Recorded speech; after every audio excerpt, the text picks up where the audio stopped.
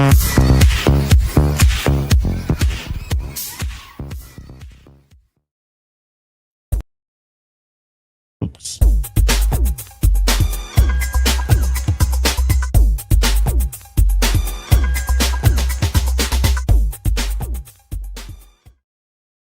Hello, everyone. Welcome to night 10 of the Kouri Richins trial. And it was a disaster, especially for the defense. Got the little bit of music playing in the background. I don't know if it's too loud, whatever. I think I could describe the entire day for the defense as like this. It was that over and over and over. I don't know what this defense team is doing anymore. They don't make any sense in terms of the question they're asking, because they'll ask opposing questions for the same theory. Like, hey, how do you know she didn't sign it? Or how do you know she didn't have permission to sign it? Those are two different positions. And anyway, we're going to be going through all the defense goodies. And of course, the best witness we've had so far, the private eye. For those of you who are just joining us for the first time, we have been recapping this trial every day so far in the evenings, and will continue to do so through its inevitable completion. For those of you who are just joining us for the first time, this is a commentary channel. For those that don't know what commentary means, it means I'm going to be pausing and talking through this video. Also, a little asterisk, disclaimer, any personal comments I make about people on screen, like their physical appearance, it has to do with who they are. So if you're a bad person or an idiot, I'm going to make fun of whatever the lowest hanging fruit is. And with that said, if you enjoy what you see here, consider subscribing so you don't miss any of the fun. We have lots of playlists, including Sarah Boone, Diane Downs, Robert Tellis, Kouri Richins, and hello to everyone in the chat. Hello to the replay crew. Please remember to hit the like button so we can keep this train rolling. It does help the channel. Okay. Here we go. Let me bring up my guest for tonight. You all know her well.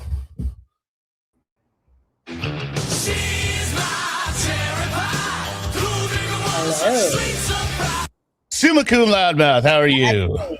I thought you were gonna segue into me after you said low hanging fruit. No. Which would have been funny, but you know. Yeah, Summa covers this trial live every day. For those who don't know, go ahead and click on her in the description of this video. I loved today. Today was my favorite day, I think. Yeah, it really brought, I mean, we know the prosecution's wrapping up, but I really like how the defense appears to be, I mean, they've always been insufferable, right? But yeah, there's a new level of panic or something in their chaos. Yeah, well, also, I mean, I have a few things. One, I don't know why it was Gungan all day only. I feel like she feels like they're losing control of it, and she is, wants to take control and be like, hey, out of the way. I know how to do this. That's right. Right. Well, good. And I mean, not that the other broad would be any better, but at this point, and I can't believe I'm saying this, Ramos would be probably the best choice. Yeah. At least he doesn't ironically make everyone hate him anymore after the day one.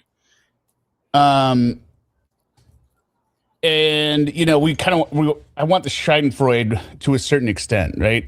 If Ramos goes up there and is competent, it's not going to be as memorable. He's not that competent. I mean, one weird thing I did think about Nestor today was, we'll start here in a minute with the video from the day after his death. Why does she always get up there and she either says, we've met before, or we haven't met? I think she says we haven't met maybe to one or two, but she goes, and we've met before. Just remember, I'm Kathy Nestor with the defense team. Yeah. The prosecution doesn't do that. Like, it's some kind of weird thing. Like, she's advertising for herself. Well, like, I always got to say my name's Kathy Nestor. She's the one who's been an attorney for like 30 years, right? Or is it the other one, or both of them? I don't know. That might be it. It might just be I think she's like one of these people. And I am like this too, to a certain extent, but in a very different way. She's like missing a little bit of a chip. Like, things that should be inside sometimes come outside, and the way she says them are like, I think she's used to like getting off on her, like, no, like warm little charm with her little giggly smile, like, oh, I don't know. I don't know why she does it. Clearly, she can't read a room. This why does the defense never seem to know the answer to their own questions? Yes, that's what I keep. We got to stop saying, "Hey, everyone has to work with what they're given with." This is a bad defense team. They are. If it ever had a chance, they are up beyond all recognition by not knowing what the answer to the questions they're asking is. And what is wrong with brevity? How about keep it brief? Like, come up with some kind of idea, something you're going to lean into, whatever the fuck it is, and stick with that only. Come up with a defense, a simple one.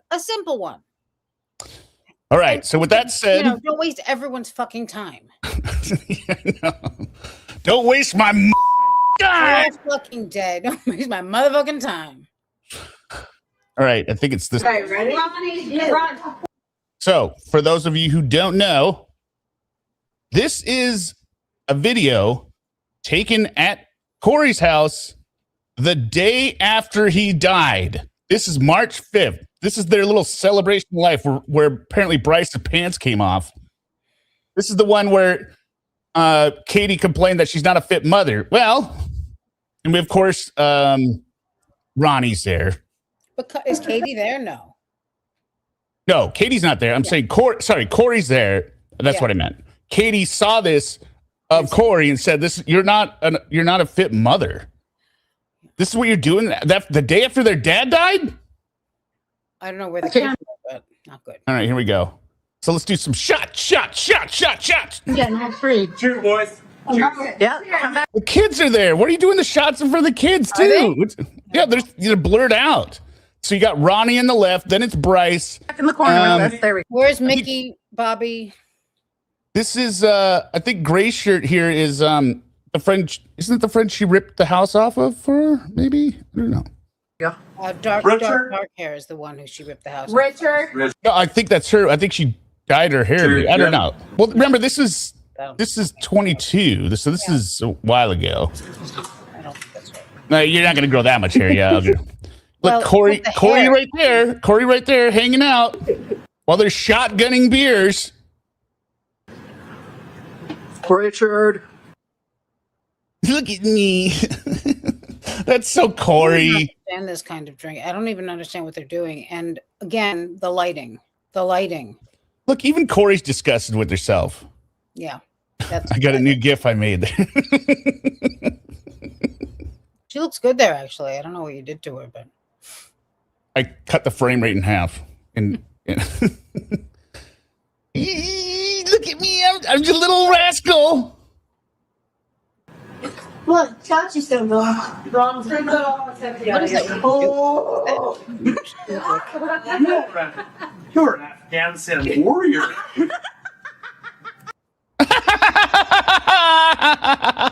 Eric's dead. I'm rich, bitch. Wait a minute. Who's Bryce now?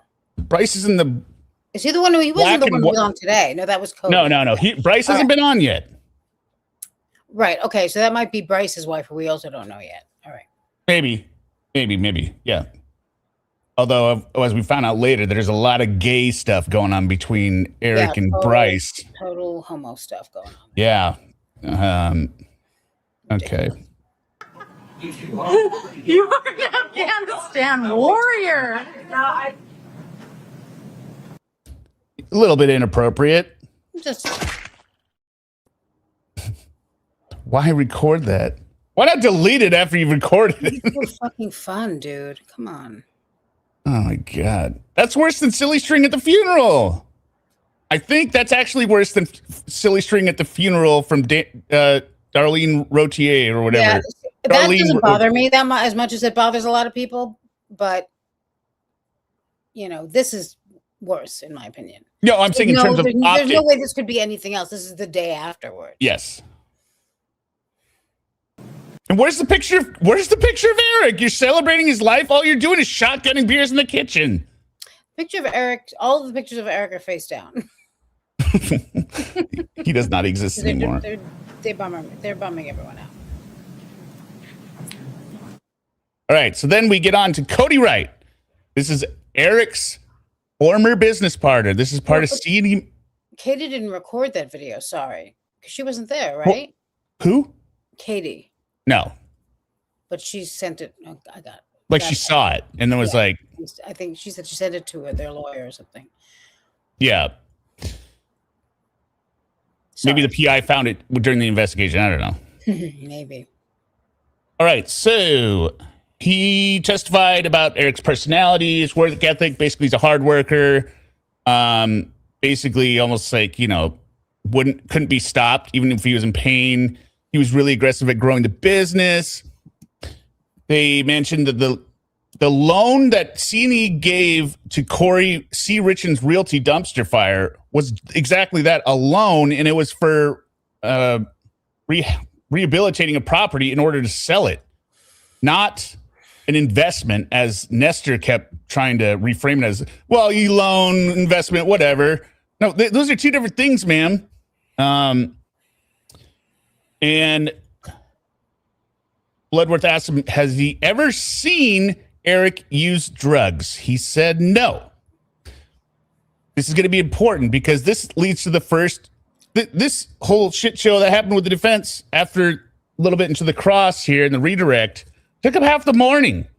But I've got it sped up a little bit and condensed down for just the funny parts. So this is a freeze frame for like 4 seconds. Restate the same. Oh, and he mentioned the Valentine's Day phone call as well. And then, well, how do you know it? What made it memorable? He said he only described hearing Eric like that 2 other times. Once after his mom had died, I think in the hospital, right? And then the other time he'd gotten into a car accident. Somebody had rear-ended him, and he thought the person that had rear-ended him had possibly died because apparently it was a violent crash, right? So both times surrounding death is the only time that his business partner that he's known for a while has heard him sound like that. Yes, sir. So now we're on cross. Go ahead, Gungan. For those who don't know what Gungan is.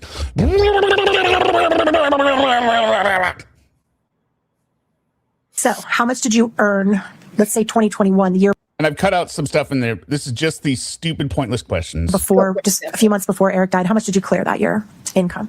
Are you talking personally or in the business or? Personally. Personally. I don't have those numbers in front of me. I'm not positive what that number would be. Was it more than $500,000? Personally, no. Okay. Do you know that, do you know what Eric made in 2021? Mr. Bloodworth, go ahead. Objection foundation. It's a yes or no question, so if you would start there, sir. Over. Do you know what Eric made in 2021? No, not off the top of my head. All right. So if there's tax returns that have already come in that indicate. Now you have a foundation problem. You were terrible at laying foundation, Miss Nestor Gungan. That came into an expert. He knows. I mean, because I don't remember seeing a tax return with this. That indicate he declared around 900, between 700 and 900,000.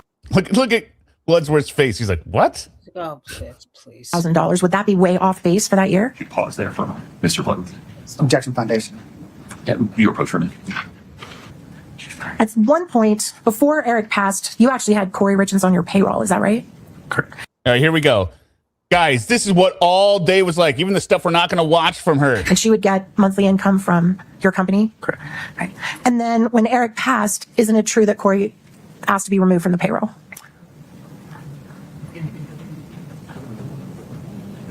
I do not believe she asked to be removed from the payroll. I think she was removed.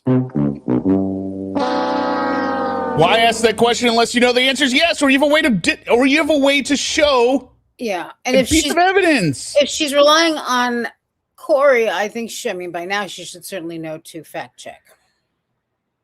Well, we continued to pay her for some time after he passed. Like a week? I recall it being longer than a week. How long do you recall it being? A couple of months. Okay. The policy. It just keeps getting worse and worse. Yep. You could have left it at you could have left it at I don't know that she asked to get off. Okay. Don't ask at all. But it was really quick, right? No, it wasn't quick. Like a week? No, like 2 months, a few months. Stated that if he were to die, I would pay his family the money. And that's what you did. You paid Katie Benson and the trust the money. Katie Benson, I paid the trust. And he never shared with you that he didn't pay Katie. Gungan? Used marijuana gummies? He himself? No. I'm convinced Kouri is thinking that the jury is like, they're not supposed to consider how defendant, all the evidence, right?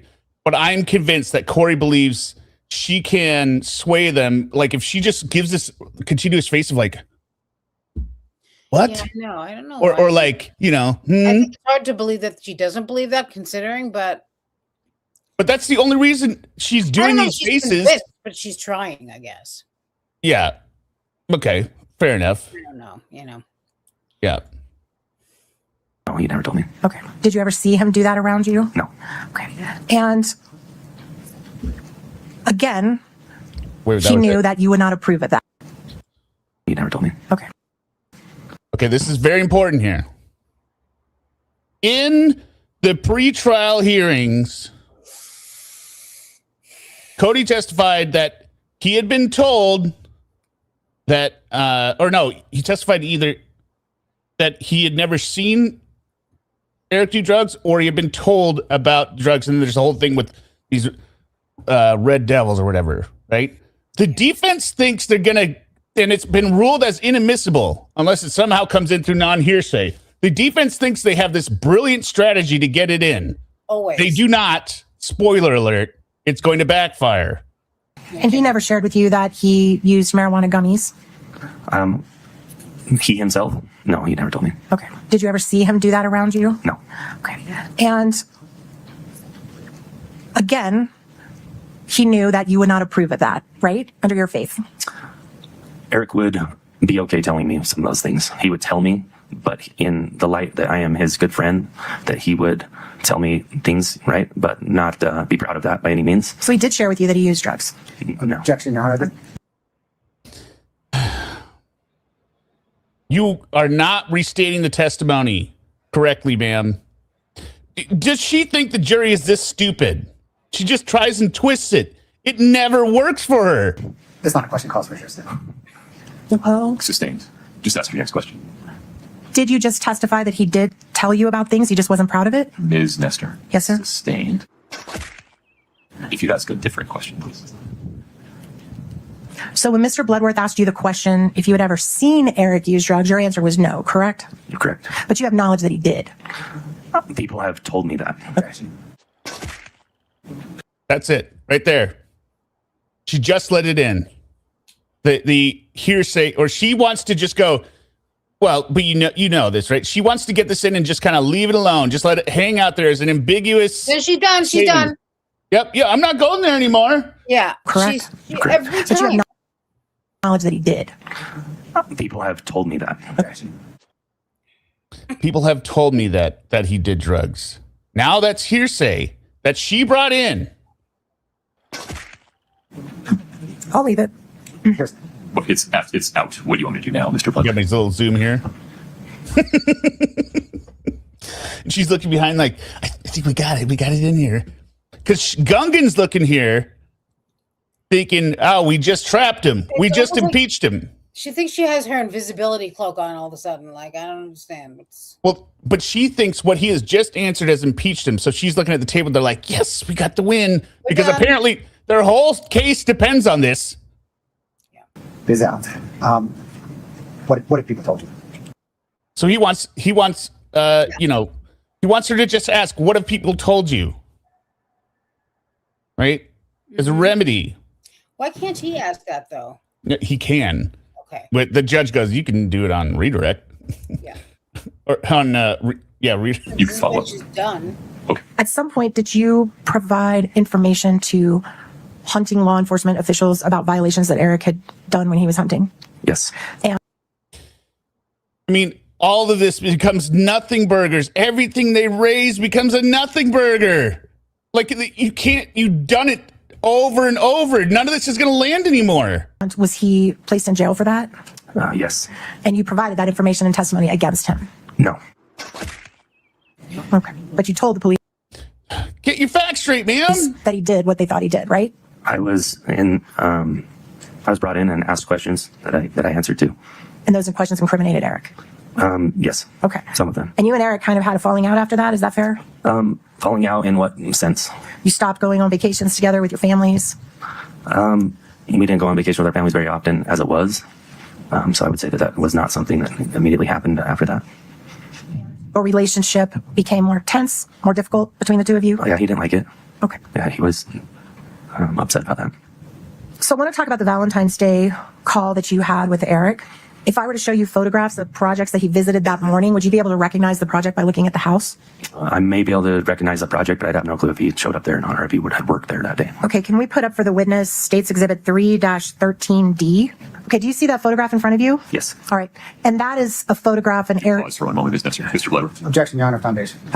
He hasn't even let me get it out of my mouth yet, Judge. Are you about to lay some? You Yes, I am. started talking before you laid it. You idiot! We need to be the prosecutors on this case. I mean, for those who don't understand the technicality of it, I know most of us do, and if you don't, that's fine. She's going, hey, you see this house? And then the foundation is supposed to be laid that he knows what it is. She can't just start blurting out, okay, so this is a picture of this, right? Because then that's the lawyer testifying. And the prosecution obviously goes, objection, lack of foundation. And she didn't even let me get the question out. And then the judge, I think, is Done. Worked there that day. Okay, can we put up for the witness States Exhibit 3-13D? Okay, do you see that photograph in front of you? Yes. All right, and that is a phograph of Eric. Pause for one moment, Mr. Glover. Objection, Your Honor, foundation. He hasn't even let me get it out of my mouth yet, Judge. Are you about to lay some? Yes, I am. So if you lay it before you represent what it is. I will. yeah, that's normally the way it goes. Can you lay it before you start? She's new here. How's she going to know that? Do you recognize what that home is, the aerial view? Do you know whose home that is? Yes. Whose home is that? Eric's. Okay. Can you go to the next photograph, Katie? Not Eric and Kouri's, huh? Eric's. Suck it, Kouri.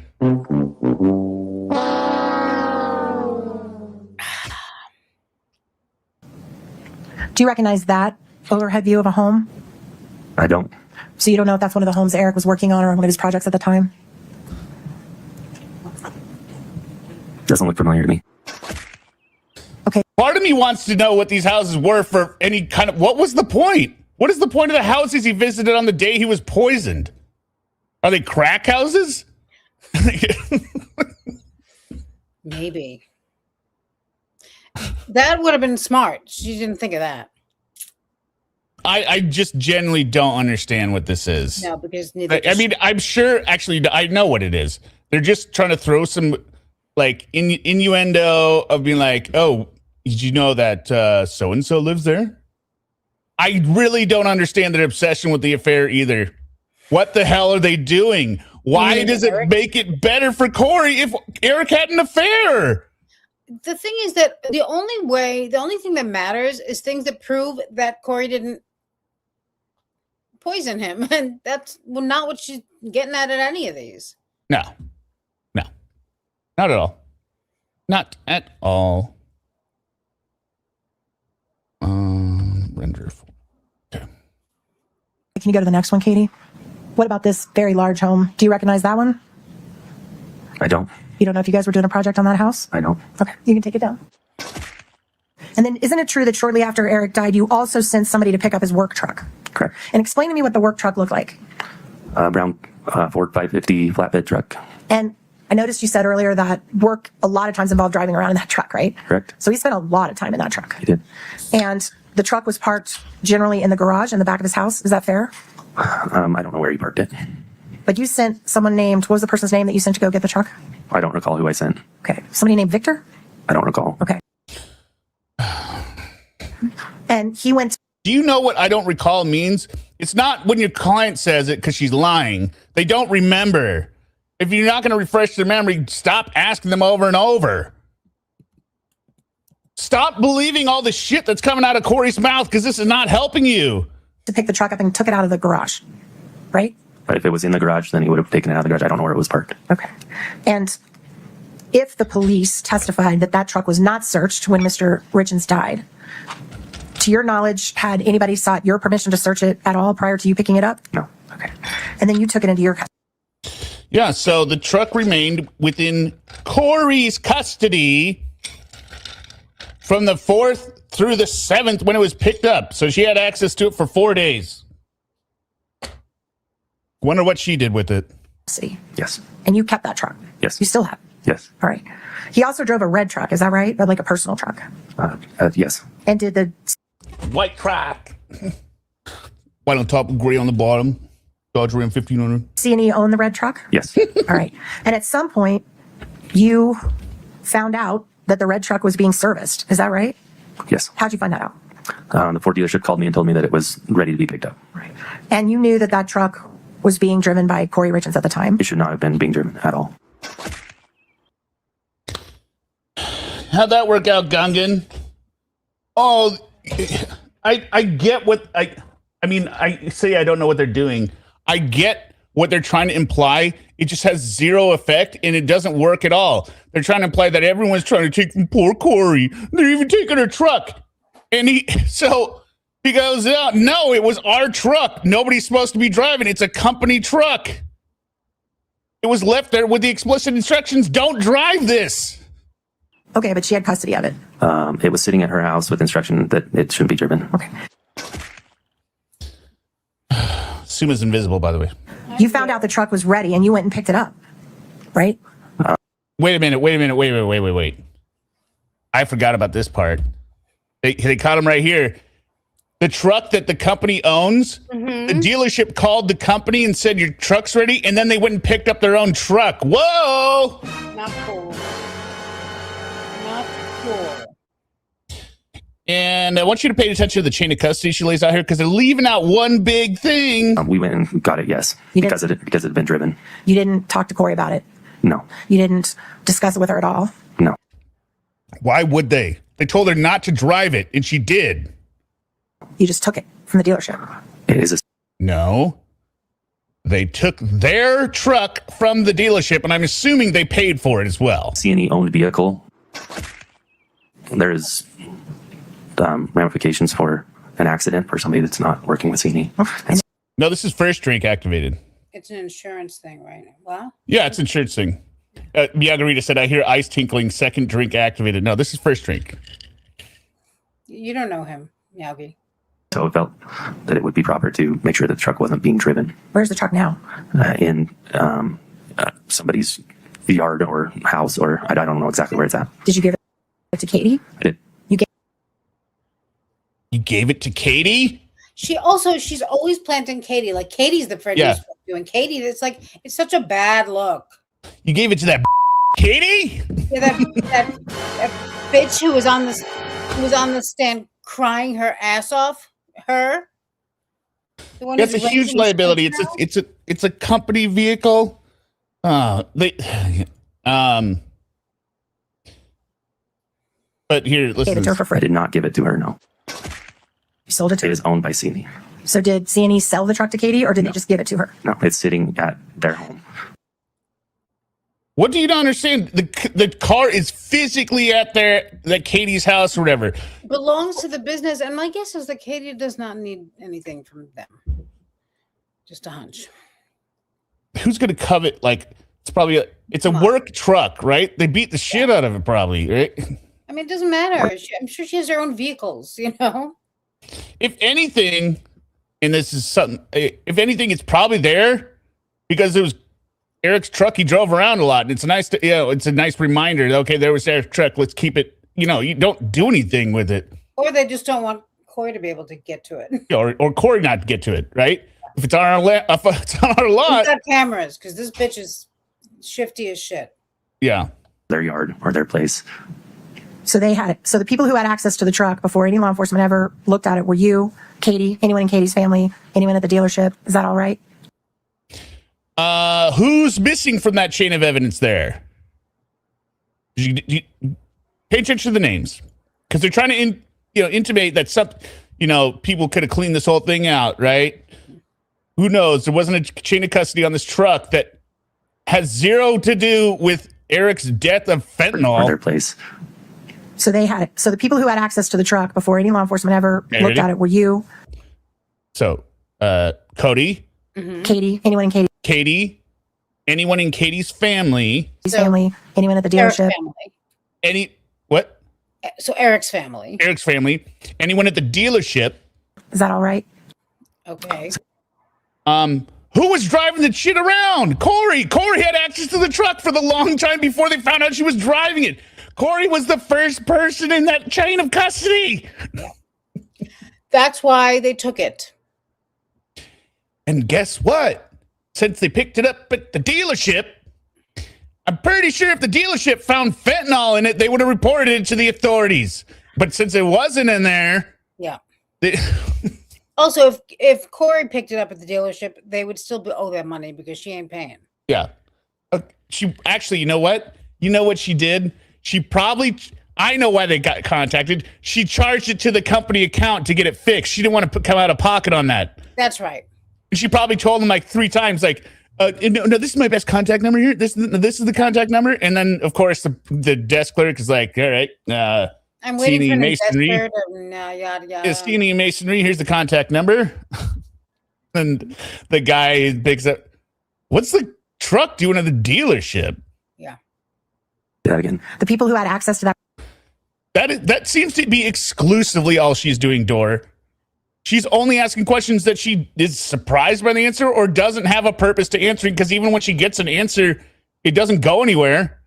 red truck. Needs to simplify this, and it's just terrible. It's just bad. Well, no, the problem is it's all innuendo, right? Yeah, they can't come out and say it right now. Before there was any search executed, were you, Katie, anyone in Katie's family, and anyone at C&E that picked it up? Yeah, I mean, many people had access to that truck. If access is, they would have to be given the key and given permission to drive it. So when Eric passed and his buy-sell agreement was executed and you gave the money to the court for the trust, then the company 100% became yours, correct? Correct. And is it fair to say that your personal net worth basically doubled at that point? You could say that. Okay. What the hell is this question? Does Cody look like he's happy that he got a windfall? Yeah, he's psyched. Why ask this as well? Because you know what? We do know somebody who sent a whole bunch of memes. As the body was being rolled out. As the body was being rolled out? Oh, my God. Ma'am, you remember they saw the meme, so... But what's the difference? Also, like, let's say this guy did have, I think what they're going to argue is, you were perfectly happy with the establishment of, with the way the trust and everything was set up. It was in your interest to make sure that the Richins got all the things that had been set up by Eric, right? And Kouri got nothing. Yeah, that makes such a big difference to this guy. Yeah, and they don't even really ask it, but I kind of get the impression that the business is not on the upward trajectory anymore because they said they split the work between he did tile and something slate or something, right? And Eric did stonework, right? So it'd be different jobs. They weren't crossover like I mean, I'm sure they both can do both, right? But you have to find now another stone guy to do that. Like it's.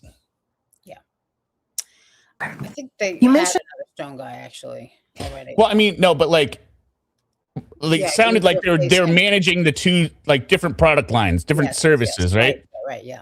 So now he's got to do either twice as much, or he's got to hire a manager, or they've got to cut down on business. Yeah. And that Eric loved hunting, right? Correct. And after you gave your testimony to the Department of Wildlife and Natural Resources, Eric couldn't hunt for a while in the United States. Is that right? Correct. But he still could hunt in Mexico. Correct. Do you know where in Mexico Eric went hunting? A general area. I don't know exactly where. It's a general area. Typically, the hunting takes place in somewhere around Sonora. Sonora. Wherever there are giraffes in Mexico, that's where he was hunting. Probably would have been worse if he said Sinaloa, but Sinaloa, I don't even know her. Well, I think any place in Mexico to Kathy sounds cartel. Yeah, it is. What was it? Juarez? Sonora somewhere. Tijuana? I think that's all I have. Thank you, sir. I appreciate it. Mr. Blood. Thank you, Your Honor. You testified that generally people had told you. So now they think they've set up the bait. Well, we left it out there, nebulous. You'd seen him do drugs, right? People had told you'd seen him do illicit drugs or do drugs, right? And then Bloodsworth is going to get up there and he's going to ask him about it, and it's going to elicit hearsay, and then we can come in with the testimony that was ruled out pre-trial. Do that Eric did drugs. I want to be specific. But of course, Bloodsworth is an actual attorney with a brain. So he's going to ask specific questions. He's not going to give a generic statement. Although I think that half the time Gungan only hears generic statements. Yeah, she's not looking for him. People generally tell you that Eric would use THC edibles. Object to hearsay. You opened the door, overruled. Yeah. Can you repeat that? Did people tell you that Eric would use THC edibles? People would tell me that, yes. Did anyone ever tell you that Eric Richins used illicit street drugs? No. All right, everyone, I want you to picture in your mind what you think illicit street drugs are. This guy has no idea, but I get the feeling this guy is obviously like a practicing Mormon. He says that in his testimony. He's like, yeah, no, I'm still, I don't drink, I don't do drugs. It's part of it. He's like, if you're I'm practicing, boring, very, very boring. We said if you're a practicing Mormon, you don't do these things. You're certainly not going to admit it. But Eric wasn't. So, and then he even talked about it. Okay, but now Tori Massey, don't spoil it for everyone. You testified that you so that's not what we provided some inculpatory information to DNR officers in connection with their investigation of Eric. Do you recall that? Yes. Why did you provide them with information? Eric was being investigated for a wildlife incident. Somebody else had turned him in, and they brought me in to answer some questions that they had. And did the incident involve not having a tag and killing an elk? Yes.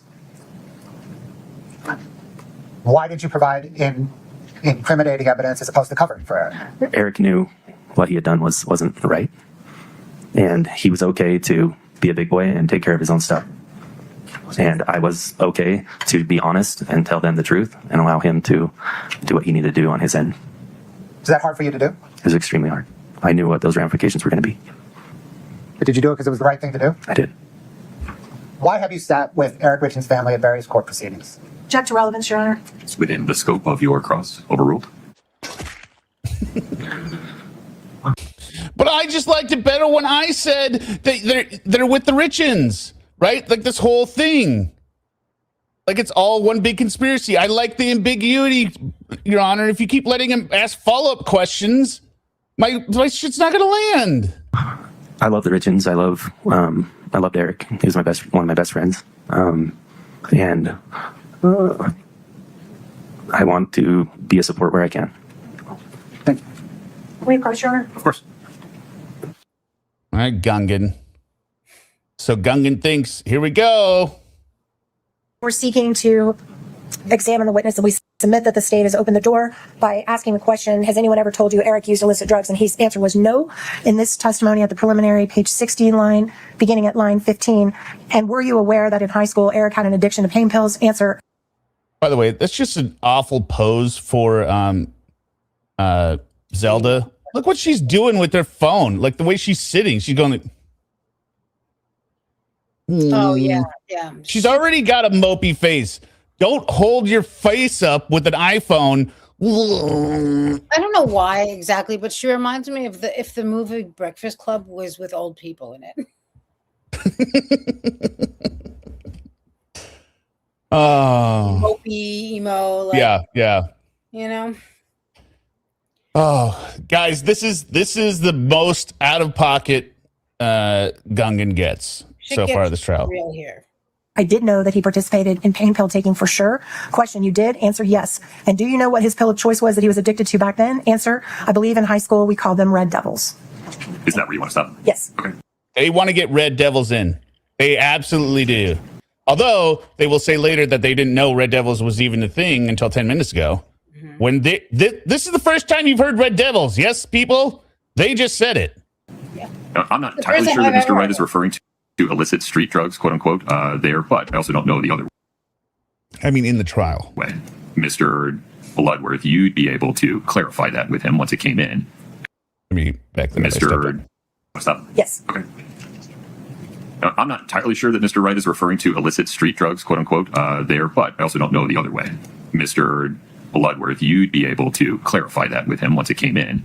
I think I already ruled on motion to eliminate that this issue would be admissible, correct? No, Your Honor, it was the opposite. Well, that's In the motion in limine, and we're scrambling in the back to get this now, the motion in limine briefing to you. But in the motion in limine, Mr. Wright clarified this testimony to say his awareness was from other people. Oh, that's right. Not from observing Eric Richins. So whatever he knows about Eric Richins' high school drug use, if any, is hearsay. Mr. Wright also clarified, well, sorry, it wasn't Mr. Wright that was clarified. Also, the state produced evidence that Red Devils, circa whatever it was, 2020-ish, was a reference to an over-the-counter cough suppressant that kids were taking in high school. So I think the defense is saying that that the state opened the door is unfounded. May I respond, Your Honor? One moment, I've got to read my ruling. Yes, sir. So here's what just happened. Mr. Bloodworth asked the question, has anyone ever told you that Eric used illicit drugs? I objected to hearsay. The court ruled that I had opened the door and allowed him to elicit that hearsay evidence. In fairness, you're skipping the first step. You opened the door and crossed I this just said topic. that. I just said that. Right. Like over I want to him? be clear. Okay. It's not just an allegation that you did. You did. Okay. Then Mr. Bloodworth went into it. Okay, absolutely. I was trying to convey that. I'm sorry if I didn't do it correctly. I was not trying to skip any step. You ruled that I had opened the door. You allowed him to elicit what would typically be hearsay evidence because I had opened the door. Now it's in. Now this witness is sat on the stand. No one's ever told him that Eric used illicit drugs, and that is not true. Illicit Not what he said. street drugs. Please be precise. That's what these are. I cannot fail. He's claiming. We don't know one way or the other. Would you like an opportunity to voir dire Cody Wright about that, consistent with the court's motion in limine ruling from January? For those that don't know, voir dire, you're going to ask the witness questions outside the presence of the jury to know what they're going to testify to. So there might be, restrictions based on what can be asked. I'm happy to voir dire him if it helps the court with your ruling. You are losing, ma'am. You have a chance to voir dire to possibly have a chance to get what you want. But you're like, well, if you need me to help you with the ruling. All of a sudden, she doesn't care. Like, It's whatever. my position that at this point, I'm entitled to impeach him for making a statement in response to the state, elicited by the state, that no one's ever told him Eric used illicit street drugs. Here I have testimony that is contrary to that. I have a right to impeach him on that. I'll voir dire him on whatever you want, but it is my motion now that I be allowed to go into this because the state has put it there. They put it out there. I have a right to impeach that he just testified falsely and inconsistently with what he said at the prelim. All right. So for everyone who doesn't also understand the big deal with hearsay, you can only bring in hearsay when it's to show a disagreement in somebody's testimony. You can't bring in that somebody said the same thing 5 years ago because that's hearsay. That's just because they said it 5 years ago doesn't mean that they weren't lying then and now. But if they said something different to the same exact question, then you can impeach them with it. But if they say something different to a different question, that's not hearsay. You can't bring it in. She's trying to use this to be like, no, he lied, or he said something different in the pretrial. And the prosecution's going, no, that's not the question he answered in the pretrial. And the defense is saying that it is. Cliff Myers says it's not exactly true, but he'll explain it, and then I'll find it. What's not quite true? Which part? I'm simplifying it. Everything. Give me a break. Jury is not here right now. He said it's not quite true, not true. The jury's gone because Gungan has to make a big deal about everything and make this thing take forever. Yeah, this is outside the jury. This goes on for like an hour and a half. What? Go ahead. He told him to do something have it ready for tomorrow morning. Guarantee she doesn't have it ready. She didn't even check her email. She didn't even see it yet. No, that's right. I didn't have time to look at it. Oh, just sorry. It's very important, Your Honor. If he, in fact, said something impeachable, you have the right to impeach him. I'm not sure that he did yet. Why don't we get to that point, Mr. Bloodworth? Your Honor, certainly we can voir dire him. I think if the court reads further down, if the court keeps reading to the top of page 61, Kouri Richins says he has no idea what red devils were. He says prior to that he is very aware that Eric took pain pills in high school. He says that clear as day. So what? Why don't we just ask him what he knows? We can, but Oh, you don't want that. You want to just use this. I want to use this, and I want to do it in front of the jury. I don't want to give it. You don't want to just put it in. You want to ask him questions about it, right? No, I just want to. I want to impeach him with this. The issue is you can't impeach someone if their statement wasn't false. Okay. Oh, maybe that's the way I said it. It's a disagreement, right? Inconsistent testimony. That's where you can impeach him with it. But if it's consistent, then it's hearsay. Well, if it's inconsistent, doesn't necessarily mean it's not true. Sure. Right? Inconsistent. Yes. Yeah. Okay. Got it. But it has to be the same question. I don't know. Document only. If I said because it's provably a lie, no, it just has to be inconsistent. That's what I meant. Okay. Yes. Yeah. Okay. That's how I meant it, Cliff. Yeah. Clearly contrary to the current statement that you made in court. Thank you, Cliff. Thank you. Believe it or not, I am not a lawyer. You don't have any foundation that red devils are illicit street drugs, though. So you need that foundation for this. Would be. But that's not illicit street drugs, and that wasn't the question. This is an important difference. Nobody's asked this gentleman or shown. Well, that's one form of hearsay. That's not every form. Okay, we need to get into this. If you buy pain Please don't speak over me so that you have a clean record. Yes, sir, I'm sorry. If there is an impeachable statement by this witness as to whether he's aware that Eric Richins took pain pills at any point in his life, this would be directly relevant to that. But we need a non-speculative foundation for the idea that red devils are illicit street drugs. So the pain pills that they're talking about, if they are taken, if that is being referred to in this prior statement, the pain pills that, well, he says pain pills and then he says red devils. Okay. So my understanding, according to this, is that Mr. Wright doesn't know what red devils are, but that's what they called them in high school. Seems accurate. Which is clearly saying these were not doctor prescribed. These are illicit drugs that he's using in high school. So no, there's some distance between a nickname called red devils and illicit street drugs. No, all drugs are illicit street drugs, Your Honor. And he has to explain to her a few times, like, I think, which is ridiculous. That, like, just because you buy a drug on the street that you can buy does not make it an illicit street drug. Right. There's different charges. Yeah. Also, it's like if you buy a painkiller that you can get with a prescription on the street, that's different. That's not an illicit. Yeah, it's like controlled substance without a prescription, right? That's one charge. Versus if you're walking around with black tar heroin, well, there's no prescription for black tar heroin. Right. That's just, if it doesn't come into this country up someone's butt, it doesn't count. Got very quiet. Okay.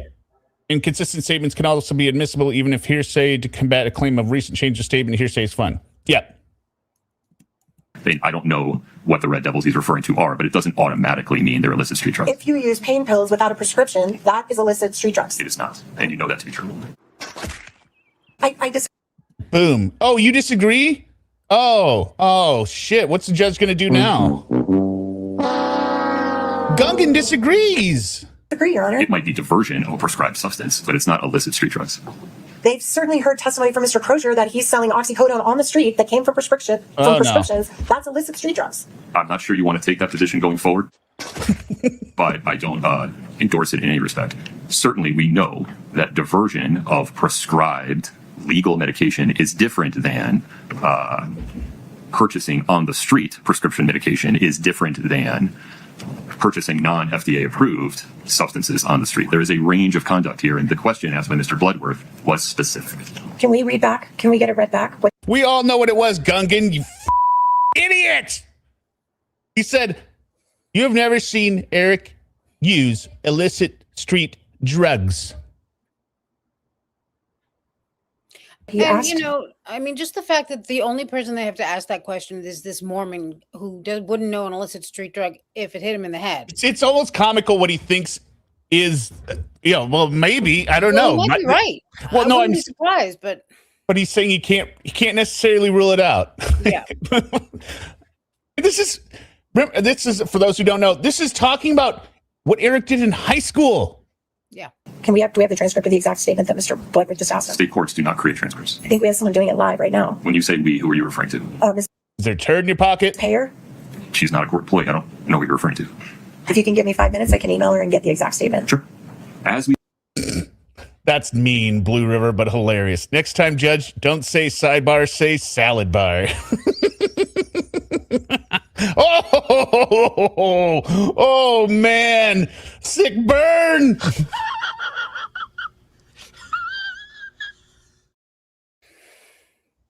Discussed on the record during the hearing on the parties' various motions in limine, the topic or the concept of whether Eric Richins used pain pills during his lifetime, prescription or non-prescription, illicit, that is relevant. But at the motion in limine hearing, and as I sit here right now, it's unclear as to whether there's any admissible evidence that he did.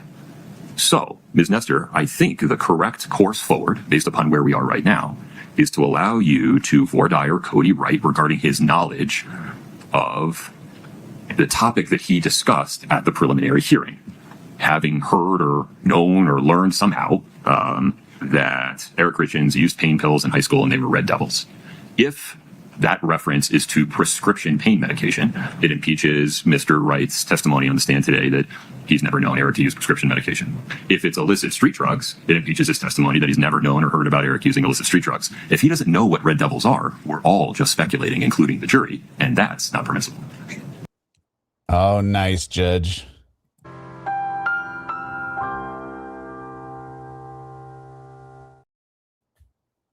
This is Gungan's thought in her head right here. What you wrong with? I can't get him to say what I'm about to say. He's not going to say what I'm about to say. Mr. Bloodworth, any comment there? Your Honor, I think Mr. Wright's testimony was that he had never seen Eric Richins use. We got 282 people in here. We only got 102 likes. What is the deal, people? Do you want to see? You want to see more Gungan?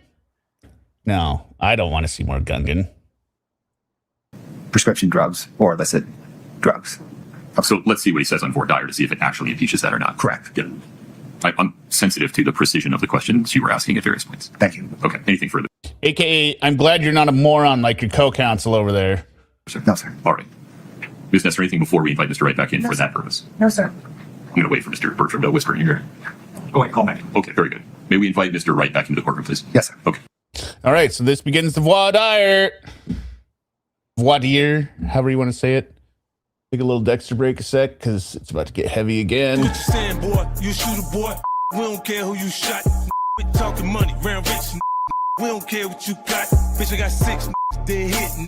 Boy, I don't give a f. Especially when I'm lit. Real shit. It's in the bitch to line you up. Boy, I don't chit chat when Man, he's got some sick beats. Welcome back. So we want to just dig in a little bit to the question that you were asked on redirect. And when I was screaming, I wasn't in the chat all day, right? But I'm just screaming to myself, like you already know what's going to happen. She's going to screw this up. She's not going to ask the question she's supposed to ask. She's going to leave out street drugs. She's sneaky and she's bad at it. Yeah, exactly. You can't be good at it either. You can't be that way. You can't be in a courtroom and be. I mean, you know how fucking slick and intelligent you would have to be sneaky. Well, here's the problem.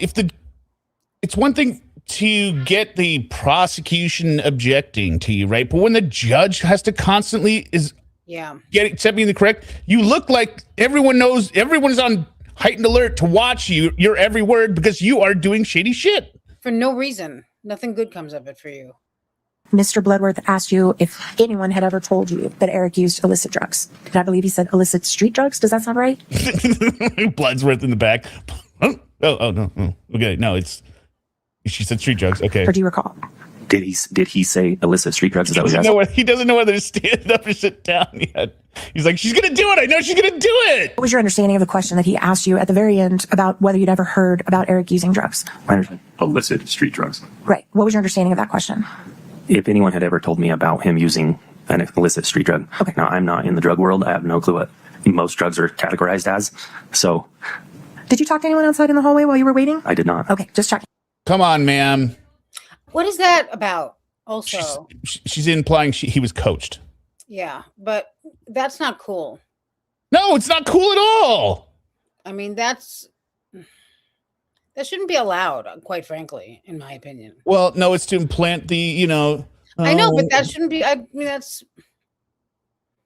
No, like what they're doing for appeal, so they can get him on the record saying, no, I didn't talk to him, and then they're going to have their PI out there looking for any CCTV cam of him talking to somebody, even if he's walking past somebody going to the bathroom, and they're like, oh, you didn't say anything?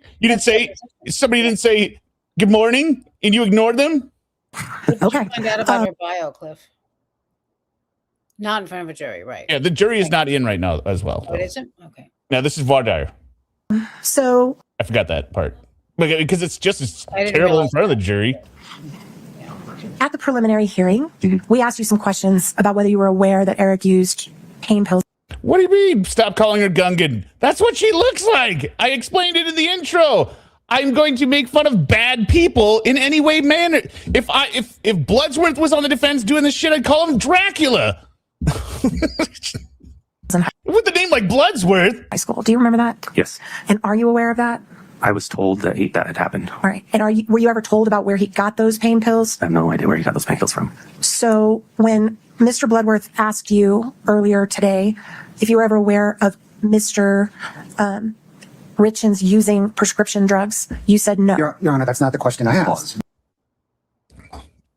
And Susan Quedley, just to reiterate, this is a reflection on her, not her, what's the word? Appearance. Not her superficial appearance. This is a comment on her soul. On her soul and her, personality. Okay, I fell for it. Man, he got me. It's insulting to Gungans. Even Jar Jar was not as stupid as her. Damn it, you got me good. Busted. Why is this happening? You got me. You got me. He loves that shit. Congratulations. Right, if you would just... I love getting got. Object to foundation and restate the question for me. Sure. Your Honor, objection foundation. Let me ask you this way. Sustained. Go ahead. Was it your understanding in high school when you had this knowledge that Mr. Richins was using these drugs illicitly? In other words, not with the prescription of a pharmacist? I need you to be more precise in that question. Which drugs are you referring to? The pain pills, sorry. And if you would re-ask it, please. Was it your understanding in high school when you knew about this that Mr. Richins was using his own prescription for pain pills or someone else's? Yes. I learned. Okay, that's one for the chat. Did you see? Hear me out, 0. Chat 1. Okay, he won this round. Cliff says, Nestor, I'm going to trick this judge into forgetting basic logic. Mm-hmm. I can't even think of a Star Wars reference. About this later on. These are not the answers he said before. In life, not in high school. Okay, and what did you learn? And I learned that he had taken pain pills in high school. That's what I had been told. Without a prescription? I didn't get asked if there was a prescription or not. I don't know. All right, and then I think you said in the prelim that you thought they were called Red Devils. Is that right? That's what I was told. And was it your understanding that Red Devils were an illicit street drug? I don't know what an illicit street drug entails, but I assumed that the Red Devils were being abused as that's what high school kids were doing. So people were doing that in your school? I heard that, yes. And did you know what Red Later Devils? on in life. What did you know what Red Devils were? I learned later on what those were, yes. What are those? I believe. Oh, God. I believe it's Sudafed. Oh, it's Sudafed?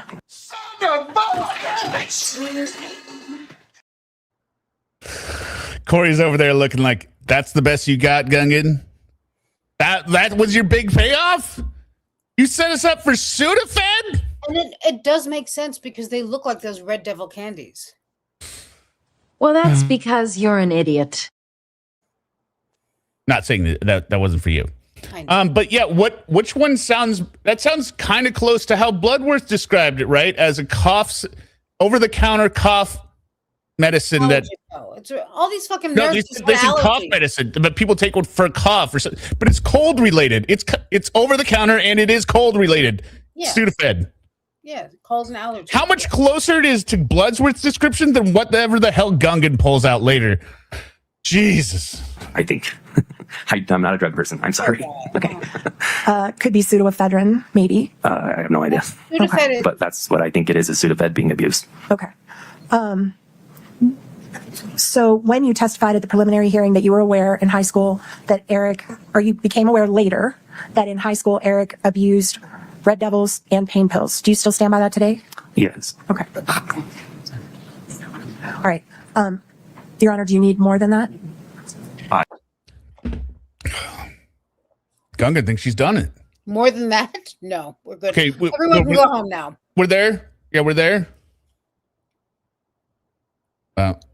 What is the judge going to say? I understand Mr. Wright's testimony on the record. Okay. I understand his testimony. And she's sitting there thinking. Specifically a tan Sierra. What does that mean?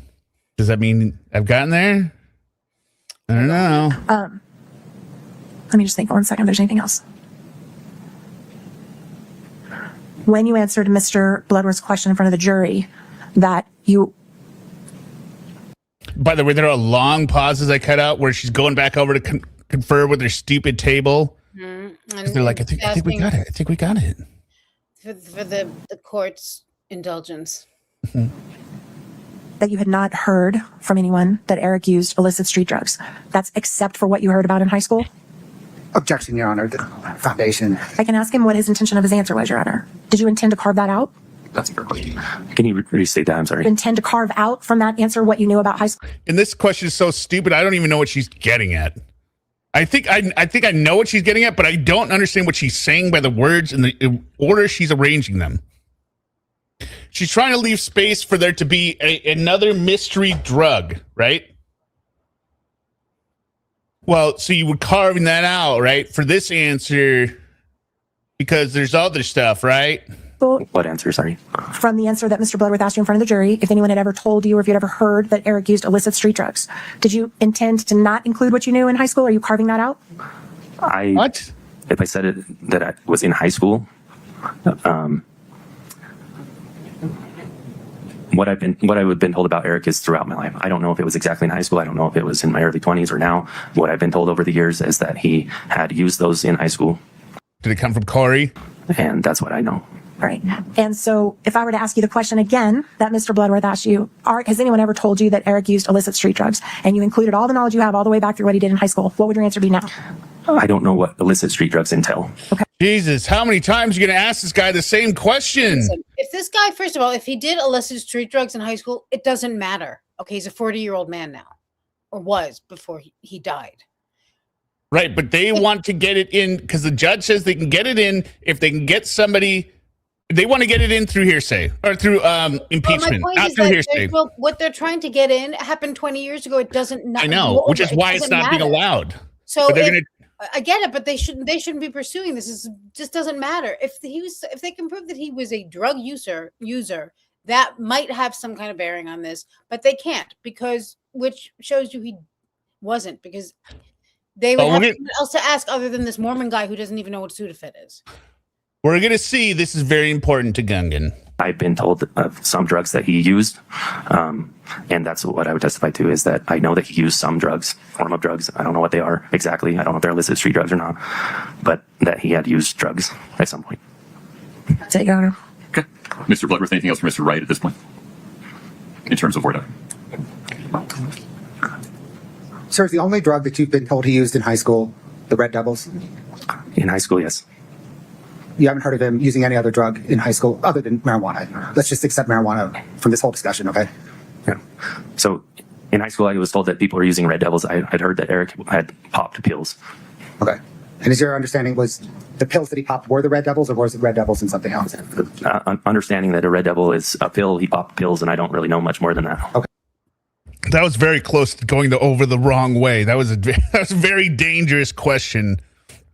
I don't know what pills they were popping or anything to that extent. Can I just follow up on that, Your Honor? Oh, we've got so much of this case. They got the PI. So you mentioned in high school, like maybe there was after high school as well. Did I misread what you just said? Yes, you did. I have learned of these things through people over the years. I don't know this exact times and days that. Yeah, just to give you a preview of what's coming up after this guy and after her whole blow up here in a little bit, or a few minutes. We've got the full 911 call, which is much worse than the snippet they played at the beginning of the trial. I had never heard the full 911 call until now. It's bad. Yeah, very. People have told me this knowledge. Eric popped pills in high school, is what I've been told. Beyond high school, do you have any knowledge if he popped pills? I don't have any sure knowledge that he popped pills after high school. Not sure knowledge, but if people told you that? I have knowledge that he took THC gummies. Okay. Anything else? No. Okay. Thank you. I just want to make sure because I heard that clarification, and I want to make sure we followed all the way through with it. Great. As far as you sit here today, other than what you heard about what he did in high school, and other than knowing about just asked this question, the THC gummies, have you heard from any other person that Eric used drugs in his lifetime? No. Okay. Thank you. I just wanted to clarify. Witness says Eric took pills. Witness says red devils are pills. Witness does not say Eric took red devils. Well, I know, but we need, for the sake of the state's argument, the red devils should be the pills. Yeah. Right? I don't know. I don't even understand this argument anymore. Why is this hearsay? It is hearsay, but the defense introduced it. The part that they elicited it by the spontaneous answer of the witness, because their questions are never specific enough, like the state. And now they think this is their almighty moment. This is the top of the mountain for them. Seeking to examine the witness, and we submit that the state has opened the door by asking the question, has anyone ever told you Eric used illicit drugs? And his answer was no. In this testimony at the preliminary, page 16 line, beginning at line 15. And were you aware that in high school, Eric had an addiction to pain pills? Answer, I did know that he participated in pain pill taking for sure. Question, you did? Answer, yes. And do you know what his pill of choice was that he was addicted to back then? Answer, I believe in high school we called them red devils. Is that where you want to stop? Yes. Okay. Now, I'm not entirely sure that Mr. Wright is referring to illicit street drugs, quote unquote, there, but I also don't know the other way. Mr. Bloodworth, you'd be able to clarify that with him once it came in. I think I already ruled on a motion to eliminate that this issue would be admissible, correct? No, Your Honor, it was the opposite. Well, that's in the motion in limine, and we're scrambling in the back to get this now, the motion in limine briefing to you. But in the motion in limine, Mr. Wright clarified this testimony to say his awareness was from other people. Oh, that's right. Not from observing Eric Richins. So whatever he knows about Eric Richins' high school drug use, if any, is hearsay. What are you shaking your head for, Gungan? She's look at this. Look at her little snarky. Look, she's even pouting here. Look at this. Have some respect for yourself, lady. The way she navigates, moves herself around the courtroom. He knows about Eric Richins' high school drug use, if any. No, it's not. Why are you talking? The other side is talking to the judge. What is with the hand signals and the side conversations here? This testimony to say his awareness was from other people. Oh, that's right. Not from observing Eric Richins. So whatever he knows about Eric Richins' high school drug use, if any, is hearsay. Mr. Wright also clarified, it wasn't Mr. Wright that was clarified. Also, the state produced evidence that red devils, circa whatever it was, 2020-ish, was a reference to an over-the-counter cough suppressant that kids were taking in high school. Sounds a lot like Sudafed. So I think the defense is saying that that the state opened the door. Yeah, maybe. I think so you in high school, tell they repeat themselves, but I think this knowledge. Eric popped pills in high school. Okay, sorry, I meant to go to part 3 here. Sorry. Well, Your Honor, I mean, I think that this witness has. I was like, am I going crazy? I don't remember these. Yeah, someone just asked, is this a repeat? I was like, I think she's just repeating herself. Now, the problem is, in order to get this show going, right, I've got to render it in the background. And rather than wait for an entire file to render for an hour and a half, I chop it up so I'll get the first 10-minute segment out, get that on cue so we can start it going, and then I've got the other stuff going in queue. So we're going through parts. But the problem is when it hits the end, if I accidentally hit play again because it's right at the end, it starts over. Yes, and my editing is so seamless, you can't even tell. I've noticed. Yeah, that's why. Clarified that if you would answer the question now, He would include that he was aware Eric popped pills in high school. He also heard that people in his high school were doing Red Devils. He said he assumed that's what Eric was doing, but he doesn't know. But he has knowledge that Eric was popping pills. This whole case is about pill addiction. This whole case is about whether or not Eric Richins voluntarily ingested that or if he was given it by his wife. This is a critical piece of the defense. He's been allowed to make a statement in front of the jury that we have now found out through Voir is not 100% accurate on one of the core issues in this case. I'm only asking to impeach him. I can limit it to what he said in the prelim. We can go farther if you want us to, or we can limit it to what he said in the prelim. I'll do it either way. But I think to deny Ms. Richins the right to impeach him on something this critical to the defense and the prosecution, when the door was absolutely opened by the prosecution, would be reversible error. You opened the door. You also, idiot! To what end? What is she trying to accomplish here? What is the fucking difference? She wants to get in that he was did pills in high school, because then it's easier to believe he was still a secret pill popper. Plus her definition of Red Devils, which is crazy. He could not have been killed because he... Right. Yeah. And we're asking that the court allow us to do that now. Mr. Wood. Hi, Tanika. Your Honor disagrees with all of that, including the veracity of some of that. The state reverts back to what we... Yeah, including the veracity. Meaning you're lying defense, you're twisting the words again. Brief demotion, sorry, by the way, that any relevancy to what happened in high school has decayed to zero 40 or 20 plus years later. The testimony at issue... Well, no, but the judge already ruled that, right? So we got to remember that. That was already pre-ruled on. The judge said, no, what he did in high school doesn't matter unless it's to impeach a witness. Okay. But why? But my thing is, what does this witness, what does he have that's so damning that she needs to take all Nothing. this time to... Okay. She just wants the testimony about the Red Devils and the pills in high school. This guy, being truthful or not, couldn't give a shit. No, that's a given, but... No. That's what she thinks. She couldn't give a shit if he's truthful or not. She wants his story in. She wants to read into the record what was in the pretrial that's been excluded. Is Mr. Wright's response to the question of, did anyone ever tell you that Eric Richins used illicit street drugs? To which he responded, no. Nothing in his voir dire impeaches that testimony. Therefore, bringing in the preliminary hearing transcript or any further questioning on this, the preliminary hearing transcript or any further questioning on this is inadmissible. All right. The case has to be tried based upon admissible evidence. And on both sides of the V, there are pieces of evidence that either the state or the defense has sought to admit that the court has ruled are not admissible. I'm required to apply the rules of evidence. We instruct the jury that the rules of evidence have developed over hundreds of years to make sure that trials are tried in a fair and impartial way.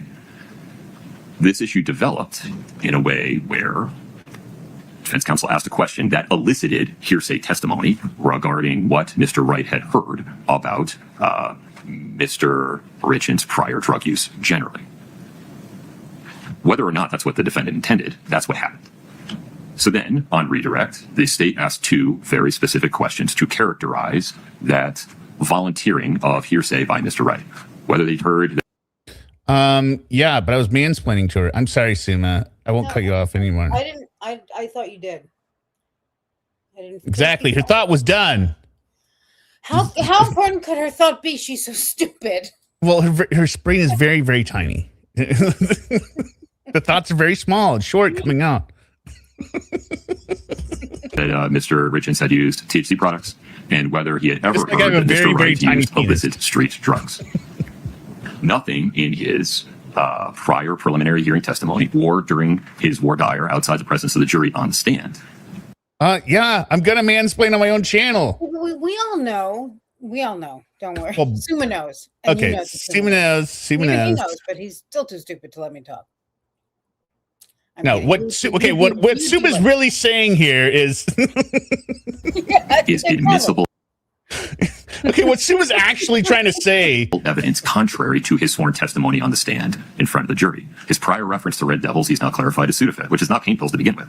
Moreover, he doesn't have any admissible testimony that Eric Richins used illicit drugs of any kind. This is hearsay. It is speculation. It's not admissible. Your Honor, may I just make a record? Of course. Your Honor, it's our position that, first of all, when I asked the question, it was not objected to by the state. Second of all, I'd like to make the record that... Yes, it was. It was objected to. Objected is hearsay. And you just kept going and like, I'm done. I'm not going on. And then he said, it's out there. You can do it on redirect. This would be for purposes of impeachment. This, to deny us this opportunity, is a violation of Crawford. It is a violation of our Sixth Amendment right to cross-examine. It is a violation of the due process right to a fair trial. We would be able to call, in our case, an expert who would testify that Red Devils were in fact PCP. In that period of time, they were... Oh, shit. So now, I don't know where...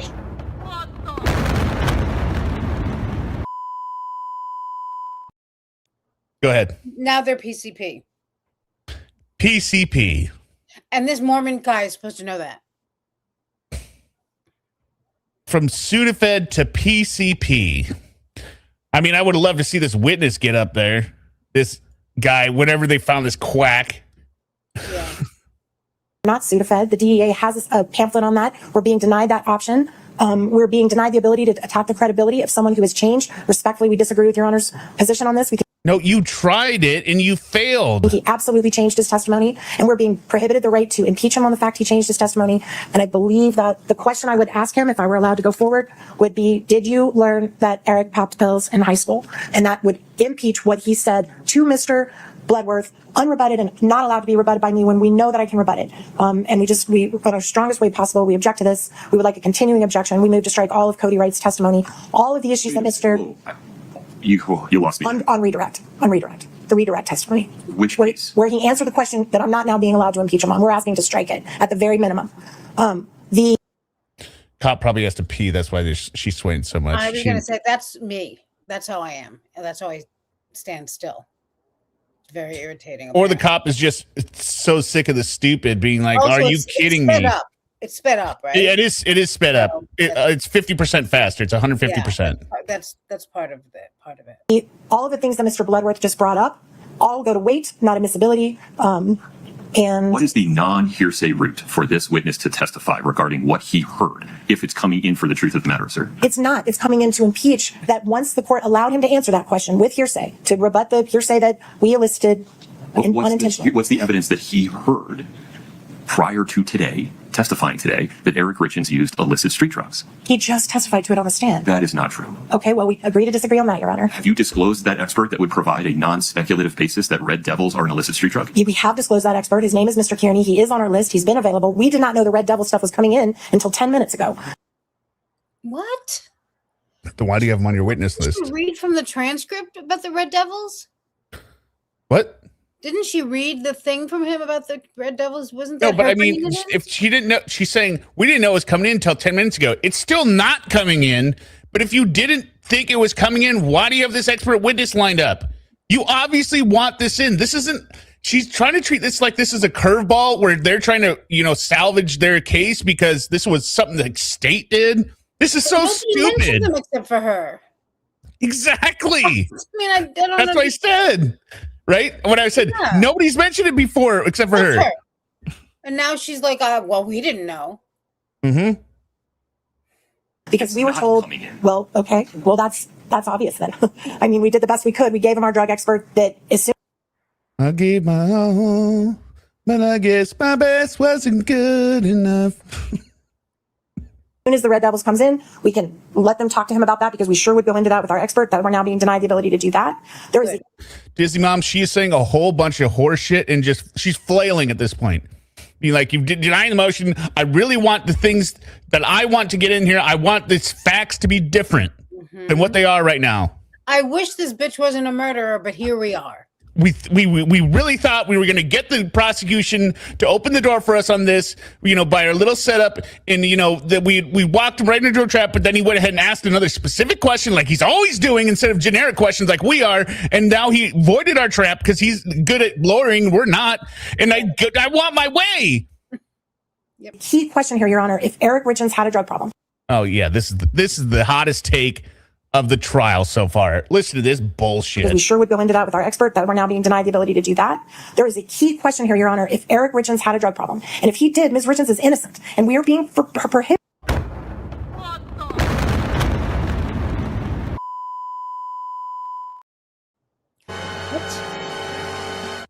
That is not a logical conclusion. I don't think I heard that. What did she say?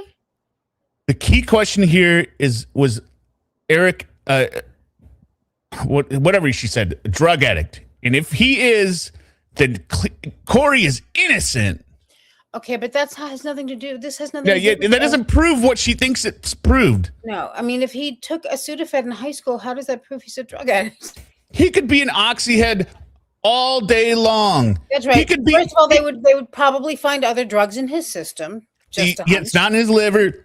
He could be smoking a bowl every freaking hour.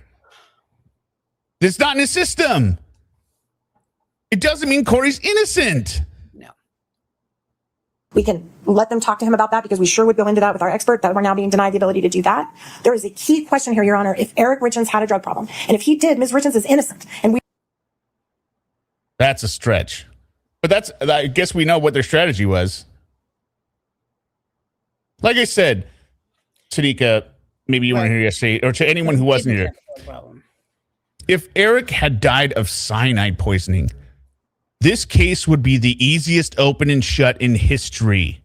The fact that it's fentanyl is throwing a little gray area, but it's way more gray area than it ever should because he's not a drug addict. Go ahead, Summa. If they found that she had bought cyanide, yes, it would be. No, you don't even. No. What I'm saying is you don't need to have. I'm saying all those cases where there's a poisoning, right? Mm. You don't need to have necessarily the direct evidence of like, oh, he found the receipt for the cyanide. When it's only him there, like they're the only two people. He died of cyanide. He didn't take the cyanide himself. She gave it to him. Yeah. You know what I mean? That's what I'm saying. You just like if they don't find the gun, he was shot. Somebody shot him. There were only two of you in the house. Yeah. Makes sense? Well, the gun does, yeah, but the cyanide they'd have to prove because there have been cases where a neighbor is poisoning the whole family with cyanide. Okay, yes, that's the whole family. But I'm saying like when this is just two people there. Right. Right? Mm-hmm. You're being prohibited from going into that with the one person who knows. And I just think that the veracity of this witness on this topic cannot be underestimated for purposes of the defense. I know you disagree with us. I believe I've made my right. Like the guy that the recent one with the guy that was poisoning his wife with lead, right? Oh, was it lead? Yeah, lead. Mm-hmm. But they didn't know where he was getting it from right away, right? But it was obvious he did it. He was giving her supplements at the end of insisting on taking them. Her body was full of lead. They did have to prove that he got it. No, it really helped that they showed he had access to lead, but I think you still get the conviction without that. I don't know. All the poisoning things that I've seen, they prove that. Yeah, I mean it helps, but I'm saying it's even if you can't find the connection. Look, they proved that she got the fentanyl here, so it's the same thing. It's just that cyanide would be more of a poison. Right. Yes, he's changed his story. He's now saying he's never heard that Eric used drugs when he knows in the prelim that he did. And I just think this is just a huge impediment to us to put on a fair trial in this case. And no, he said he hadn't seen him use the drugs. Now he had never been told. God damn, how can he be this stupid? In my record, I can't think of anything else I need to say on the record. Thank you for letting me make a proffer. Okay. Are you asking me to strike Mr. Wright's answer that he's never heard that Eric used illicit street drugs? Yes. On which basis? On what basis? On the fact I'm not allowed to impeach him on it, and we all know it's not a correct answer. You certainly can impeach him on it if you have any evidence that it's impeachable. No, any other way to show it to the court other than what we already have. Okay. Yeah. I want to be. Isn't she trying to impeach every single witness so far? I've never seen that before. Well, it's all they got. And I'm also going to, it looks like Zelda has stopped caring for her personal care at this point. She's no longer calling me. She just looked like she phoned it in today. Like, what are you doing, Zelda? You know, I know what it is. It's the spring forward time change. It's really possible. She just looks like caring about things in her day, enjoying things that she used to enjoy. Like, she was already on a low scale energy, but Yeah, she seems like she's cranked it down to like 0.5. Cranked it down. It's not like she was high maintenance before. Clear. There's just no evidence that Cody Wright believes that red devils are illicit street drugs. But he separated the red devils from the popping pills. He separated that. No, I suspect he didn't. But Okay, well, I think the transcript will reflect it. All right. No, all right. So now he's back. Now he's back on the stand testifying for the redirect. Mr. Wright, you're still under oath. Ms. Nestor, please proceed. Thank you, Your Honor. We're almost done. You mentioned just now to Mr. Bloodworth, or a few minutes ago, it's been a minute now, that you were aware that Eric used THC gummies, right? I heard that he did that, yes. Okay. Do you have any personal knowledge as to how often he would use THC gummies? No idea. Do you know why he used them? I couldn't tell you that. I don't know why he would have used them. And do you have any personal knowledge about where he obtained his gummies from? Zero. Okay. So that was just a part of his life he didn't share with you? Correct. Yes, get it? And on the truck, when you sent whoever, I know you said you don't remember, Mr. Bloodworth just get a strong finish here, Gungan. talked to you about a date. The work truck, not the red one, but the work truck, you guys got that just within a day or two after he passed, correct? The work truck was picked up within a few days. Okay. And then the truck that you took from the dealership was about a month later? Or so, yeah, months later. I just wanted to make that clarification. Thank you. That's all I have. We tender the witness, Your Honor. All right. So then we get on to the handwriting expert. And if you can see here, to the keep this short and sweet section, the handwriting expert, these are all like, he goes through his whole credentials and everything. So just to repeat the question, you have no knowledge and you weren't given any information. Shit. I forgot I have a pause screen. Okay, so if everyone can see here, the signature at the top, the one that's a lot bigger than everyone, that's the signature that's on the $100,000 life insurance policy that was sent in, according to, Kouri's team. Just like they mailed in the flyer. Oh, I got the flyer here. I may as well sign that thing. So his signature on the top of Eric E. Richins, and all these ones on the bottom are his actual signatures, known signatures.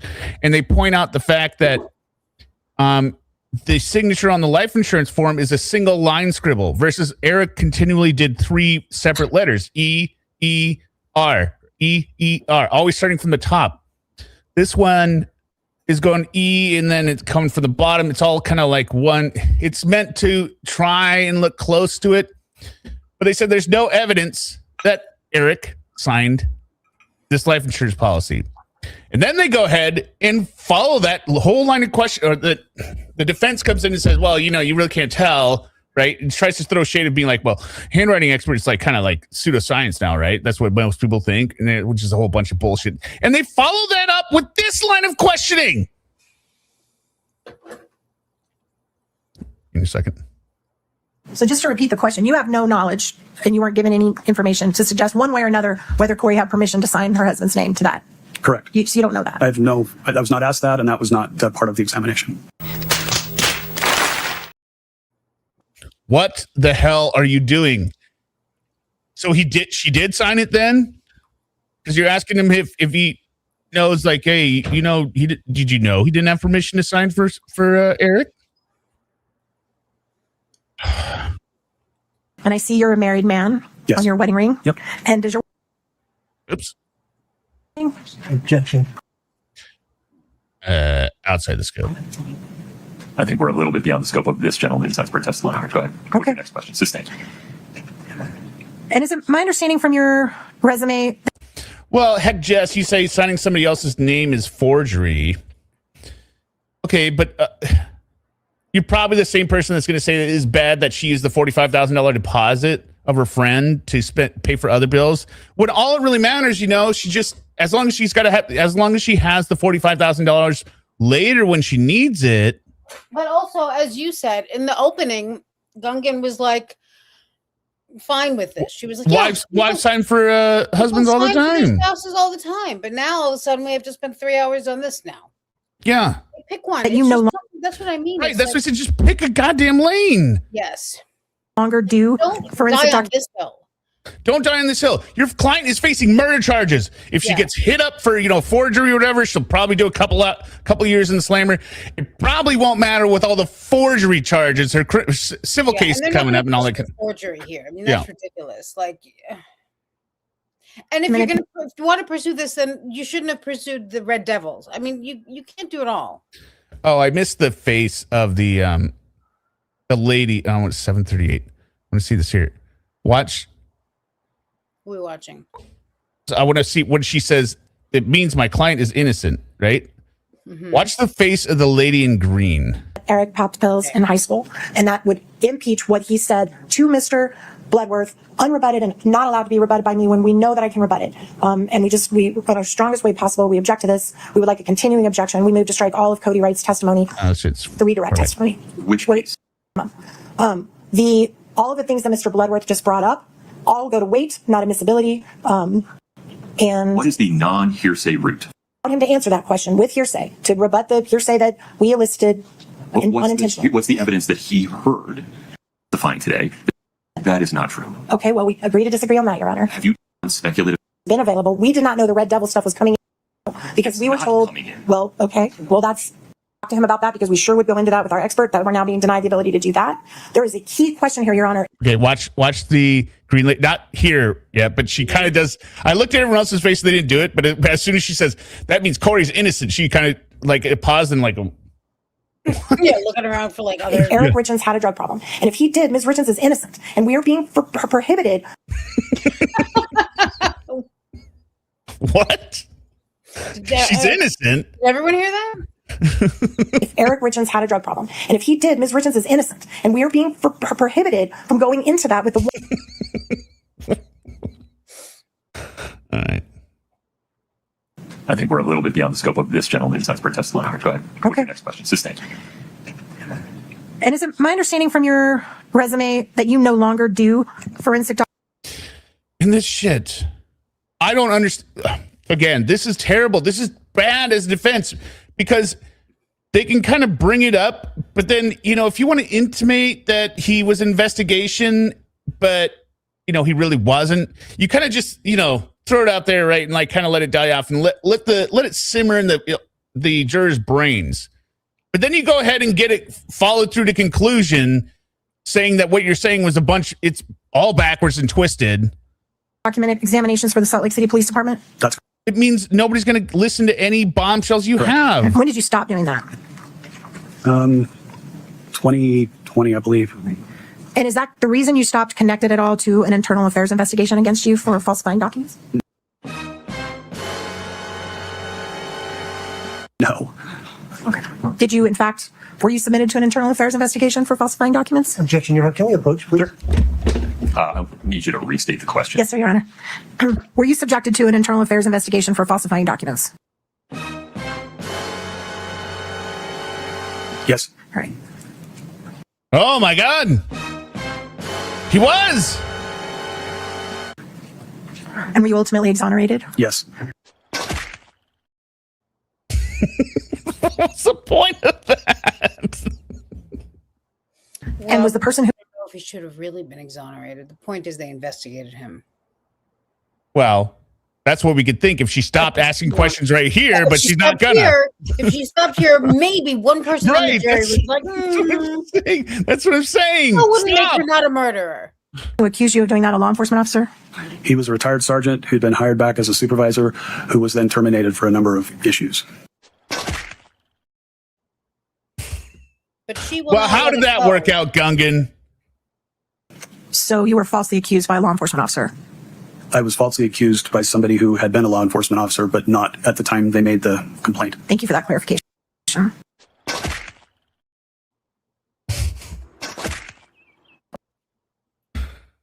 right. Slideshow Bob. Yeah. All right. So now we've got the 911 call. Oh yeah. But I've got two versions here. I think is this one all of the 911 call? Okay. Yeah, maybe. Don't screw this up. No, I did one with my normal sound cleanup, but I wanted to make sure I didn't lose anything from the call, so I reran it again without the filter on here. So this is the full 911 call, and if you haven't heard it, buckle up. Yeah. I'm not breathing. He's cold. Okay, what's the address? 282 Willow Court. 2-8 Low Court. Okay, what's the good phone number in case we get disconnected? 435-671-1987. Okay, it's going to be in Francis. Okay, tell me exactly what happened. This is so unsettling. It is so odd. Very bad.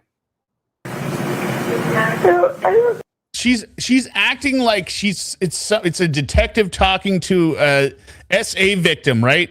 Like they're in a corner. They've been traumatized, and like, look, or it's a counselor or a nurse at the emergency room. Look, ma'am, you got to talk to. I don't know. This is a married woman with 3 children, 3 small children, who has found her husband dead, and this is how she's calling. This is how she's helping. No, this is full Papini. Yeah. My kids. Okay, I can't understand you. I need you to take a deep breath. What's going on? Admittedly, at least she got the crying part right, which Shayna Hubers did not. My boyfriend is dead. I don't know. I was sleeping in with my kids. Oh no, is that Shayna, or is that I'm crossing that with Sarah now? That was Sarah. Okay, Shayna's like, I shot my boyfriend and my boyfriend is dead. I prefer Sarah's because, and I've said this before, but like if I was calling and really needed help, whatever, I would be very matter of fact about it. I just came in the bed. Yeah, the fact that Sherry and Kouri both do this, and others, probably thousands. Sherry is supposed to be supposed to have been completely traumatized. Now, at that point, but when they're telling her, we have proof that you weren't. Yeah, right. But it's an act. It's an act. Ridiculous. But I'm saying she was doing that beforehand. What I'm saying is, you women out there, I'm judging you. All right, hold on a sec. Just picture some like some classic, some classic big band music coming up behind me, like. Beautiful. You women, you know what you got to do? You friends that get like this whenever they're attacked. Yeah, okay, keep singing it. Whenever they get attacked, you need to stop them and say, look, you're making us all look like idiots. Nobody's listening to you when you're going, and whatever crime you are doing, you're going to get caught. So I just don't want to be around you anymore, okay? Girlfriend, you're out of my phone. Deleted. There we go. From sea to shining sea. Our bed, and I turned over, and he's just cold. He's just cold. Who's cold? My husband. I turned the light on. And he's not breathing?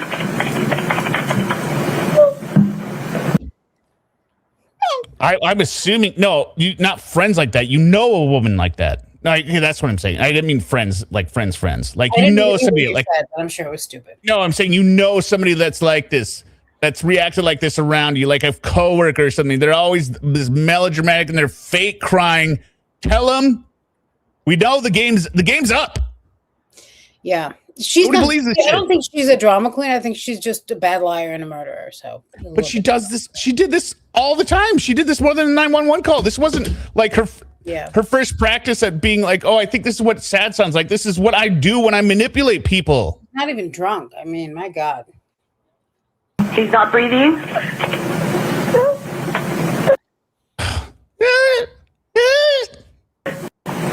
I need you to confirm it for me. Is he not breathing? No. Okay, can you do CPR? No, I don't know how. You don't know, I'm going to tell you how to. Are you willing to do CPR? Okay, Joe Kate says, I cry all the time. All the time. I am dramatic first and I cry. Do you sound like this when you cry? Because if you do, you might need to change some things because no one's going to believe you because you sound like a psychopath. Yeah, okay. If there's a defibrillator available, send someone to get it now and tell me when you have it. No, there's not one available. Oh my God, I am not saying you guys fake cry. I'm saying you have to know somebody like this, and when you encounter them, you have to correct them. Also, Fletcher boy, weren't you married to like 3 women like this?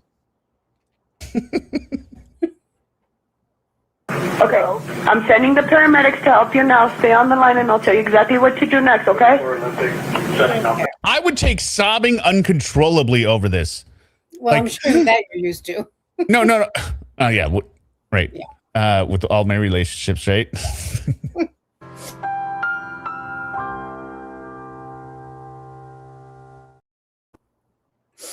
No, I'm saying somebody that is like inconsolably sobbing. This is not inconsolably sobbing. No. This is faking. This is fake. This is fake. This is somebody who doesn't want to commit to any answers also. But also knows she has to be sad. Yeah, well, she has to be sad, but she's using the sadness to make things so that she can't really be heard, and she can't even get out the. Yeah. Okay, but for everyone that hasn't heard the phone call, listen how much worse it gets, because this is creepy level. Okay, are you right by your husband right now?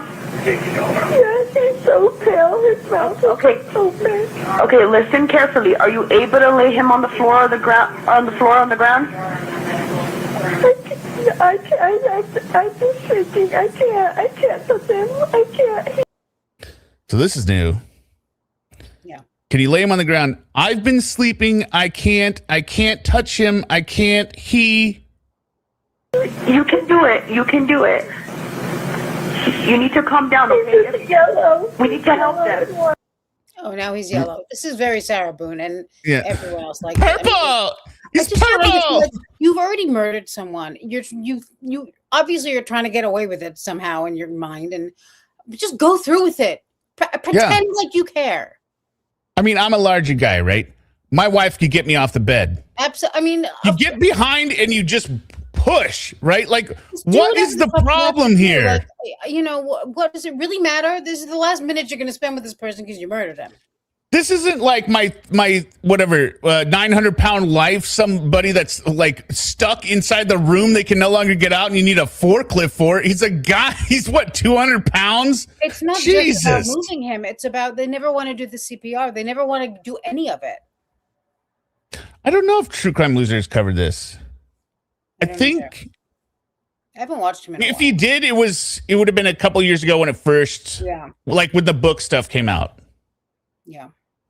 I can guide you through CPR. He's yellow and white. Yeah. Take a deep breath for me. I'm here with you.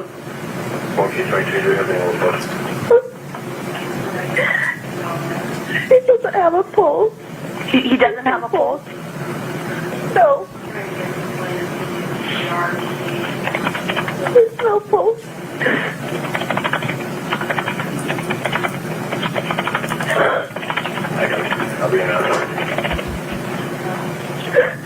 Okay, I'm here with you. Verity Green says, "Hello, Summa, and hear me out. Kouri is a horrible actress. She's pretending to be upset, but sounds more like she's annoyed that she has to deal with the situation. Yeah, but not quite as annoyed as Sarah did. Yeah, well, Sarah, nobody's annoyed about anything that Sarah is. Are you here yet? I'm trying. I'm here with you. This is horrific. We need to get him. You're playing hide and seek. I'm doing it. Okay, I'm doing it.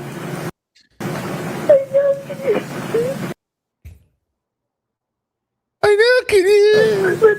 If you need to put me on speaker, put me on speaker. I'm gonna guide you through CPR, okay? Okay. All right. So now she tells her, put on speaker. Anyone in the audience, tell me that you hear a distinct difference in the first half for the second half of this call where now she's on speaker. Tell me when you've done that. Okay, I'm ready. You're ready? Okay, he's on the floor? He's on the bed. Okay, are you able by any chance to move him on the floor? Let me check.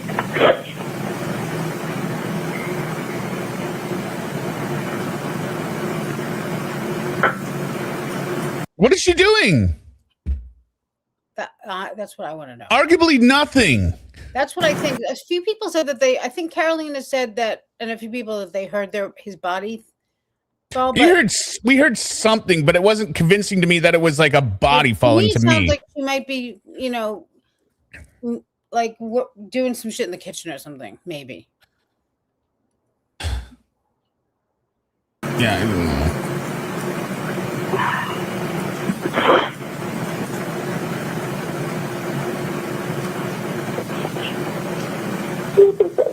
Godfather. I don't know what's happening. I don't know what's happening.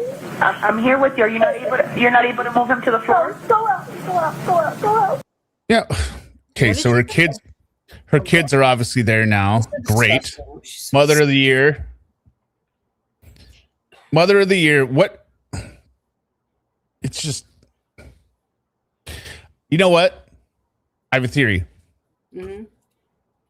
Because it doesn't make sense that the kids are up because they were sleeping, right? And she got up, right? I would bet you $20, Summa, that she was with that 15 minutes. Mm-hmm. She was doing she was doing a practice run at it, like fake crying, like getting herself worked up. You're like,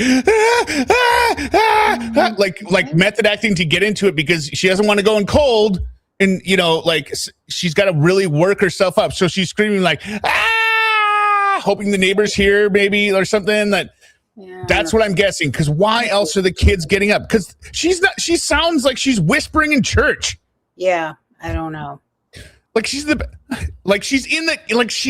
closet. Wasn't her mother also there? Like, not at this point. I think she had left. Her mother came back, maybe. But she sounds like she's in the closet where the kidnappers are. It's like, I don't know if they can hear me. I don't know where I'm at. Or they're not up, and she's just. It's a White House. It's a White House on the corner. She might be acting like they're there, and they're not. What is the big secret, Kouri? Go out. Don't come in here. So I think she's lying. Oh my God, my sister. You're not able to move. I think that was my kids, not inaudible kids, but okay. Yeah, maybe. But I think she's actually lying about it because she's trying to get away from the situation she's in. Oh, okay. I mean, if I had to pick one, I think that's what it was. I don't think she was doing any dry runs. Okay, it's possible. But if the kids did come in, I'm sticking by my theory that she did a dry run for 15 minutes to try to work herself up.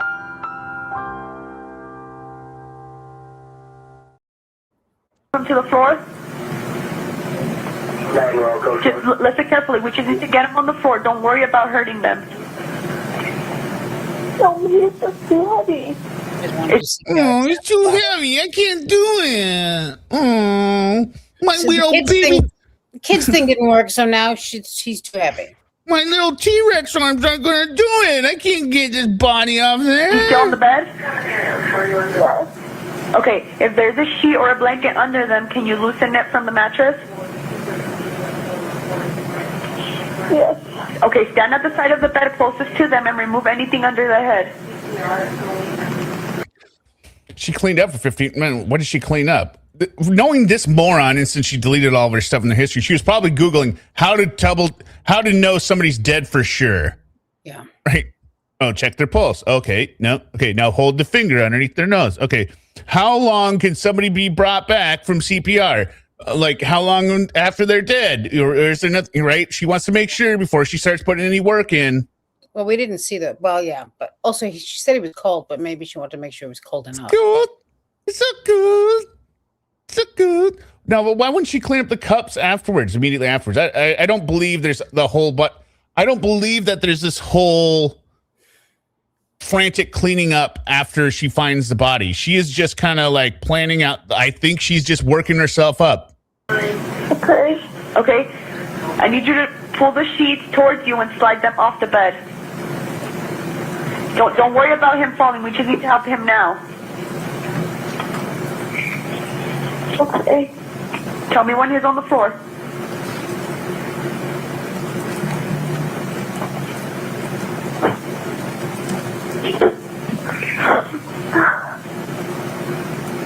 I can't move it.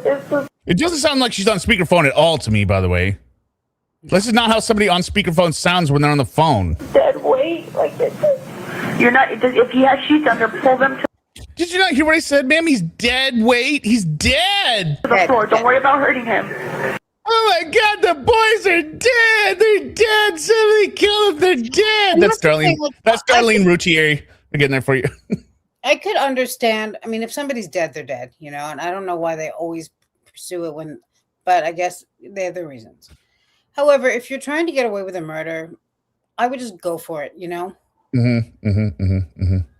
I would just be like, I'll try anything I can. I don't care if he's cold. I love him and I want him to live. I don't know. She says it's dead weight. I'm not reading too much into it, calling it at that point. Read more into her not mentioning her kids or his son or her husband's or her kid's name in her life story.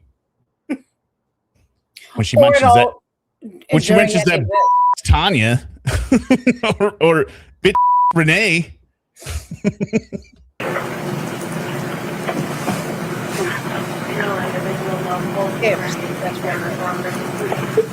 Can you please send somebody? Okay, I have the ambulance that's on the way. What happened to the strength of a mother? Right? Also, okay. Yeah, but also, can you please send somebody? Does she not think that someone's on the way? Well, you know. What they think? What she think they're just gonna let her DIY this whole thing? I think she's just like remembering, like, oh yeah, I'm in a panic. I'm in a panic. I remember now. I'm in a panic. She does not want to do this. Right. There's another way to do this. Okay, grab their feet. Don't worry. Grab his feet. Maybe this is good. Okay. Slide them towards you. If I have to. Until they're just off the bed. Okay. What is this? Okay. Your husband? 39. 39? Yeah. Okay. Why is she crying here? This should be the worst moment of reliving the worst moment of her life if it was true. You suddenly found your spouse dead. Anything to me. I really feel like the Brian Walsh team and this team need to get together, because the Brian Walsh team could have been like, look, people die all the time for no serious reason. Yeah. We don't even know. Maybe he was just cruising on fentanyl. Be like, look, at least she didn't chop him up. Okay. Yeah, at least she didn't chop him up. Okay, were you able to pull his feet off the bed? Absolutely. Okay, now grab the... How hard is it, ma'am? It's feet. What the hell? Like, literally, what the hell is she talking about? She's acting like she's being asked to move a stone statue across the yard on her back. What the hell? Life-size, like... Pulling. Life-size... I'll call you back in a half an hour when maybe you're done pulling. Yeah, like a life-size statue of David across... Yeah. Like she needs some pulley system now. Yeah. Like she's like the Egyptians making pyramids we're doing here. Just pull his fucking ankles and get him off the goddamn bed. No, I got you, Nicole. I'm just saying the word "it" itself. I probably would have used the same word "it" in terms like that. That vernacular doesn't raise a red. Well, there's so much going on flag with me. That it's... I know. I'm just saying that's not what I would focus on if I was the prosecution. Which arm closest to you, and pull the rest. There we go. Woodbridge widow. I agree. Hear me out. I agree. She did a dry run. The main door was open. It was a bedroom she locked and unlocked. Likely a volunteer firefighter showed up to take over CPR. Yeah, I'm not exactly sure who shows up. Is it a volunteer firefighter? Is that who shows up? It's not the EMTs. And there's a dude. Very sexy dude. Oops. Ma'am, are you all right? Of the way off the bed. Again, don't worry about the fall. We just need to help them now. Okay, that's fine. I'm not saying I'm right. I'm just saying it's my channel. God. Like other people are trying to claim it. Well, yeah, everyone's out here claiming my set. Mm-hmm. Is that what the kids say? I have the ambulance on the way. I just need you to do this, okay, so we can get the help for him. Okay. When they arrive, they'll take over. The 911 operator should almost ask at this point, ma'am, do you have a learning disability? Did you kill him? Ma'am, did you kill him? And you just... What is wrong with you, ma'am? Just come on. She's like, I've talked 7-year-olds through this with their parents. They got both the parents out of the house during a fire. You can't get your husband off the bed? What is wrong with you? I mean, just be honest. She goes back to filing. Just be honest, bitch. You did this. You going down, or they muted themselves like, this one's going down. I got a murder on line 1. Should need to start CPR now. You are doing great, okay? I just need you to get him on the floor. Bang up job. Okay, he's on the floor. You got him on the floor. Yeah, where was the bang in there? Yeah, I didn't hear a bang. I hear something drop, but it's not a body. Listen. You are doing great, okay? I just need you to get him on the floor. Well, we know that Right there.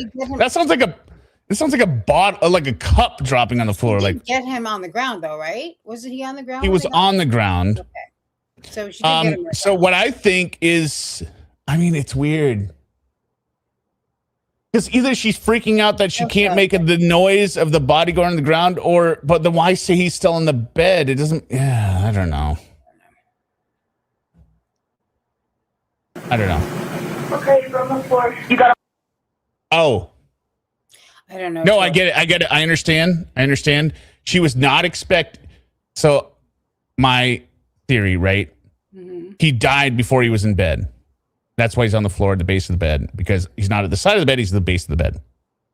Kouri is hoping that whole detail of like, well, if he died in his sleep and then he got on the floor, it was like such a crazy scene. Nobody remembered if he came from the bed to the floor, but she can't say he's on the floor because how did he get there? Because you said you found him in the bed and you've said he's in the bed and now you've got to get him off the bed, yet there's nothing that's going to make a big sound of doing it. So now, shit. Why? But then what was she going to do? Why would she say she found him in the bed if he's on the floor? What was she going to do? Put him back in the bed? Yeah, but why would he be on the... I don't know. She's just stupid. We're never going to be able to figure it out because it's not on speakerphone. We don't hear it hit the ground. I don't hear it. Oh, wait. Ken Judge says, evidence shows she did pull Eric to the ground. It's unlikely she did CPR. That makes that we know that she didn't. Or but why don't we hear it on the phone? Because she's not on speakerphone. That's why. Okay. It doesn't sound like she's doing anything to me, but it sounds like she's leaning against the wall. Yeah. With both her hands over her eyes already. Yeah. Okay. Listen carefully. Okay. Make sure that there's nothing under his head. Is he laying flat on his back? Yeah. Okay. Yeah. Sounds so weird. Okay, just listen carefully and I'll tell you how to do chest compressions, okay? Place the heel of your hand on the breastbone. This is in the center of the chest, right between the nipples. Put your right between the nipples.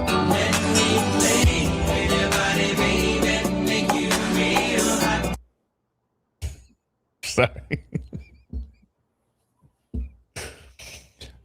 Mom interrupted $9.99. Thank you very much. When people lose a loved one unexpectedly, they can't accept they're gone. Right. They beg them to come back. They yell out their name over and over, but not once does she try to communicate with Eric. No, never says his name. But here's the thing, Mom interrupted. That's what she's told not Carmen. What's the best friend's name? I don't know, but I'm glad you got Mom interrupted's name right because you've been calling her Mom 1 something for a while. Well, I think I correct myself after I say it. I say Mom 1 and then I say Mom interrupt. Whatever. You. Okay. There's a one. Maybe there isn't. I don't No, know. okay. What's the best friend's name? Somebody help me out here. The one she stole the money from. Chelsea. Yeah. Remember, she wrote out the whole text to Chelsea saying, Chelsea, I was screaming, come back to me, Eric, come back to me. I didn't hear that. Well, that's weird. We don't hear any of that. Mm-mm. Did you do that before you called 911? You were doing all that work? Screaming in her head. And then, yeah. Chelsea. Thank you very much. Remember to hit the like button, everyone. Other hand on top of that hand. Okay. Stop pumping the chest hard. And this is where it gets all off. There's not even crying anymore. She's like, okay. fast. I'm looking to Doob now. I'm on the phone with the HVAC repair guy telling me how to reset my water heater or whatever bullshit. Like the pilot light again. Okay. Yep. No. I held the button down 5 seconds. Yeah. No. No. I made 1 click. It was supposed to make 2 clicks. No, I only heard 1 click. I've done more resetting my router than this bitch. Per second and 2 inches deep. Okay. Start counting out loud so I can count with you. Okay. Oh, you're very welcome, Nomi. Right? Hear me out. Your brilliant call-outs over conflicting stories does my heart so much good. Well, it's not hard when she does several different stories all in one story and then sends all the text messages and she always lies. It's almost like a Sarah text, right? You know it's a lie. Let's just find out where the lie is. Sarah's easier to understand than, Sarah's not easy to understand, but she's like a 2-trick pony. Kouri, hi, Emleebs. I don't really understand what motivates Kouri, honestly. She's so strange. I did take the compliment. What? I didn't take the compliment? I thought you did. He takes compliments great. What are you talking about? He loves compliment. Well, what Summa's really trying to explain here is... Yeah, explain it to them. They like that. Yeah. Who else was with Kouri before paramedics arrived? Sounds like a male voice. People are saying volunteer firefighters. Firefighters. We're going to count 1, 2, 3, 4, okay? Let me know when you're ready. Okay. 1, 2, 3, 4. 1, 2, gotcha, 3, 4. Count out loud so I can hear you. I'm counting with you. 1. There is absolutely no counting on, or maybe Kouri really doesn't know how to count to 1, 2, 3, 4. Now is when I would ask if she's. Yeah, ma'am, are you an adult? Like, was your husband your caretaker, ma'am? Is there some? Look on your wrist. Is there read? No, don't read. Is there a band with a number on it in case of emergency? 1, 3. Do you have a brain injury, ma'am? What? Joe Kate says she was watching Three's Company. 4. 1, 2, 3, 4. 1, 2, 3, 4. It is worse than Sarah. Sarah did better than her. Which is really tells you something. Yeah. 1, 2, 3, 4. 1, 2, 3, 4. 1, 2, 3, 4. 1, 2, 3, 4. 1. If it's easier for you, am I on speaker? Ma'am, are you still there? Yes. Okay. 1, 2, 3, 4. Do you know if the front door is open? No, it's locked. It's locked. I need you to go. Is there anybody else within the home, or is it just you? It's locked. Did someone get in? That's all my kids. What? She says it's locked. She says it's locked, but apparently her munchkins are all running around. Okay. Are one of them old enough to go unlock the door? Oh gosh! Yeah, it's unlocked. What is this? How did you unlock the front door within 3 seconds, ma'am? It's unlocked. This is so fucking bizarre to me. She's very. It is. This is one of the most bizarre 911 calls I've ever heard. Yeah, me too. Like, most of them are all consistently like the same tone throughout, right? Yeah, or like it's obvious fake crying or whatever. Like these are like Sarah's drunk ones where she forgets who she's calling and she's like, I don't really have an emergency, but Sarah's so fucking drunk. This woman is not drunk. He bumps on it. Can you put your mom on the phone? Yeah. It's unlocked now? Yeah, he's here. Okay, we need to keep doing CPR.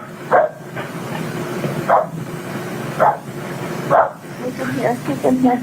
Okay. Do I keep you on the phone? Doing CPR. Well, she'd have to be. Which sounds inconvenient. What she's really doing is she's now moving through the 7 stages of grief. She's come to acceptance. Shot. Yeah, she's come to acceptance within the last 9 minutes. The eighth stage of grief is shots. Go unlock the door and come back to doing CPR. No, he's here. He's here. Okay, Firefighter Monaco is on scene. I'm beginning CPR, chest compressions. Okay, is the ambulance there with you? Yes. Not yet. Ambulance is... Ma'am, can I get off the phone? I got to call the insurance company. In route. Yeah. Okay, are we doing United Healthcare, whatever it is? Like, Do you do or 411? whatever it is? Can you? I'm looking for United New York Life. Yeah. I have a policy there. Can you connect me? CPR still. Yes, he's doing CPR. He's doing CPR right now. Okay. Oh my god. Oh my god. Oh my god. Oh my god. Oh my god. What kind of vehicle do you have outside? You didn't tell them that I did. Me? I don't have a vehicle outside. Why? You have a red truck. You have a red truck. Who's she talking to? I don't understand any of this. This is the volunteer firefighter, I think. He showed up in He doesn't sound right either. Something's not right with him also. Well, I mean, he doesn't ever shout out like, hey, this is voluntary firefighter. Like, he doesn't ever announce himself, right? Yeah, and he's kind of also like, eh.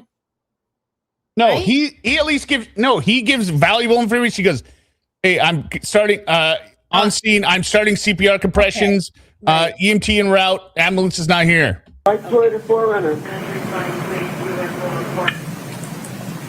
Yes, this is still the first cup. I don't throw away my glasses. What am I, a psychopath?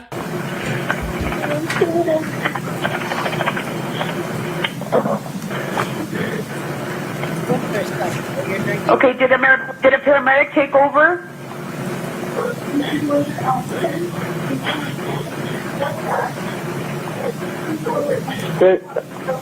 Paramedics haven't arrived yet. We're in the back bedroom. So is he doing CPR? What? Is he doing CPR? Yeah, the volunteer firefighters doing CPR.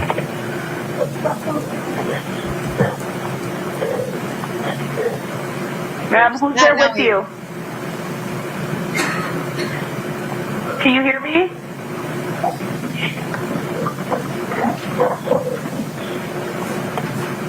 Over what? Sorry, I put my phone down. I was getting snacks. What are you still on here? Are you still on the phone? No, they're all here now. It's fine. Bye. I just remembered I had Justina's pizza rolls, so you know. Bye.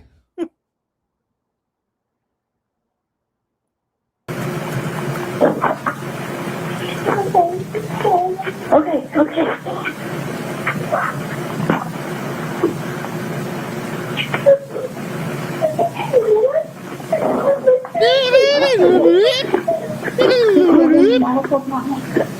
I'm trying to look sad that way.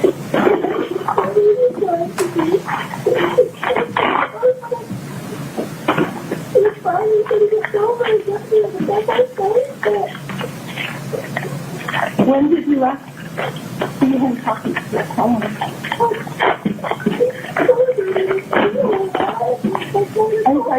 Shut the.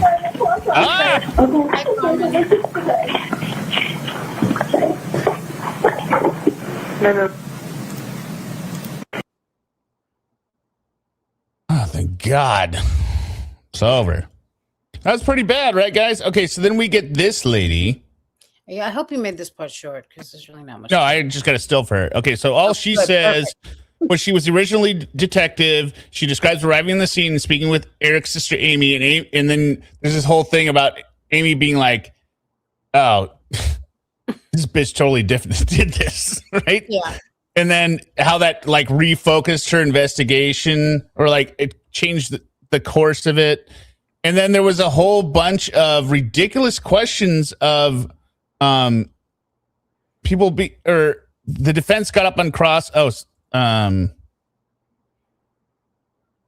She described how it was a limited initial search because they didn't have probable cause. The defense tries to go like, well, you can get like search warrants. Like, this is totally not my thing anymore. You can get them like as warrants now, right?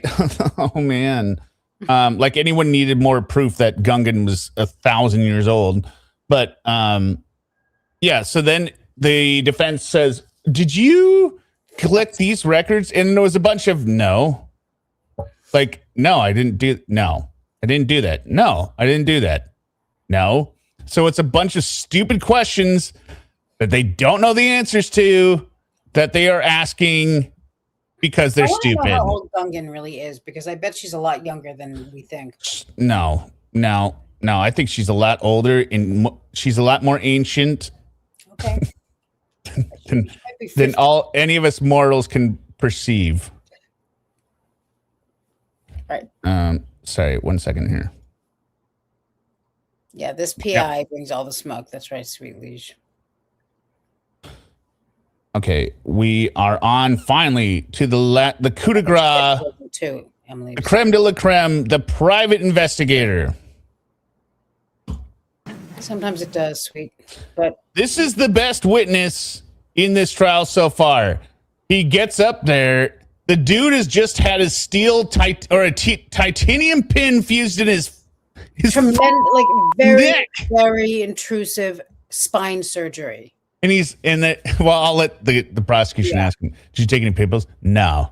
I took Tylenol so my head would be clear. Oh, before we start, Tylenol reminded me, there's a woman who made a comment on the trial today. And she said, she's a nurse, and she said, Kouri put the fentanyl in Tylenol tablets and gave it to him. Really? Yeah. I don't know, but that makes sense to me also. I don't know.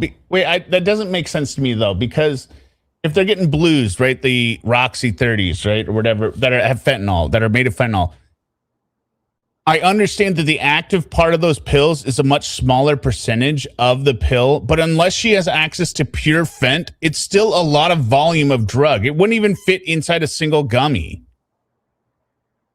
It wouldn't fit into a capsule or two?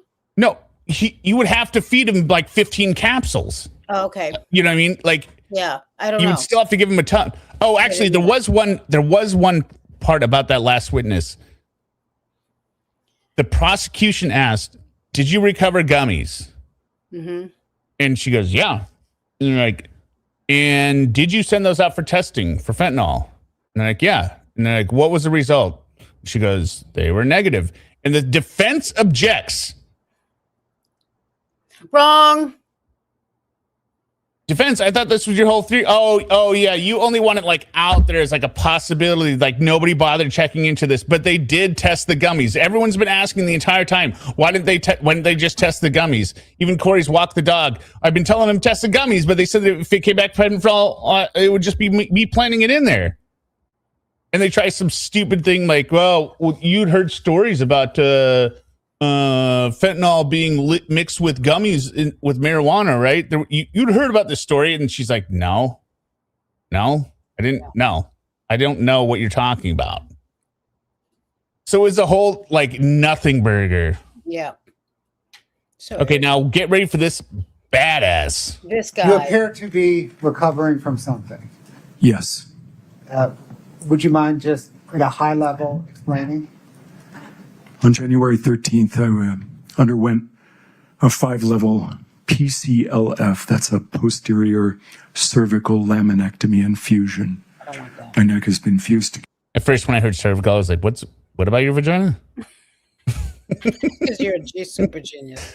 But yeah, because it just like the first serve, I was like, oh no, cervix. Okay, not cervical. Got it. Together with titanium rods. I'm literally part machine now. So are you taking any medication today that would affect your testimony? I purposely did not take any pain medication today for the purpose of the clarity of my mind and my testimony to you today. I took Tylenol this morning. What, sir, is your occupation? I'm a licensed and they weren't even advanced strength. Private investigator in the state of Utah. How long have you been a private investigator? 34 years. What, sir, is your investigative experience that is relevant to this case? Well, over the course of 34 years, I have worked on approximately 100 homicide cases. I have been active in the trials of perhaps a dozen or maybe more homicide cases over the course of my career. I have extensive experience in a specialty in digital forensics, which allows me to examine digital devices, phones, computers, other things of a digital nature to uncover information that may have been deleted, destroyed, or altered. I can't really think of anything else that is sort of a 30,000-foot view of what would be important to the jurors in this case regarding my experience. Well, sir, of those 100 or so homicide cases, how many have you worked for the defense? All of them. Wow. I mean, when I heard that, that is impressive. Yes. This guy has. Oh, go ahead. It's damning for them. And the way he says it with conviction, like all of them. I have always been on that side before. Yeah, between that, like he's a good example of somebody who speaks with confidence, and so everything he says matters. And even when he is caught up in something, he just it, and that's it. Just sheds it. It's just like what are you coming at with this? Yeah. This is also, nothing. He obviously does his job a certain way. He knows his shit, and so he can speak with confidence. He's not worried about it, And he does the job of everyone in that courtroom. He does the job of the judge and the prosecutor. I mean, there's something that really he reminded me of somebody when he said something like, or when he says like, I told him the answer is going to be the answer, right? I think that's is that from Girl with the Dragon Tattoo or something with Daniel Craig as the private investigator? He's like, well, whatever I find, because they're like looking for the missing niece. He's like, well, whatever I find, you have to accept it or whatever, right? I'm not going to find necessarily what you want, right? He just comes off like a just Terminator, nonstop, relentless force that will not be swayed by whatever bullshit you're going to do. And the defense was so stupid with this witness. He's employed by the state, not the defense, this guy. He's employed by the state this time because he was hired for the civil case. I'm just saying. No. I'm not yelling at you. I'm saying I know. I'm yelling to the universe. He was hired by the family for the civil case, and all of that overlaps with the criminal trial. Mm-hmm. And so it's not like the defense is out making it to be like, oh, well, everyone was like, hey, we got to get Kouri. No. I have always sat on that side of the room, standing in between the state and a defendant. That's powerful. Yes. Standing in between, not advocating for it. I've been standing like I'm one of the old guard. I've been standing up for defendants. And you mentioned, sir, that you testified about 12 times. Have you ever testified for the state? Sophie? Never. It'd been nice if he was. No, never. And frankly, sir, you make me sick.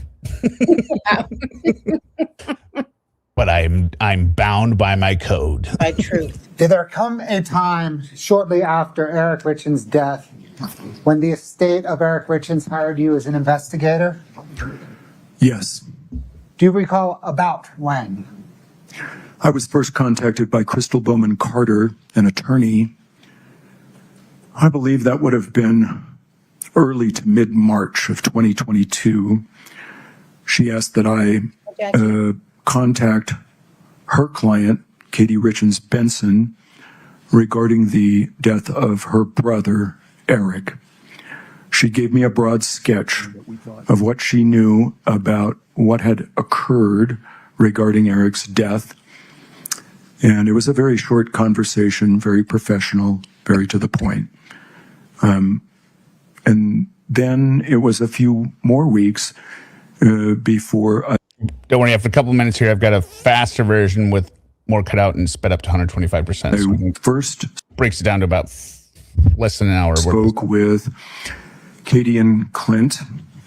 That's Kouri Richins Benson and Clint Benson at their home in one in Summit County. That was April the 1st, 2022. And was that engagement to investigate the death of Eric Richins? Well, that was part of the investigation. I was under the impression that I had been hired at the instance of the filing of a lawsuit by the defendant in this case against Katie for the trust money and the control over the trust that Eric Richins had created. And to be clear, the lawsuit involved Kouri Richins as trustee. Correct. And when you're interacting with Kouri Richins, it is in her capacity as trustee. Correct. Or personal representative of Eric Richins' estate. Correct. What, if anything, sir? 315 here. We got 186 likes. Hit that like button, people. Did you inform? Please.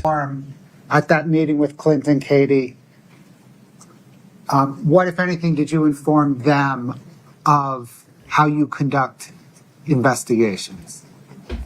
Right. So I talked with them about some of the various facets of an investigation, how it would proceed. I've already talked to you about the qualifications that I have in digital forensics. And so I talked a little bit about that, about the need to get a hold of phones and computers and other things that would have evidence of either a wrongful death or some mismanagement of finances that was being alleged in the case. So for all my clients, it's basically the same speech. You're hiring me to find the truth. The truth is sometimes very difficult for us to accept. I've often said that the truth is half what you most fear that it is, and half what you most desire it to be. And you cannot separate those two from the truth. It sounds kind of biased to me. I also like how I also like how he addresses the jury. He's very good at that.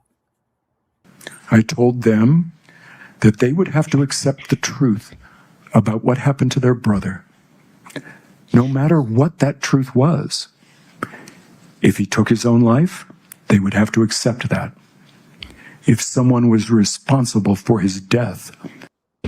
Only thing better, he needs a pocket watch. He needs to be checking the pocket watch from his pocket as well. On a gold chain. I think he needs a long-haired cat to be petting. Well, no, a long-haired cat. Like, no, Mr. Bond. I expect you to die. I trust him with my life too, even though he's got a broken back. You also have to respect my investigation and accept that truth. They agreed. Sir, from that point forward, did you... They agreed, and I knew I did not have to kill them. And I took a solemn vow. I put my gun away. conduct an independent investigation? I did. Sir, who paid for that investigation?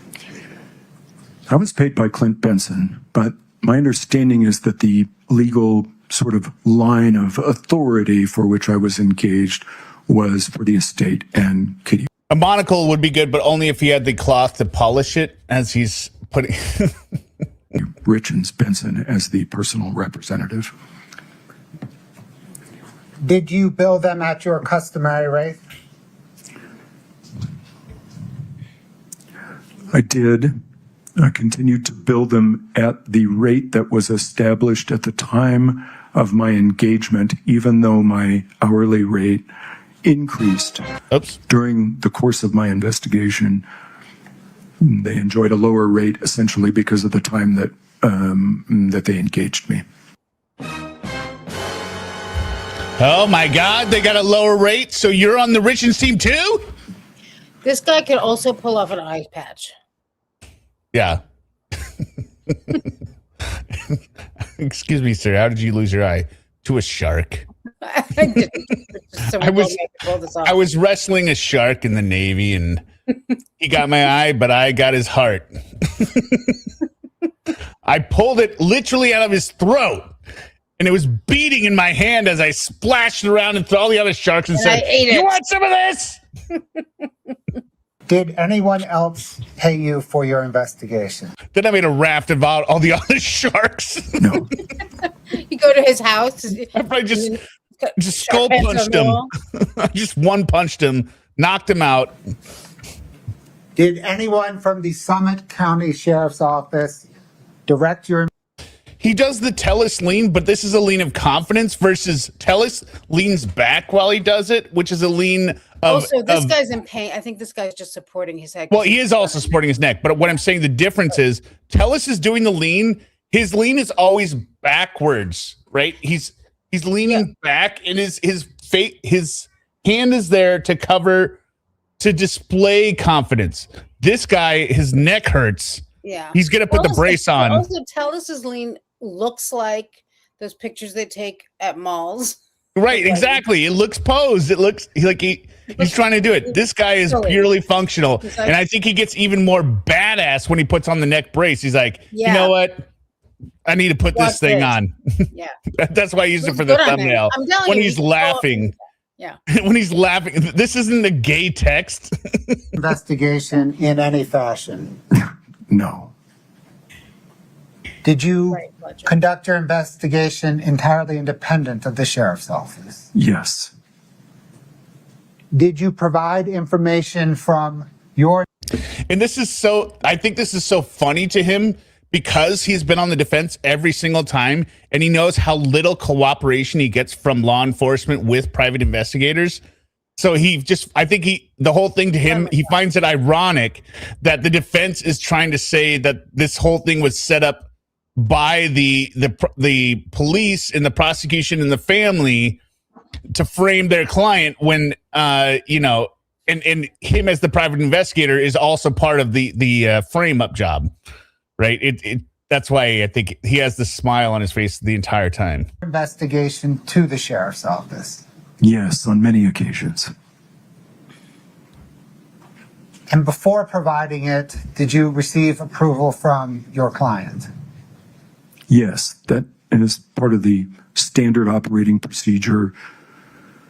It would be a crime for me to, under the Utah Private Investigators Regulation Act, to have any file materials go to anyone else but my client without my client's permission.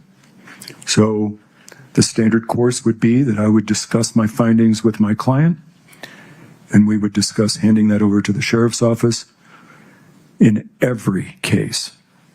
And if I didn't do that, I would turn myself in immediately for prosecution and ask for the maximum sentence.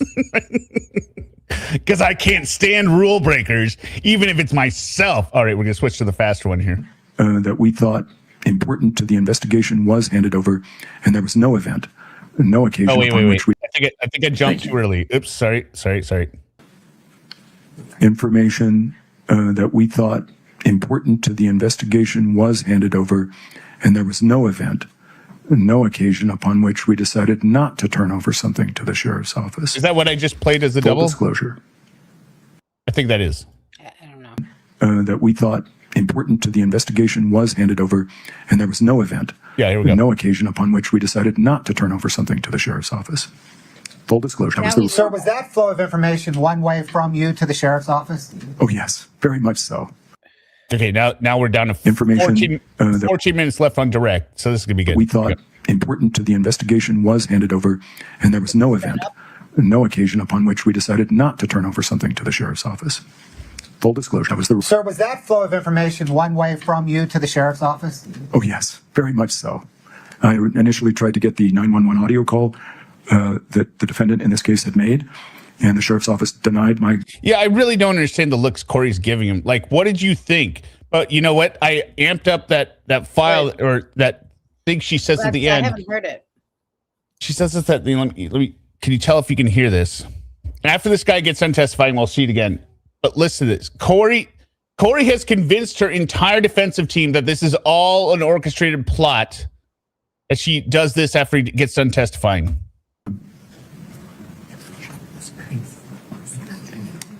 He's so obsessed. Is that what it is? Yeah, okay, I'll try and run a higher. I'll try and run louder. Okay, sorry. I'm watching her mouth, but that's what she says. He is so obsessed. Okay, I believe you. Request under the ground of law. I appealed to the county administrator for Summit County. She also denied my request.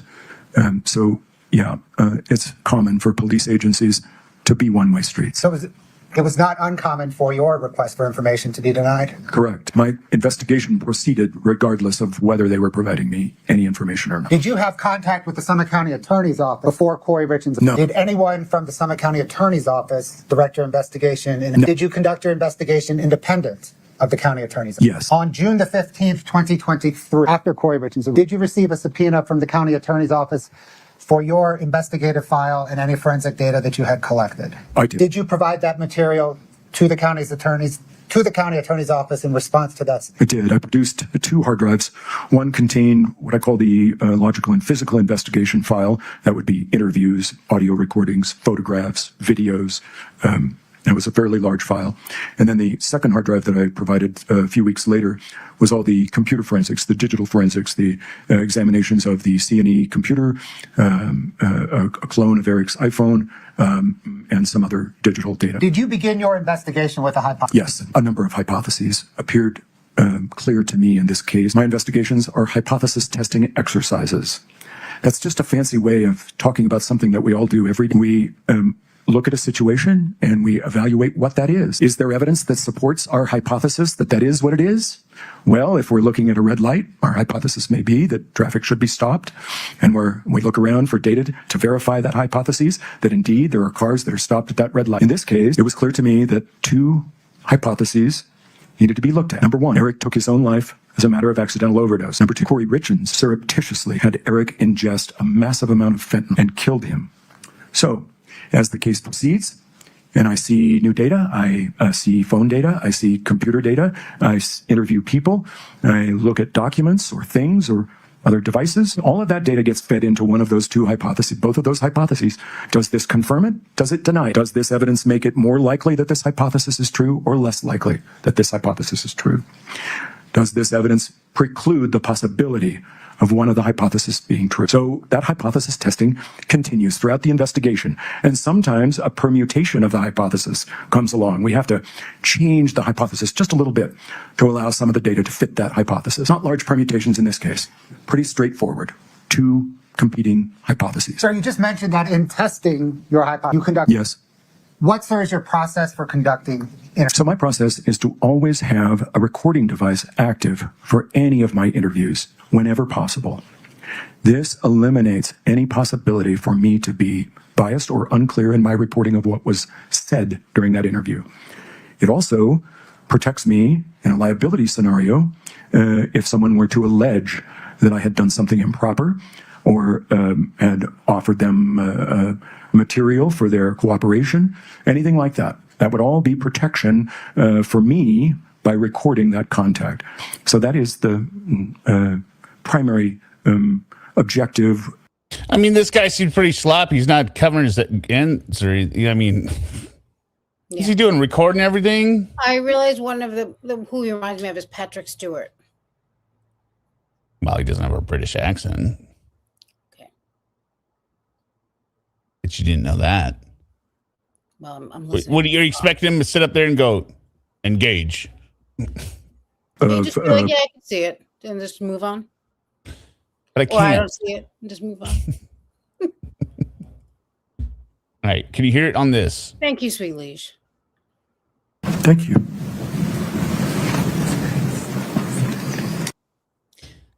This guy is so obsessed. Like, what is his deal? You're a murderer, ma'am. Also, what do you mean he's obsessed? He's got paid to do it well, to do a job. This is what he does. This is what you send, for not tooting my own horn. This is what you send me out to do to find what's going down on a crappy project in a company accounting wise. Well, Corey's they will say to me the same thing. This guy is obsessed. He will not let it go. And I'm like, that's because the numbers only add up to one thing. Kouri's only been a cashier at Lowe's, so what is she? I don't think there's anything wrong with this. This guy's so obsessed. Oh my god. And Zelda's like, Zelda's chin is getting weaker by the minute. No, I can't slow it down, Unicorn Rancher, because we got to get through this in under 3.5 hours, hopefully. Documenting an interview. Later on, when I report it, when I summarize that interview and in writing, because it's hard to get a lawyer to listen to an entire interview. And there's some difficulty that they have with that. So they need a summary sheet about what the interview was about. And I type those up based upon the recording that I made. Okay, fine. He's an American Patrick Stewart. Hello? Is that good enough? I forgot all about it already. Are people still pursuing it, or are you just? Yes, yeah. The chat. I'm getting flamed in the chat. And I typed up those later, or I may have an agent type those for me from the recording, and then I'll review the report. And sorry. The Kouri obsessed. Slowing it down doesn't help. It's a whisper. It is a whisper. But also, it's not sped up. The obsessed part, is it? No. Okay. He's just like, he's so obsessed. Yeah. This guy. Didn't she say this guy's so obsessed? Or he's so obsessed? No. He's so obsessed. Or thank you. No, it's this guy. Yeah. He's so obsessed. I don't know what's wrong here. Thank you. This guy's so obsessed. I'm a brilliant murderer. No, I can't really slow it down from what I've got, but I mean, what I've got will just make it worse. So what I suggest is you go on YouTube, just slow it down to 50% or something. Slowing it down usually doesn't. I've tried it. Or just trust me, that's what she says. I mean, that's what she says. She says, this guy is so obsessed. That's what she says. And she shakes her head. It can only be that or upset, and upset doesn't really work. No, she does a double S. Obsessed. On it, and then it'll go into the file. So that would be my process with respect to an interview. No. I'm not saying because it's my channel. I'm saying like it won't help you. It won't help you. On all interviews. Approximately how many interviews did you conduct in this? It depends upon your definition of an interview, I guess, but 45 probably, somewhere in that department. 40. I guess I would do it if it worked to be safe. It won't. In those interviews, did you identify yourself? Oh yes, always. There was no occasion in this case where I did not identify, give people my true identity and who I represent. And did you record those interviews? Yes. I think there were a couple of occasions where I could not get a recorder fast enough. But other than those couple of occasions, there were. He's obsessed with printing this murder on Kouri, which is it was a family tragedy. Cute kitty cat. Who, for example, are some of the people? I interviewed friends and associates of Eric's. I interviewed friends and associates of Kouri's. I interviewed a number of people involved in Eric's business and personal life. I interviewed family members, both the Richins family, and I attempted to interview family members of Kouri's family, but was not successful in gaining their cooperation for an interview. Yeah, because Kouri's family.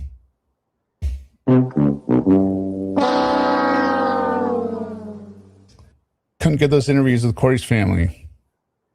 Huh. Well, we've seen what her family's like, so. Mama's probably at the casino. Exactly.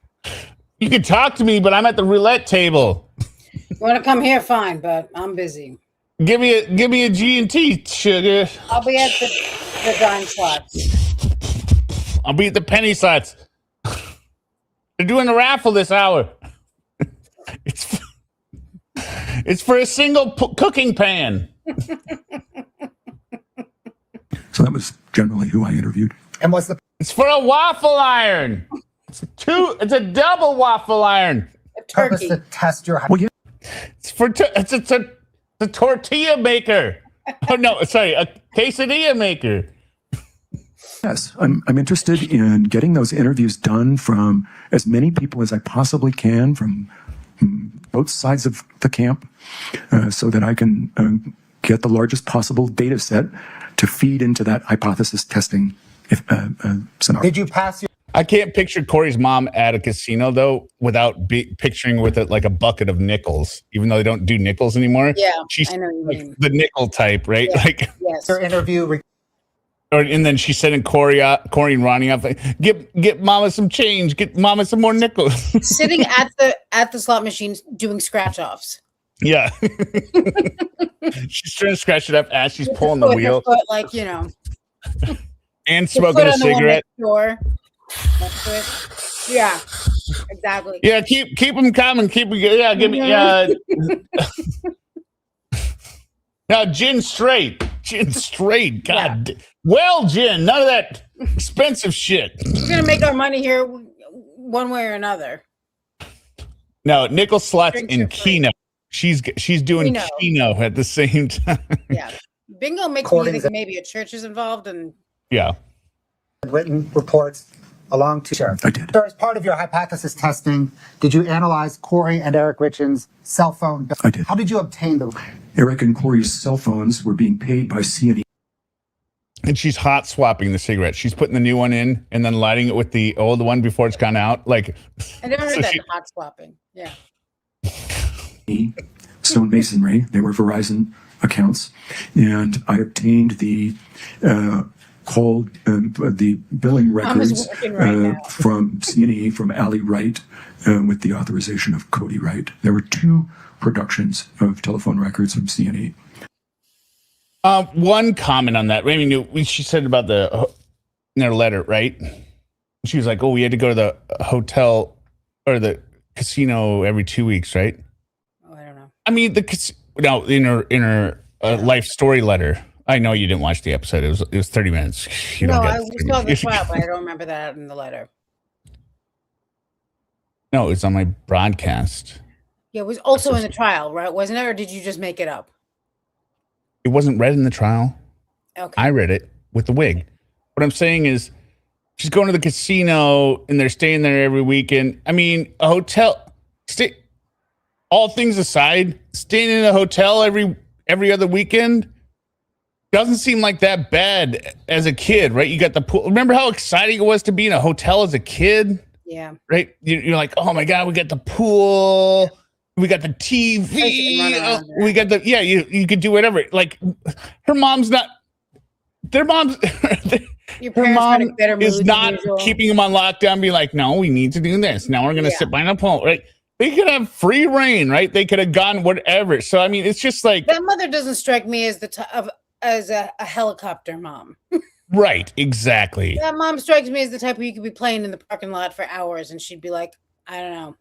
Yeah, I saw him. What day is it? Yeah, hang on. Wait, it's Sunday. I definitely saw them March 3rd. So yeah, I picked them up from school 3 days ago. They checked in with me. Have you checked with the maids? Did the maids steal my kids? Surveillance here or something? What are you, Child Protective Services? Yes, ma'am, we are actually. We are actually Child Protective Services. The hotel called us. Oh, well, shit. Now. You don't look familiar to me. Hold on. They're doing a drawing in a sec. Hold on. This is for a set of steak knives. Hold on. Shit. The first one was for the period of January 2022 through May of 2022. The second production was May of 2022 through February of 2023. In that January of 2022 onward time period. I mean, this is mostly just to set up like the cross, because there's not a whole lot of. I mean, you just got to get this guy's demeanor of his whole. Yeah, you get the gist here. His whole mode, right? We got a couple minutes left. What types of information were you looking for in the billing records? So because the billing records don't really offer content, that is to say, it's not you don't get to see text messages or what the text message was. You do get to see the numbers that were connected to Kouri and Eric's phones. So we first of all decode that number to a name. Good, Gail. We try to figure out who that is, and we fill in every instance where that number occurs with that name. And then, but were you upset with the pizza in the room? I bet that was a blast, right? Yeah. If we got the TV, that because in the hotel they have the HBO. This is back in. assuming this is how it was, right? You get the premium channels. This is before the DVR and everything streaming. Wow, we can watch the latest movie that's just came out in the theater. We got this pizza here. And we begin to count the total number of contacts with that phone number. So, for example, we would see the highest number of contacts for Kouri's phone to her mother. Not an unusual circumstance that someone would be close to their mother, and that would be the highest number of contacts on your phone. So that was the procedure that I was initially interested in, was the weight. We call that the weight. So what is the weight of that person on the other end of the line? Kouri's mom was a high weight because there was a high number of contacts. So so basically he breaks down his whole process, how he's a badass investigator, right? And he gets his cell phone records, just the calls, and he starts cataloging them. Who is who? What is the volume of calls? Okay, mom is number one. Who's number two? It's Carmen. Okay, this should be somebody we look at. Oh, wait, Carmen has drug history and drug charges. This is interesting because Eric died of a fentanyl overdose. This is like basic. He's not leaping to, hey, Kouri did it. He's following the evidence. Oh, wait a minute. She's talking to somebody with known drug charges. All of the evidence. And actually, all of the evidence. In a way, we find out more about what he found out through Gungan because that's how stupid she is. Yeah, that is how stupid she is. I wanted to say one thing. Gail Marie said, best part by ourselves in a hotel room. I wanted to say with one of my cousin's weddings out in Iowa. Mm-hmm. Sounds fun. I was a freshman, I believe, and my brother was in 8th grade. Mm-hmm. And you rent all the relatives were out there, right?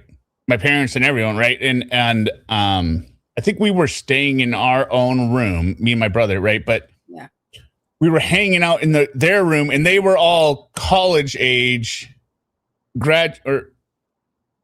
Okay, back that up. I was a junior, and my brother was a sophomore in high school. In high school, and they were graduated. So all of our older cousins and all their roommates, and I had gone out there to visit. And so I knew all these guys, and they were like super cool, right? Because I was a 17-year-old dork, and they're all 21 or whatever. And, but they remember, so it was just like this party. But, we couldn't go to the bar or anything, right? But then we go back to the hotel room, and like there's the bathtub full of beer and ice and whatever. And we're just hanging out in the room. And my parents or whatever hanging out with their in-laws because it's, all the relatives are together, right? And it was just so cool that we're just like, man, we're in our own hotel room and there are no adults around. Yeah. And I think I'm not going to say. I think my brother was like, I'm having a beer. I don't know if he actually had a beer. Yeah. But I was like, dude, I don't want a beer. Because I was like, never going to watch this. No, I was like, this, because I had already tasted beer. I was like, it's disgusting. He's like, dude, when I was a kid, I loved beer. Totally having one. Anyway, the night ended up with an arrest, not with me and my brother. Somebody in the wedding party. They did get bailed out the next day, and it was a huge joke because the guy that got arrested was because the room was in his name. He wasn't the guy doing all this stuff.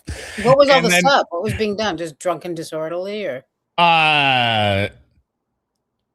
rape? Rape. No.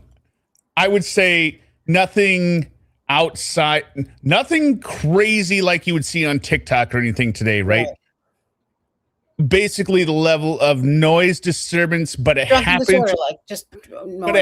to involve a state patrol that was staying at the hotel in his car right outside the balcony of the room. So it wasn't going away anywhere easier, but then they let him out the next morning. But I remember this guy's name is, I won't dox him. It started with a T. He was the straight air. He was the responsible one. So he ends up spending a couple hours in the jail, and he comes out, and we're all out by the pool the next day. Of course, all of them are hungover, and me and my brother were fine because we didn't drink. They're just laying there. And he comes out, and he's like, "Yeah, man, got to be back here in 3 months for trial, dude." And then the ones that had caused they're like, oh my God. Yeah, I'd post $10,000 bail. Thanks a lot. Yeah. And then they're just like burning their hands in shame and everything. And then he's like, No, I'm just kidding, dude. They dropped the charges. Yeah, kind of surprised. They let me out. $10,000 would have been a lot. I'm just the guy who had the credit card and I was totally sober. Yeah. But it was he played it so well. He let them marinate in the guilt for a good 10 minutes. Yeah. Anyway. And so I'm interested in how many times you contact that person. That was the first wedding I'd been to. Thanks, Cindy. As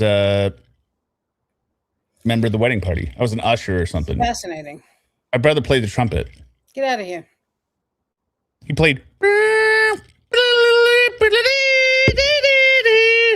Occasionally, I'm interested in what time of day you typically contact that person, and the type of contact, whether that contact is by text message only or by voice and text. That changes the character of the person on the other end of the line. Sir, did you pass your analysis of contact weight along to the sheriff's office? I did. Was there any particular contact weight that caught your attention? Yes. What contact did that involve? It involved the contact with Carmen Lauber. I noted immediately that there were many hundreds of text messages between the two from the initial data set. That was January of 22 through May of 22. There was a very heavy weight. I don't recall if she was the second or third weight, but it was very close. The only two people that I recall that were ahead of Carmen on that weight was Kouri's mom and Eric. So that was the one that stood out to me. There were others that I investigated, but that one was of particular interest to me. And to be clear, that involved the weight of contacts between Kouri Richins and Carmen Lauber. That is correct. Did that contact weight cause you to investigate Carmen Lauber? It did. What did you determine? Well, it was immediately apparent to me that Carmen had a very extensive criminal record involving drug use and potentially drug sales. I noted that Carmen had a dirty urinalysis, meaning that she tested positive for prohibited drugs in her drug court around the time of Eric's death. I was very concerned about the high number of contacts and the criminal history for Carmen, and I alerted the sheriff's office about that. As part of your investigation, did you search the Richins home? Yes. When did you first search? I believe it was May the 8th of 2023. I just put more details in the chat if you want to see it, like what it may have involved. That was the day that it was released by the sheriff's office. It was an estate asset. Kouri's lawyer, two of her lawyers from Wright, Nebaker, had showed up as soon as the sheriff's office had departed. And I had arranged for security to stand watch at the house after the sheriff's office released that. So I engaged in a conversation with counsel who wanted access to the home, and it was eventually agreed that one of the lawyers would accompany me on an inventory of the property, all of the assets in the house. So it wasn't malicious. It was an unfortunate we were victims of circumstance, right? It would have never been known, because if the noise wasn't at that level, well, the they patrol. What is that except for the dead hooker that you threw on top of the car? There was the dead hooker. Yeah. All of the items in the house in the detached garage, and so that. They never found her. Obviously. Yeah.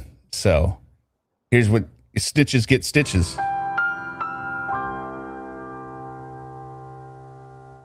Heavy. Lawyer stayed for a couple of hours and then left. I never saw them during my search of the property again. I continued to search the property for 4 or 5 days. And then that was the end of my contact with the house initially.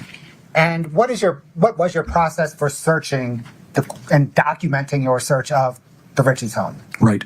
So GoPro video, chest mounted, typically, sometimes mounted on the head, and a backup audio recorder just in case something happens to the camera. At least I've got an audio recording of what I'm talking about, where I'm at, what I'm looking at. So that is the procedure for documenting those. There's also photographs that are taken. There are also, with respect to documents, I scanned with a scanner many thousands of pages of documents in this case from the detached garage office. So that was the general procedure for being at the house. There was at least one occasion that I can think of where I was called over to the house and I didn't have my camera with me. So my video camera. So I used the audio recorder and my camera on my cell phone to document things. I think that was in 2024. So a little more in the chat there. That being the only exception, that would be my process. And was Clint Benson present at the home whenever you searched the home? And I guess by present, I mean in the home, not necessarily leaning over your shoulder. That is not an easy question to answer because my focus was not on Clint Benson. My focus is on the things in front of me. I was never in that house without Clinton Benson's authorization. I was never in that house without Clint Benson being on his way. So if he wasn't there when I got there, he was on his way there. And so he would join up later. It's possible during the May searches that Clint had left the house while I was documenting things in the house. I think that was particularly true of the detached garage office, where I was spending maybe 8 hours in a day just scanning documents, just feeding documents into a scanning device. So I think Clint was likely not there during that. He was generally there? He was generally there, I would say so, yes. And you were recording with your GoPro the whole time? Yes, with the exception I noted, yes. Did you ever remove, well, other than your recording of cameras and audio, GoPro, all of that, yeah. Did you ever bring anything in? No, I did not. One more. Did you ever remove anything from? Yes, I did. What did you remove from them? So during my May searches of the house, and in particular in the detached garage office. And that's only because I encountered a number of documents that had Ray, Quinny, and Nebeker letterhead. Yes. And that's only because I saw it happen. On the top. Yeah, because it was you. But no, it wasn't me. I'm kidding. But they're not going to strong arm a pair of 16 and 17-year-olds. And they were either. Oh, no, I just remembered.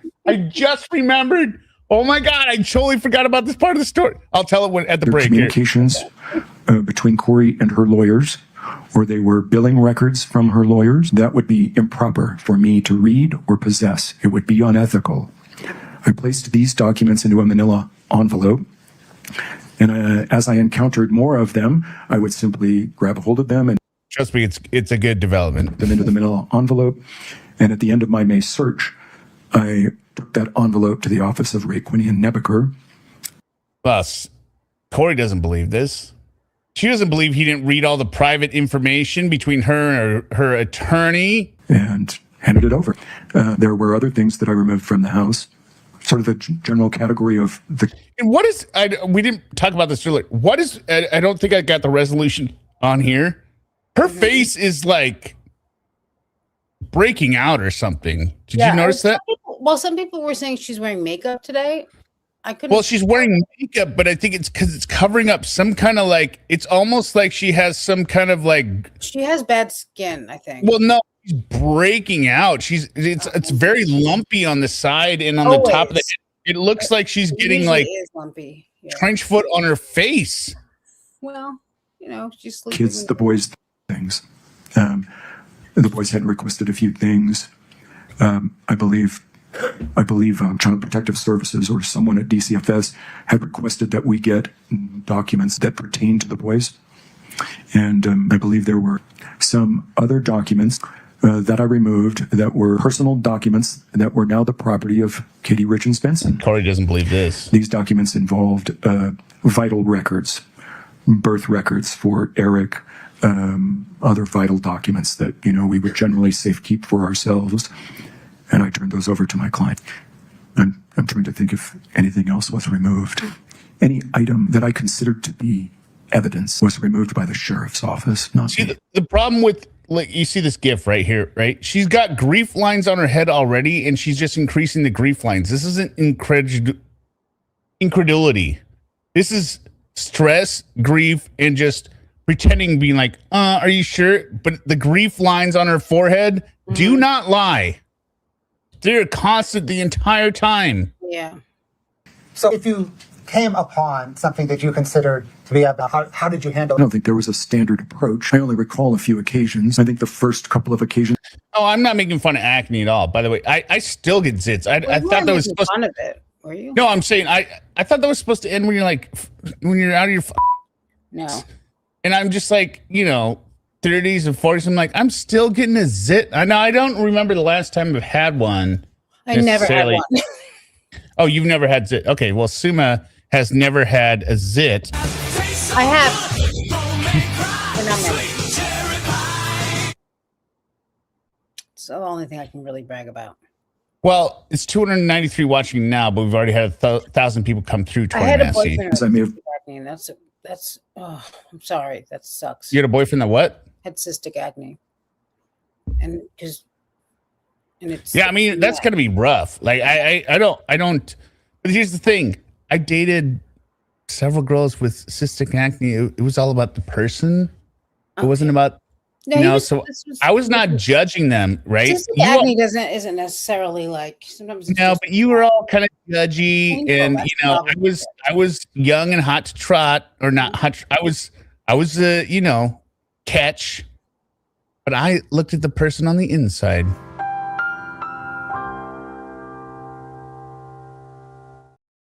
I'm against zits, and that's why I didn't get them. Contacted the sheriff's office directly, either Lieutenant Hemingway or I can't recall any others. And then on one occasion, I contacted Travis, the investigator with your office, and then subsequently. Chrissy CC, I take spironolactone. Is that like fentanyl? It's like they call them red. Oh, is that another form of fentanyl?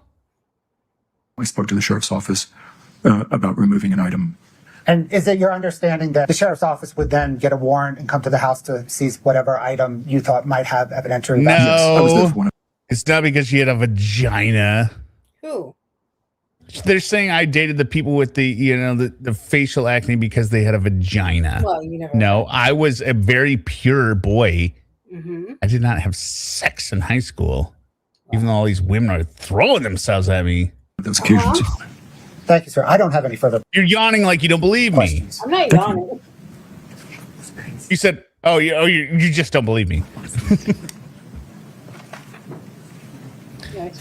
All right, we come to the break. Now, here's the part I remembered. Remember how I said my brother said, I'm going to have a beer, right? Mm-hmm. So we were in the room where the incident may or may not have occurred from, above the state patrol car. We were the only two in there because everyone else had left. And we hear a bang on the door. Mm-hmm. And it's the cops. Okay. And my brother runs into the bathroom to hide because he's like, they knew I drank a beer.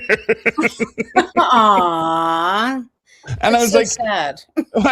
He was so upset. Or even in the closet, he's like, they know I drank the beer. They know I drank the beer. I'm like, dude, chillax. They don't know you drank. That's not why they're here. They're not like, we might have we just seen got a report of a minor. we got the room cameras on. We might have seen a 16-year-old have a sip of a beer. So, of course, I played it going. I opened the door. I'm like, hey, what's up? And they're like, who's in here? I'm like, just me and my brother. Anyone drinking beer. Just me and my brother. And then, it's a standard thing. They're like, look, they obviously are questionable that there's two minors in this room with a bathtub full of ice and beer. Mm-hmm. And then I'm telling my brother, I'm just like, just be cool. Just lay on the bed. Nobody's gonna just pretend you're asleep, whatever. And I was like, yeah, we're just hanging out here. And then they're like, who urinate? And I'm sober. I'm a sober 17-year-old, right? Mm-hmm. And I'm like, I haven't seen anyone urinating off a balcony here. Okay. No, it's a bachelor party. They went out or whatever. We're just hanging out here watching the TV, which is believable back in the day when there's, it's cool to hang out. But I just remembered, how, scared he was. Yeah, dude, just irrationally scared that they had just of everything, because everything had already been going on, the craziness before, and then the fact that they're gonna come for the 16-year-old is like, no, I'm pretty sure they're for something else. Yeah, I think you're right. Yeah. All right, so now we'll get into the last part. Thank you. All right, folks, have a seat. Thank you. I'm pretty sure there was even like nudie channels on, or like it was like HBO, right? So there's nudity on there. By the time you're done with the story, I'm gonna have to call the police. Okay, no, I'm saying, right? I know. It's all like, and he never drank beer again.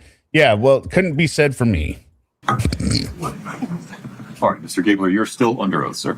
Yes, sir. Ms. Please Nestor, the court. please proceed. Good afternoon, sir. Good afternoon, Miss Nestor. I don't believe you and I've ever met, but I am Kathy Nestor, and I'm one of Ms. Richins' attorneys. So it's nice. Again, with the introductions. Yeah, I don't get it. I've known her. You met me before. I've not. All right, here we go. I wish I had the song.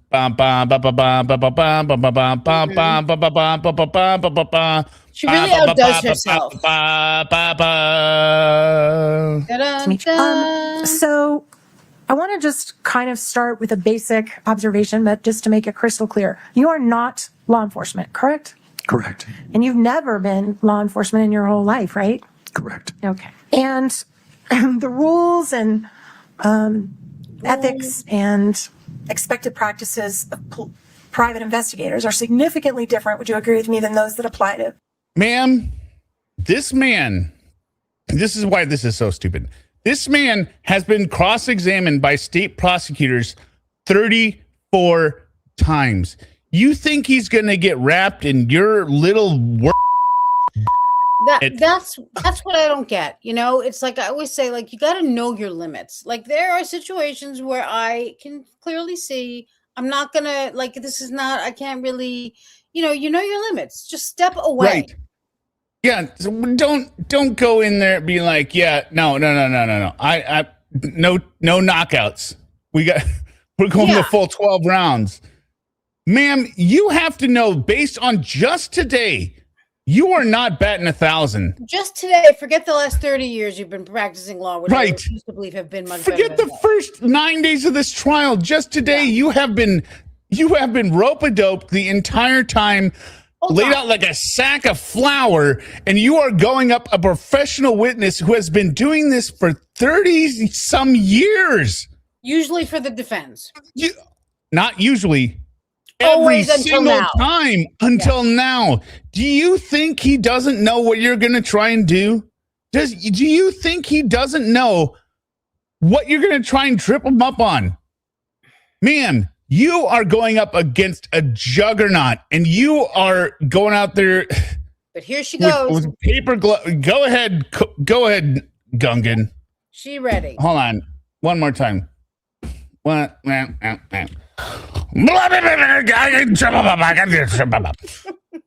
gotta tell you something, but he's never been a revenge attorney like me.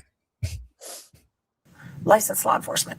I don't know that I would agree with that in every circumstance. A private investigator, when he is hired by a... Ma'am, do you not think he has been asked this by every single prosecuting attorney? Lawyer is bound to all the ethics that lawyer is bound to. Okay. So, but for idiot! example, you don't have to go get a warrant to go look at a house. Well, right, that's a state action distinction. Right. Yeah. Right. I'm not a state actor. Right. I've never been a state actor. Right. I will never be a state actor. Right. Yeah. So. Yeah, never gonna be a state actor as he's testifying for the state. Damn, bitch, that's ice cold. So if you want to go search a house for 6 straight days and look at thousands of documents, you don't need to get a judge to give you permission to do that, right? No, I got the permission of Kouri's lawyers who represented her to do that. And you also got the permission of Clint Benson, right? Yes. And in fact, Clint gave you a key. Yes. And you had that key to use at your discretion. Yes. And there were times when you would go to the house and Clint was not there and you would let yourself in. What? Are we supposed to know who Clint Benson is? Because I don't. Clint is the husband of Katie. They could have reminded people, by the way. I mean, she could have clarified that. No, it's just like it's just one of the cabal of the everyone against Katie. Yeah, right. I believe that my testimony covered that, and that was that Clint was aware that I was there, and he was either on his way or there with me. That's what so annoys me about the beginning of this defense. All the questions she asked, these were answered on the prosecution side. Yep. She doesn't reframe it in any way that makes it look different. She's just like, well, you said this, right? And like, no, I said this, makes it look right? even worse for her. And he even judo flips her with like, well, yeah, if you remember on my direct testimony, I answered this. Like I said, he plays every role in that courtroom. This man is half titanium, ma'am. Yeah. You are half jelly. But you agree with me, and you have videos, I believe, that back this up. That there were occasions where you would go to the house, Clint was not there, he'd go in. Yes. He testified to this. He said, yeah, sometimes he's not going to hang out while I'm scanning thousands of documents for 8 hours, because why the would he? Doesn't he also call her out on repeating something, like you just asked me that or something? I think. But also in his testimony, the defense attorney who wanted in with him, he didn't even stick around for the full time. He left. He's like, I don't need to be here. This wastes my time. And there were occasions where you would be spending hours and hours and hours in the office, because I've watched all the videos. Yes. And did you? Because you're going to look pretty stupid here in a couple minutes. You would be there. Remember the computer thing? You left for the computer in your Tesla, huh? You left for the computer? Oh, that's probably the greatest moment of today is coming up. Alone, without Clint anywhere around you. Yeah, I don't. Remember in your chat, I said, oh, please, God, let it be this. And it was that. And I was just like, oh, my God. Need supervision, counselor. Perfect. I was conducting an investigation, independent investigation, and he had given me the key, trusted me with that, and I was authorized to enter the premises at will. Right. So if he got on the stand and said you were never doing anything outside his eye, that would be false. Well, from his perspective, he had knowledge of my presence there. See what I just did? Testified every time I was there. I just ducked that. So from his perspective, it may look different. Do you agree with me, sir, that there's hours and hours and hours? No, let's you agree with me. A video of you alone in that office going through things. I think that I've already testified to that. Okay. Now, you were not permitted access to the house until after Kouri had been arrested, right? No, that's not correct. In the house before she was arrested? No, that is not correct. The house was released by the Summit County Sheriffs on the 8th. Okay. That's what that was the trigger, not Kouri's arrest. It was the end of their search that triggered our access to the house. Okay. The police were executing a warrant. Look at Kouri. That's not what I tell my attorneys. They got to get in there. Do you know when Kouri was arrested, sir? I don't recall the exact date. Would it surprise you to be the day before May 7th? I hate when it surprises you. So, objection, Your Honor, found it. Would you re-ask the question, Ms. Nestor? Sorry. Was it May? Would it surprise you if it was the same day, May 8th? Ma'am, you don't even know the dates you're talking about. You got access to the house. It would not surprise me since I do not recall. Okay. Right. And, what do you understand? During the time after Eric's death, but before Kouri's arrest on May 8th, did you ever go inside the house for that entire year? I'm sorry, could you ask that again? Sure.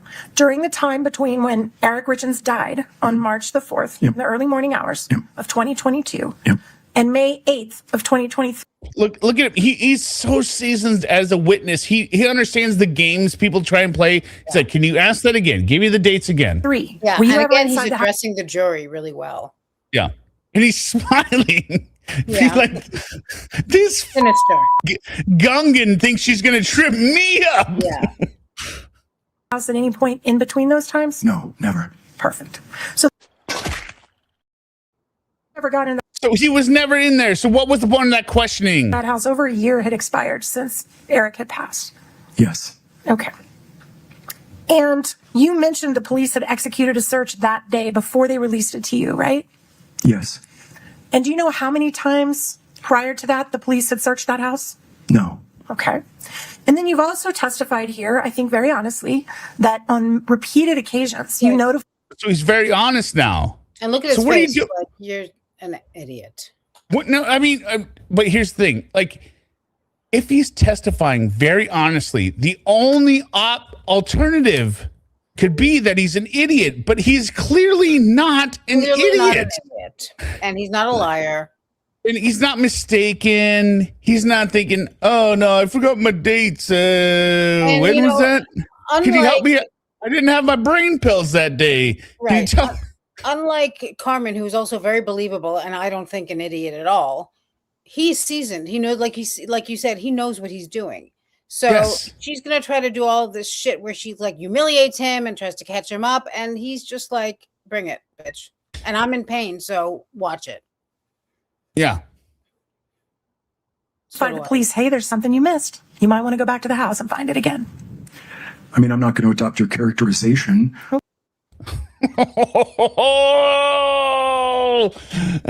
Oh, savage! Savage! Ah, where is it?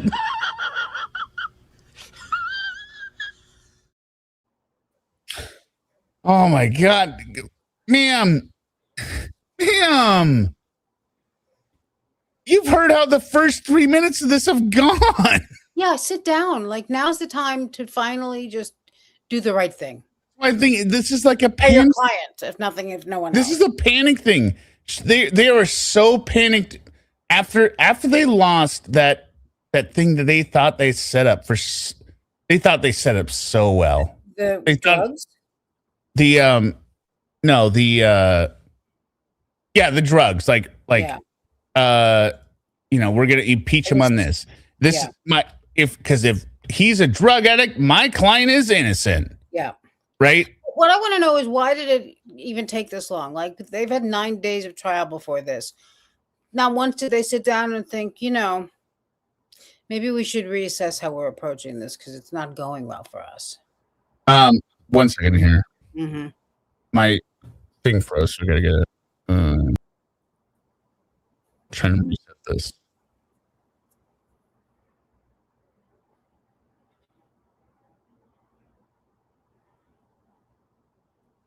It made it so I can't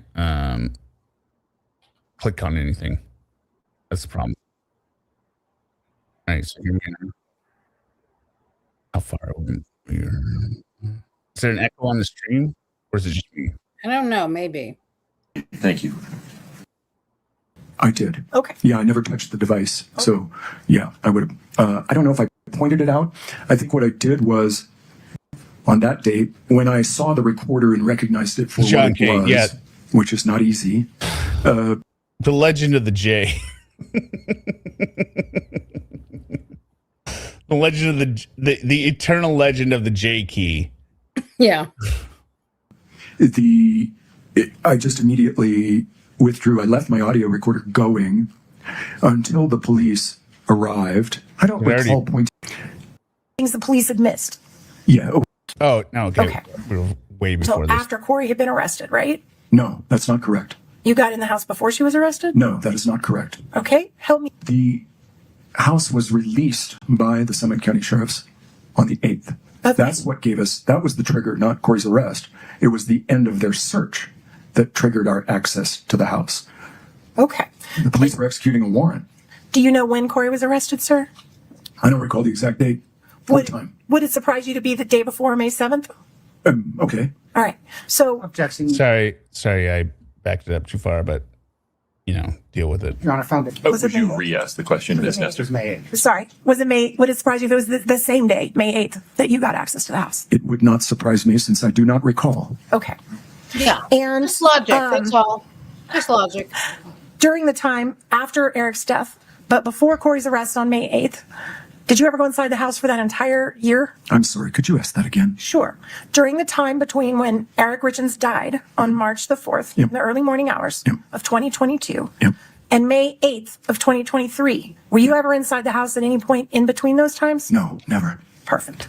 So the first time you ever got in that house, over a year had expired since Eric had passed. Yes. Okay. This keyboard. And you mentioned the police had executed a search that day before they released it to you, right? Yes. And do you know how many times prior to that the police had searched that house? No. Okay. And then you've also testified here, I think very honestly, that on repeated occasions you notified the police, hey, there's something you missed. You might want to go back to the house and find it again. I mean, I'm not going to adopt your characterization, but it is true that I called them back to that house when I discovered something that Kouri doesn't like that. I saw it again. I probably pointed out the first time we saw this, but look at Kouri's eyebrows. that I called them back to that house when I discovered something that I thought was evidentiary. How many times? This is all for the jury. That's what I'm convinced of. She's just doing this all for the jury, right? She thinks that's why I think she's going to testify. Oh, I don't know. And I agree with everyone who says she won't testify. It will be a flaming Hindenburg disaster. But that's not why I don't think she'll testify. But well, no, I mean, most people are citing in that. Like, it's going to be terrible if she does. If she does, it'll be terrible. That's a given. I don't think that's why she won't testify, right? Maybe not. That might not be why. But it will be that. I understand why you wouldn't. On at least 4 to 5 occasions, you found things the police had missed. Yeah, that's been my experience throughout my career. This back and forth here. I mean, this is exactly like, this reminds me of the, addicts lie. Yeah, addicts lie. She goes, no, active addicts lie. That's what I mean. She's going to try to trip this guy up like she did with poor Carmen, who isn't this guy. Right. And you told police never get everything, ever. Police never get everything, ever. This is the state's witness, and he is out there saying this. Yeah. And she's like, yeah, I will agree, right? Because there's other stuff out there. And he's going to be like, no, because I found it all. He's very logical. Like, he's just stating things that, the defense usually uses as their kind of their loophole. I mean, this is structured as defense testimony, right? The police, they don't uncover everything, right? Yes. It reminds me of, have you ever seen the HBO show, The Night Of? It's a very good limited series, right? It's the kid that takes his dad's taxi, picks up a girl, they hook up.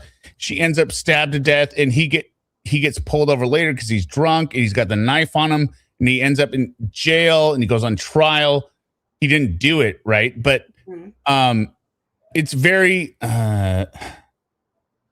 they hire a private defense or private investigator to go in and be like, oh yeah, no, you could totally go upstairs from here with this blind spot. There's no lock on this gate, right? So, I mean, the idea that private investigators are shady is bullshit.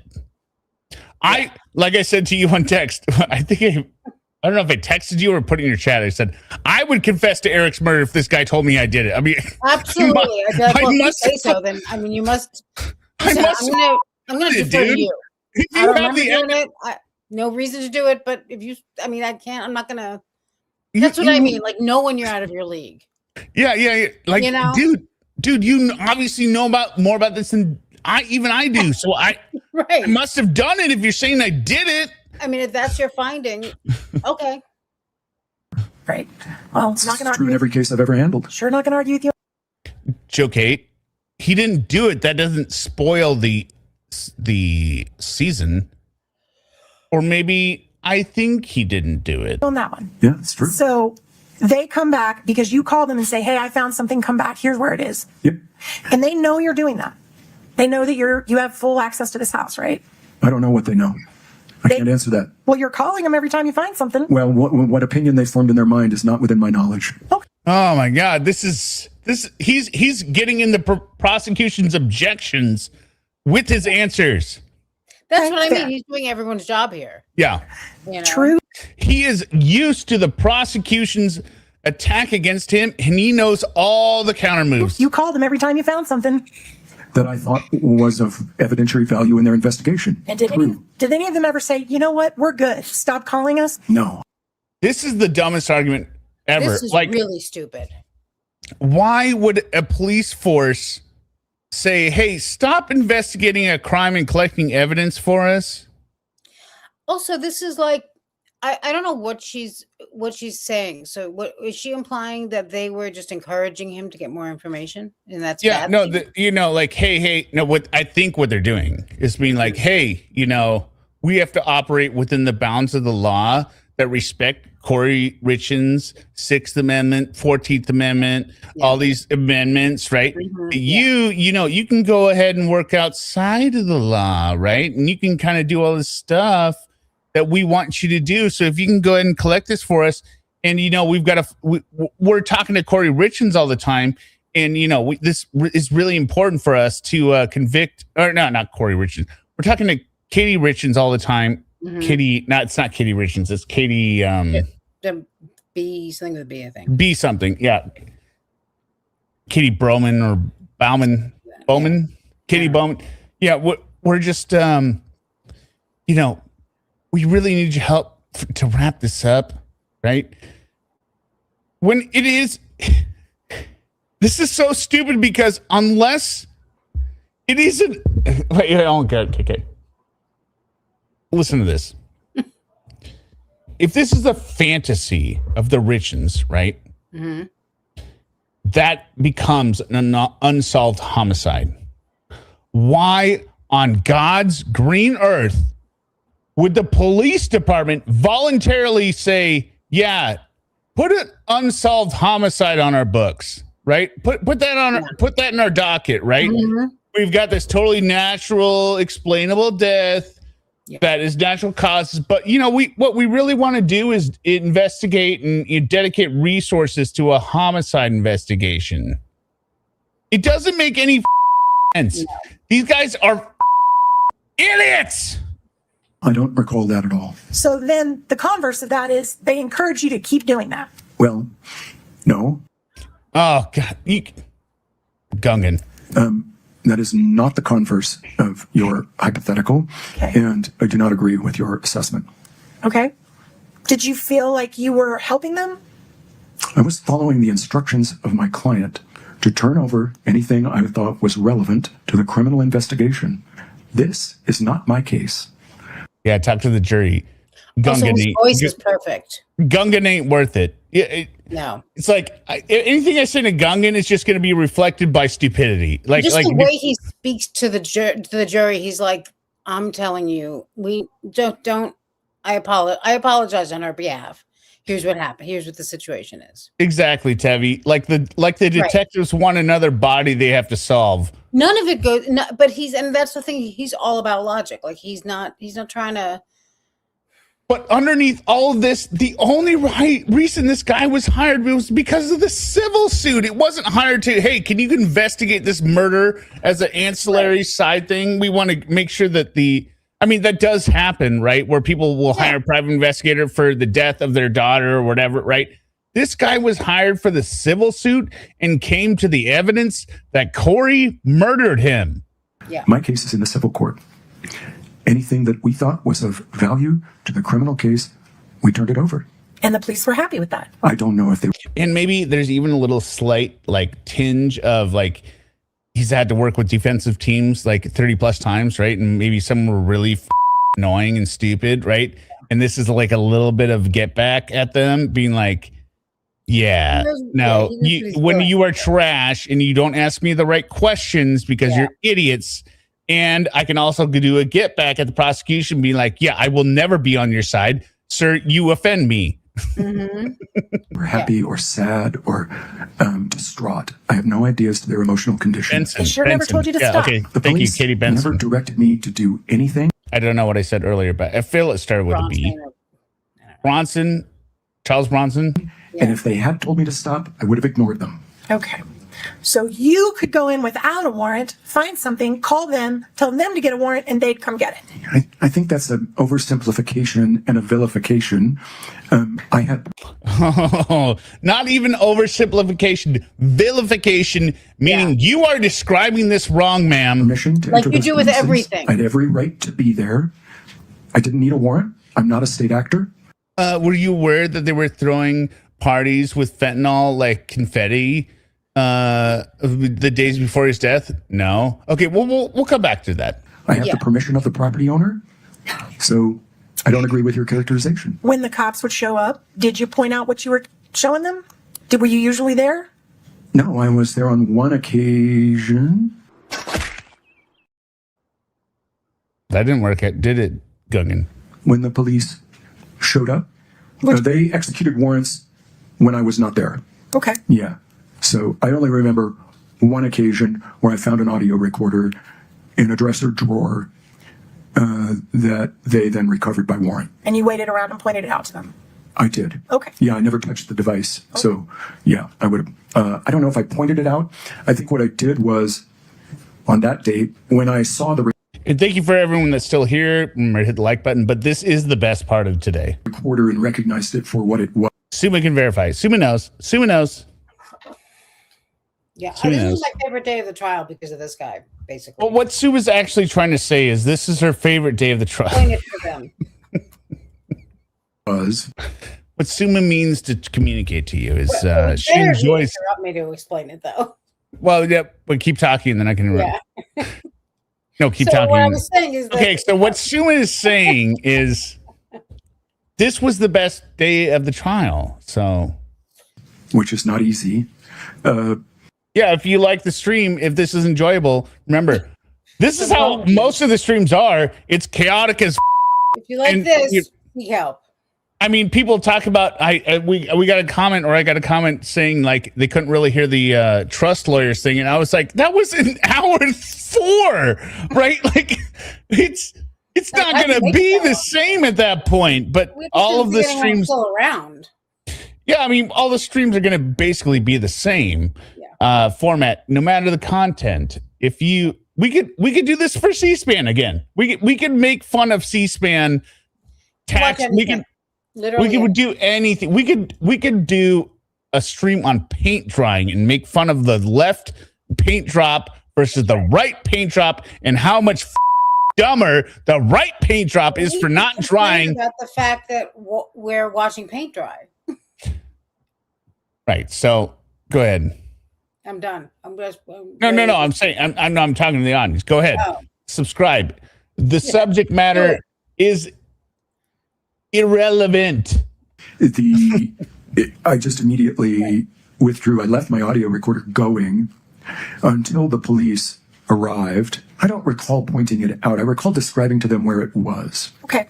Thank you for that clarification. Which is mainly the problem because I don't have any exclusive content. So then there was one occasion where you found something. And I don't have a beautiful face like Zilla. What do you need exclusive content for? No, I'm saying the value is in the experience.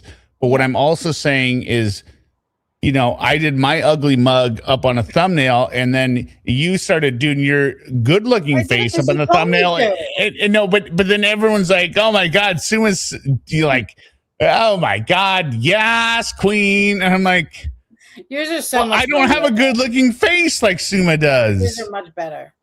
And yes, that was a letter purportedly written by Eric called the My Princess letter. Do you remember that? I remember a baby cakes letter. Baby cakes. So I don't know if I remember. I don't know what the fuck you're talking about, but yes. You remember finding that letter? August the 9th of 2024 is when I took a photograph of that, but I found it on May the 10th of 2023 during my search of the residence. So when you found this letter, at some point, did you move the location that you found it from? I don't recall ever moving the location. The only important question here is, did you forge this letter, sir? Because who gives a shit what was found? It could have been stapled to the roof. It could have been. What are you talking about? What? Oh, you found it out here. You found it out there. It existed, just like the recording device. On the video, you will see me find the letter on May the 10th of 2023 when I'm in the bedroom, and it is located in the bottom drawer of Eric's side of the bed, the bottom drawer of the vanity. Oh, nice. And I know, beautiful. I didn't think it was relevant. I put it back. Because you love me. You really love me. Isn't that what they said in the Oscar? Isn't what she said in the Oscar ceremony? You love me. You really love me. Down in the drawer.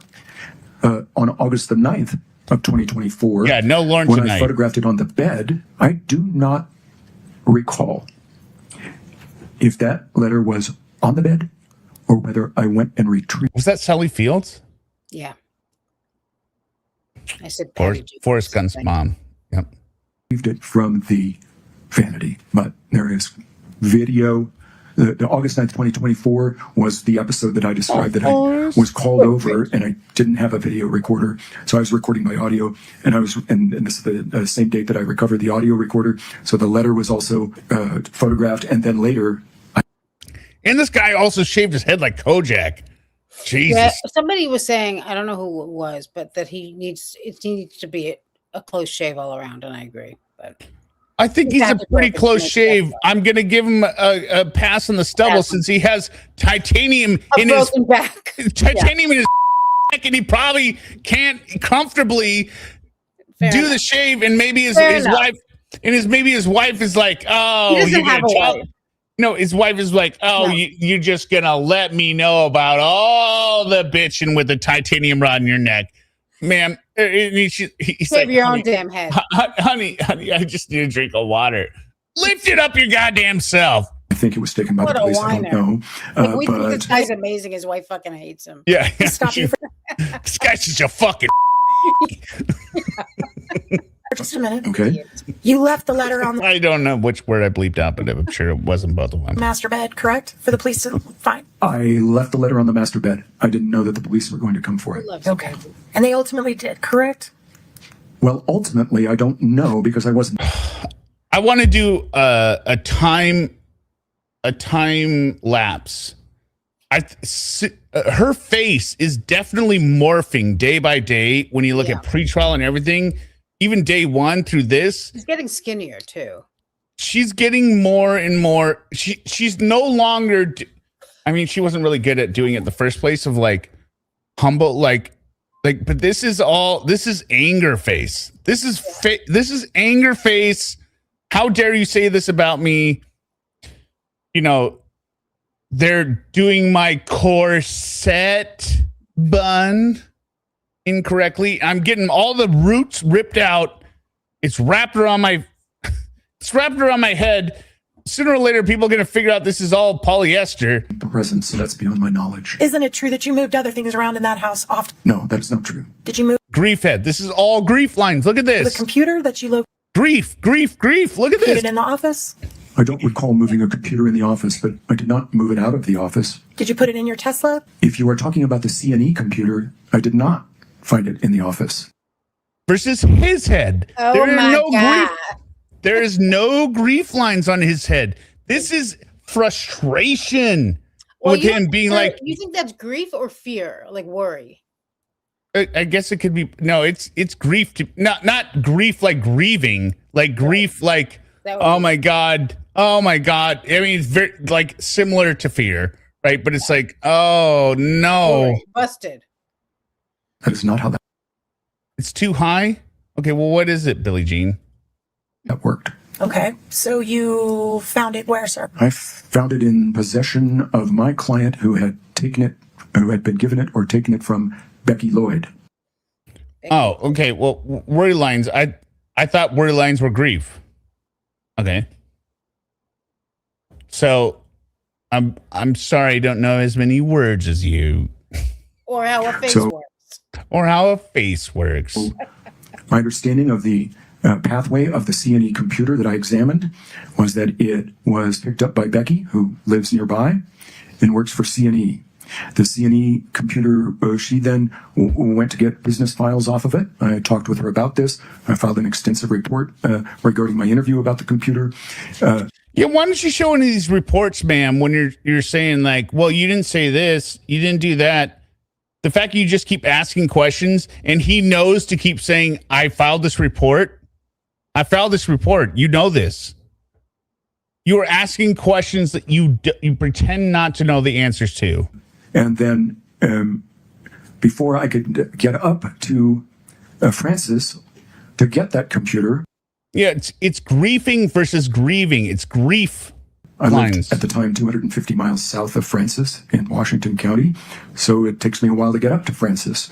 Before I could get up to get that computer, I believed that my client had already secured it, and so I went and got it from her. He lived 250 miles away. Of course, he's swapping out from the evidence. house after Eric died, Yep. right? Correct. Then Becky gave it to Katie. Correct. And Katie gave it to you. Correct. And then all of that, no law enforcement ever put hands on it. Correct. Right. And at some point, you took it back up to the office to go through it? No. Well, there's video of you going through that computer in the office. I suppose that I may not have remembered that I went through a computer in that office, but the CNE computer was processed at a location in Midway, and I recall that there was what I want to say is an obvious missing hard drive location. I could see the outlines of a hard drive that had been in place in that computer. I became suspicious that the hard drive had been removed prior to me getting to that computer. I later sourced that missing hard drive to an upgrade that was performed by a computer company at the request of CNE. The hard drive contents were transferred to a solid state drive, and I did locate that inside the computer. Okay. So can we play for the witness only clip TG10? We're going to play without sound, right? Yes, sir. No sounds necessary. Okay. I'm going to kind of wait till we get to the computer part. I'm sorry, that's the wrong one. Can we bring that one down? That's the next one. We want to go to the one right before that, which is 173. It's GXO 10073. Do you have, okay. Excuse me, I'm having difficulty keeping my head up. Oh, no worries. Whatever. Yeah, get the neck brace on. For you, sir, to be comfortable. Trust me, your discomfort is going to totally be worth it for the state. Yep, I'll go back to that. It's going to take her a minute to upload that, Your Honor. So we'll get to that. You don't recall putting... It's just he's powering through. Just keep my neck vertical. There's a point and I where can keep testifying. There's a point where you can tell he's just getting her so good that it comes up. You know, he's really getting it. And he's like, pain leaves him for a minute because he's just pounding the shit out of her whole story. Well, I do believe there are dopamine receptors in his brain of defeating stupid people. If you're preoccupied by something you're enjoying, it's different. I think if this was like a Zelda cross or the other boring prosecutor, he would have been like out in 4 minutes. Like, hey, I need to put the neck brace on. Like this is. And there are a few times when it does seem to happen also, but he really gets her here a couple times. Go for it, bro. Get her. Electronics, documents in your Tesla and driving away from the house. And almost in his mind, like, do I look weaker with the neck brace? No. House? No. Oh, only man in the world who looks remember stronger that. Yes. But that was not the CNE computer. Okay, what computer was that? I don't recall. I'd have to see the video. That's why I make them. You removed a laptop from the office and put it in your Tesla and drove away with it. I don't. Oh my God. What is this? What does the kind of car he drives matter? Well, because he's rich. Just like because everyone wants to get money from Eric and nobody wants Kouri to have the money. So therefore, they're going to pay a ton of money to the private investigator because it's only to screw Kouri, right? I mean, it's very childlike. It's very simplistic and stupid thinking, but that's what they're going with. Yep. And so they go with this theory. This is so bad. How do you not know the answer to this questions? How do you get led down this path to go into this? They're saying you are leaving the house with a computer in your Tesla that we see in the body cam. This tells me again, just like everything we've heard in verbal motions in this court case and everything, when they're like, oh, well, I got a message. I haven't had a chance to look through it whatever. They are not looking through everything, right? Or they're looking at it like they're playing it while they're doing something else on paper. And they're not constantly looking at it because there is no way you should set yourself up for this own. I don't recall that. No, I do not. That would have been if there was a laptop in that. She has stated, you have taken a laptop out of the house and put it in your Tesla and drove off. Meaning it's out of the chain of the custody of the cops. That office, it was mine. Okay. God knows what he's doing. Okay. That's why I make them. You removed a laptop from the office and put it in your Tesla and drove away with it. I don't recall that. No, I do not. That would have been if there was a laptop in that office, it was mine. Okay. Well, we're going to pull it up in just a minute. I'll help refresh your memory. Yeah. And that's when I said in your chat, like, dear God, please let it be his laptop. Yeah. And of course, it's going to be his laptop. Also, you mentioned earlier that you didn't take, other than the vital records and the attorney-client privileged records, that you didn't take anything else out of the home. That's not entirely true. You also took a safe out of the house? Yeah, I described that by report, but that house... yeah, described by report, meaning you have it! That safe was returned. Okay, so you went into the house with your own key, correct? Yes. You went into the family, I believe is in the master closet, is that right? Where was it? Yes. You picked it up, took it out of the house, and put it in your Tesla. Yes, I believe I did that at the request of Clint Benson. Okay. And then you... And? Ma'am? And? Yeah, you know what? Clint Benson did it, told me to do it. You remember, you keep trying to frame him as a mastermind? Yeah. He told me to do it because he had legal authority to do it because none of this shit was Kouri's. Drove it to a locksmith. I did.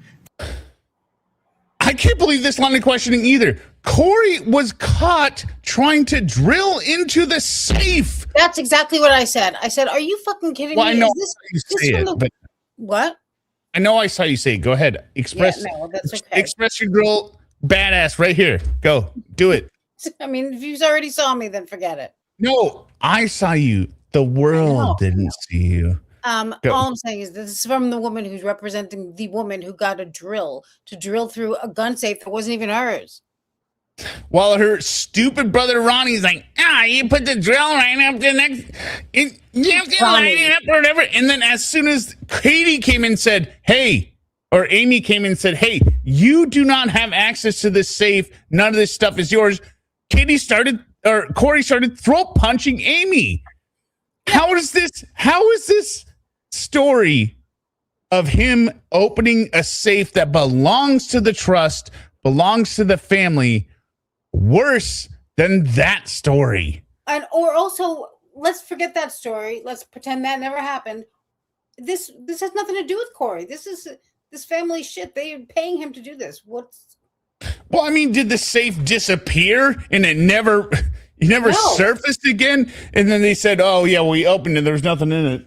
I mean, what is she trying to imply here? That this guy? No, she's just constantly trying to apply. This is a Richins family conspiracy where they're Jam. just, The Richins family jam.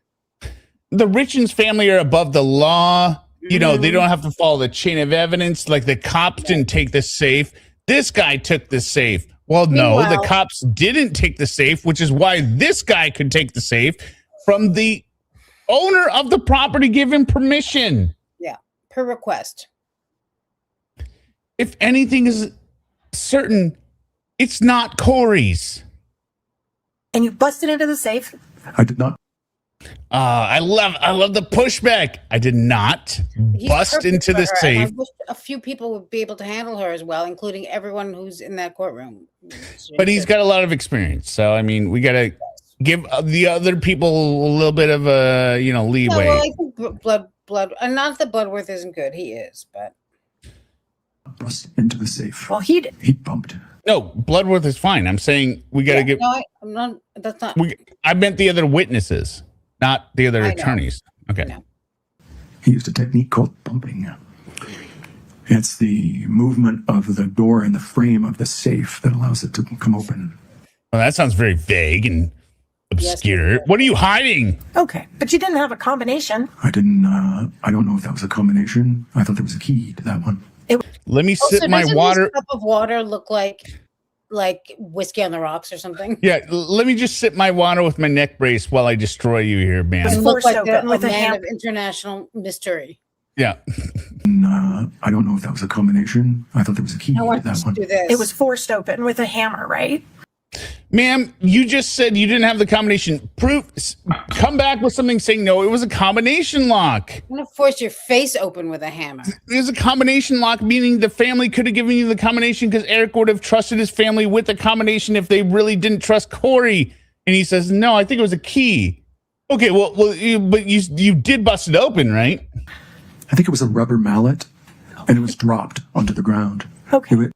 That's not even hiding out. Yeah, they dropped it on the ground. I think that's where we got it open. I think that's what eventually got it opened, was that it was dropped onto a flat surface. And when you Excuse me, I'm parched from cooking your ass. 1 second. were doing that, there's no law enforcement there, correct? I am so dehydrated from roasting your idiot ass with these stupid questions. If somebody could get me a refill. Yeah. I don't need law enforcement to babysit me. Oh, damn! And Gungan's like, okay. And you open it up, and there's clips from guns in there, right? I don't understand this. Clips from guns. Was he shot? No. So what do... It could be... There's no way to know what she's getting at. No way to know. It could be a... Well, here's the thing. It could be a bazooka. It could be a atom bomb inside the safe. It could be a CDC-controlled syringe of the SARS virus or super AIDS or super tuberculosis. What the does any of that matter? He didn't die from any of that. And you didn't wear gloves. Talking about something once, I don't remember what, but you were like, if this ever happens, mail me a grenade with the pin out of it. I'll have to find it. Yeah. I feel, was that recently? No, I don't think so. But it was, Mail me a grenade without the pin. Mail me a grenade without the pin. So as soon as I open the box, thing makes no sense. Like, no, because I'm going down if I do that. No. You put it in the box. You pull the pin. The lever stays tight. And then as soon as I open the box, got it. Right. I pull it out. The pin pops out. I've got 3 seconds to figure out why did Summa send me a hand grenade and a request, and then somehow get rid of it without dying. I'm just trying to remember why, in what event, in the event of what. Yeah, I gotta. Yeah, that does sound a very me kind of thing. Like it might not be something we want to, No, it. Okay. I'll find it. Okay. I would have to go back to my report to recall exactly what was in there. But you handled it with your bare hands, no gloves. I did. All right. And I'm sorry. You also found an unusual residue in the safe. Do you recall that? Funny, right? I don't remember what it was, but I remember thinking. This is from. Let's see if I find a date. This can't be. It's right after you hit 2,000 subs. So when was that? Oh, so like a month or two ago, I guess. It was longer than that. Oh, where is it? I gotta find it again. I did.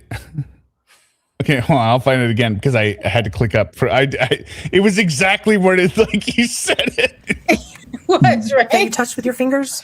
I don't recall that. All right. We'll play that in a second. Fantastic. I do think we found the video of the laptop, so can we queue up for the witness only GXO10073? Yeah, that's my laptop. I am scanning into my laptop the documents that I am going through at the office. That is my laptop. The black one? Yes. Okay. So you're scanning all the documents you're finding in the office and then loading them into your laptop? Yes. Okay. All right. And again, Clint Benson was not present when you were doing it. I said, if I ever start making, quote,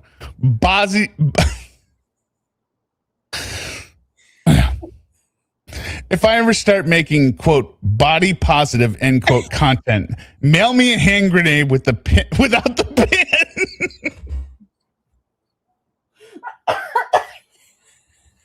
First of all, where do we start? I don't know what we were talking about. That would have. I don't know. I can't follow it above. But and then you followed it up. You followed up with actual LOL.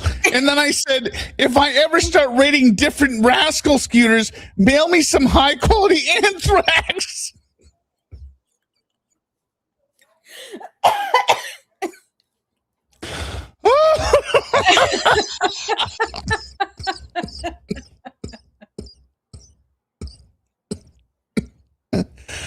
Thank you for reminding me of that. Yeah, thank you for finding it. Yes, that is my testimony on direct. Okay. Now let's go to the one in the safe. Can you pull up the clip? 100055. Hold on just a moment. 1055. See if you can find that. Sorry. I think it might be under the impeachment documents.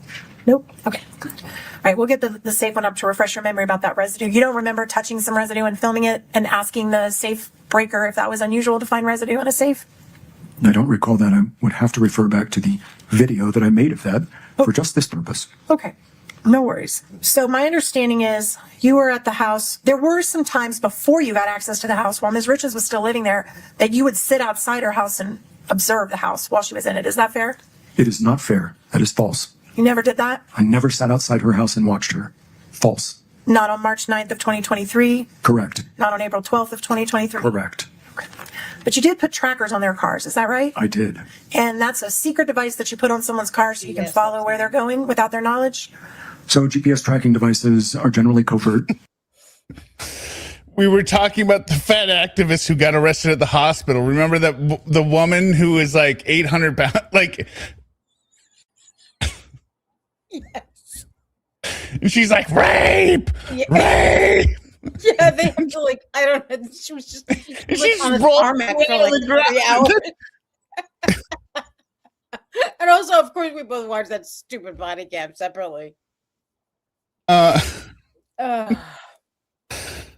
like a body positive TikToker or something. And there's a couple more texts I won't read because people will misunderstand them when it's inside the joke. And then I said, and then I got around to, if I ever start making quote body positive quote content, mail me a hand grenade without the pin. And So there's good just the thought of what that content would be like. I just can't even. reason for that. I put GPS devices on Kouri's vehicle. So I haven't been paying attention because of reading. Okay, so he puts GPS. He hasn't handed her ass yet. There's something coming. I know, but he puts GPS trackers on the vehicles. Yeah. And then she thinks it's another gotcha with like, oh, where's where's the report with Carmen, right? Because he's like, no. And it wasn't her car. Two of Lisa's vehicles, one of which was being used by Kouri's brother, Ronnie. So her mother's cars and her car. That is correct. And how long did you track these individuals? I think there were different times for different vehicles. I don't recall the exact amount of time, but that'll be in the file that you have. And did you turn over your reports on every single place they went for months to law enforcement? Yes. And you know that law enforcement is required to have a warrant to do that. Well, they have to get a warrant, and I have to go through a different procedure that's prescribed by Utah law to appropriately place those devices. Did you track anybody else's car in this case? I want to say yes. No. It's not good here. It's not good, Gungan. Yes, I did. Who else's? There were some vehicles that I suspected that Carmen Lauber may be utilizing, but I discovered that, in fact, the vehicle that was parked at her house overnight on many occasions was being driven by someone else. So you never gave that report to law enforcement? I believe I did. You gave the Carmen Lauber tracking report to law enforcement? Who would be named Carmen Lauber, though? Oh. The jury can follow this. I want to say there were. And it's weird how she goes, well, we don't need to go into the names. We don't need to go into the names of the person, right? Because she's afraid there's going to be. Then why did you go down this route? She does this. This is how everything finally ends with her, right? She's like, well, I don't want to. I'm done. I'm finished.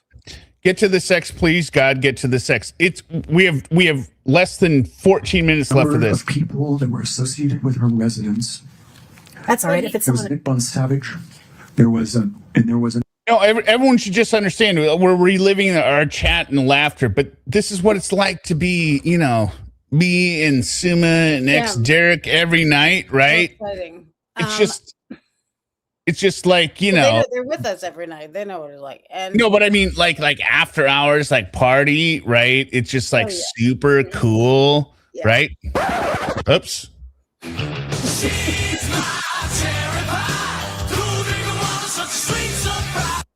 We're just constantly making the funniest jokes to each other because we're so fucking funny. But he gets her another thing. Okay. We no good. Go again. He gets her with something else too, where she's like saying about. Well, what Summa's really saying here is, yeah, tell them if you figure it out, because I can't. I've almost died from some of Summa's texts and the back and forth. And so if I die, if you find me like he choked on his own tongue, he died of laughter. Just what you have to tell everyone is if I'm found dead, Summa did it. If I died of laughter or murder. But no. Well, I mean murder by laughter. That's right. That's my weapon. It's not gonna be extra. Yes, Queen. 55 minutes. Another young man who were frequenting that residence, and I believe that vehicle that I tracked from that residence was seen there overnight on multiple occasions. Okay. I really don't remember because the point of that was to track Carmen Lauber. So and when I discovered that it wasn't thank you very much, Kay Evermore. Carmen driving the car, I removed the device. Okay. Law enforcement was also providing you, I believe you said that Mr. Bloodworth asked you if you got information from law enforcement, and you said no. Is that right? No, that is not right. Okay, please correct me. Well, I would have discussions with law enforcement. I could garner an understanding. I could read between the lines if you want. In fact, you went to meetings with law enforcement about this case, didn't you? Oh, yes. How many times did you have meetings with them? I don't recall. I don't count them. The number is not. I'm not laughing at my own jokes. I'm laughing at our jokes. I know, but you know what I mean. What you said was very funny. That's what we're laughing at. But you inspired me to say it, and it would have been funny without if I had just said it. I'm just teasing you. God, lay off, man. Oh my God. Yes, Queen. Relevant to me. Well, you appreciate it might be relevant to me. Can you try to remember? Well, coming up later in this thing. Summa also has to endure all the gay sex jokes between me and next year. Yeah. Half a dozen. Okay. Can you pull up TG 11 for the witness only? Can you make it bigger? All right. Oh, Tracy says talk louder. Can you turn up? I can turn up your volume, maybe. I mean, maybe I can turn up your volume. Yeah, you probably have me all the way down low. You don't automatic. Is she better now? Thank you, every vagina, every swinging. Sorry. Every swinging vagina. This guy makes me want to pay cover charge. Yes. Is Summa better now, everyone? Am I louder do you recognize that? Can you see it? Not in terms of content, but volume. I can see it. Do you recognize it? I do. All right, and is that an email that you sent to Detective Woody on July 13th of 2022?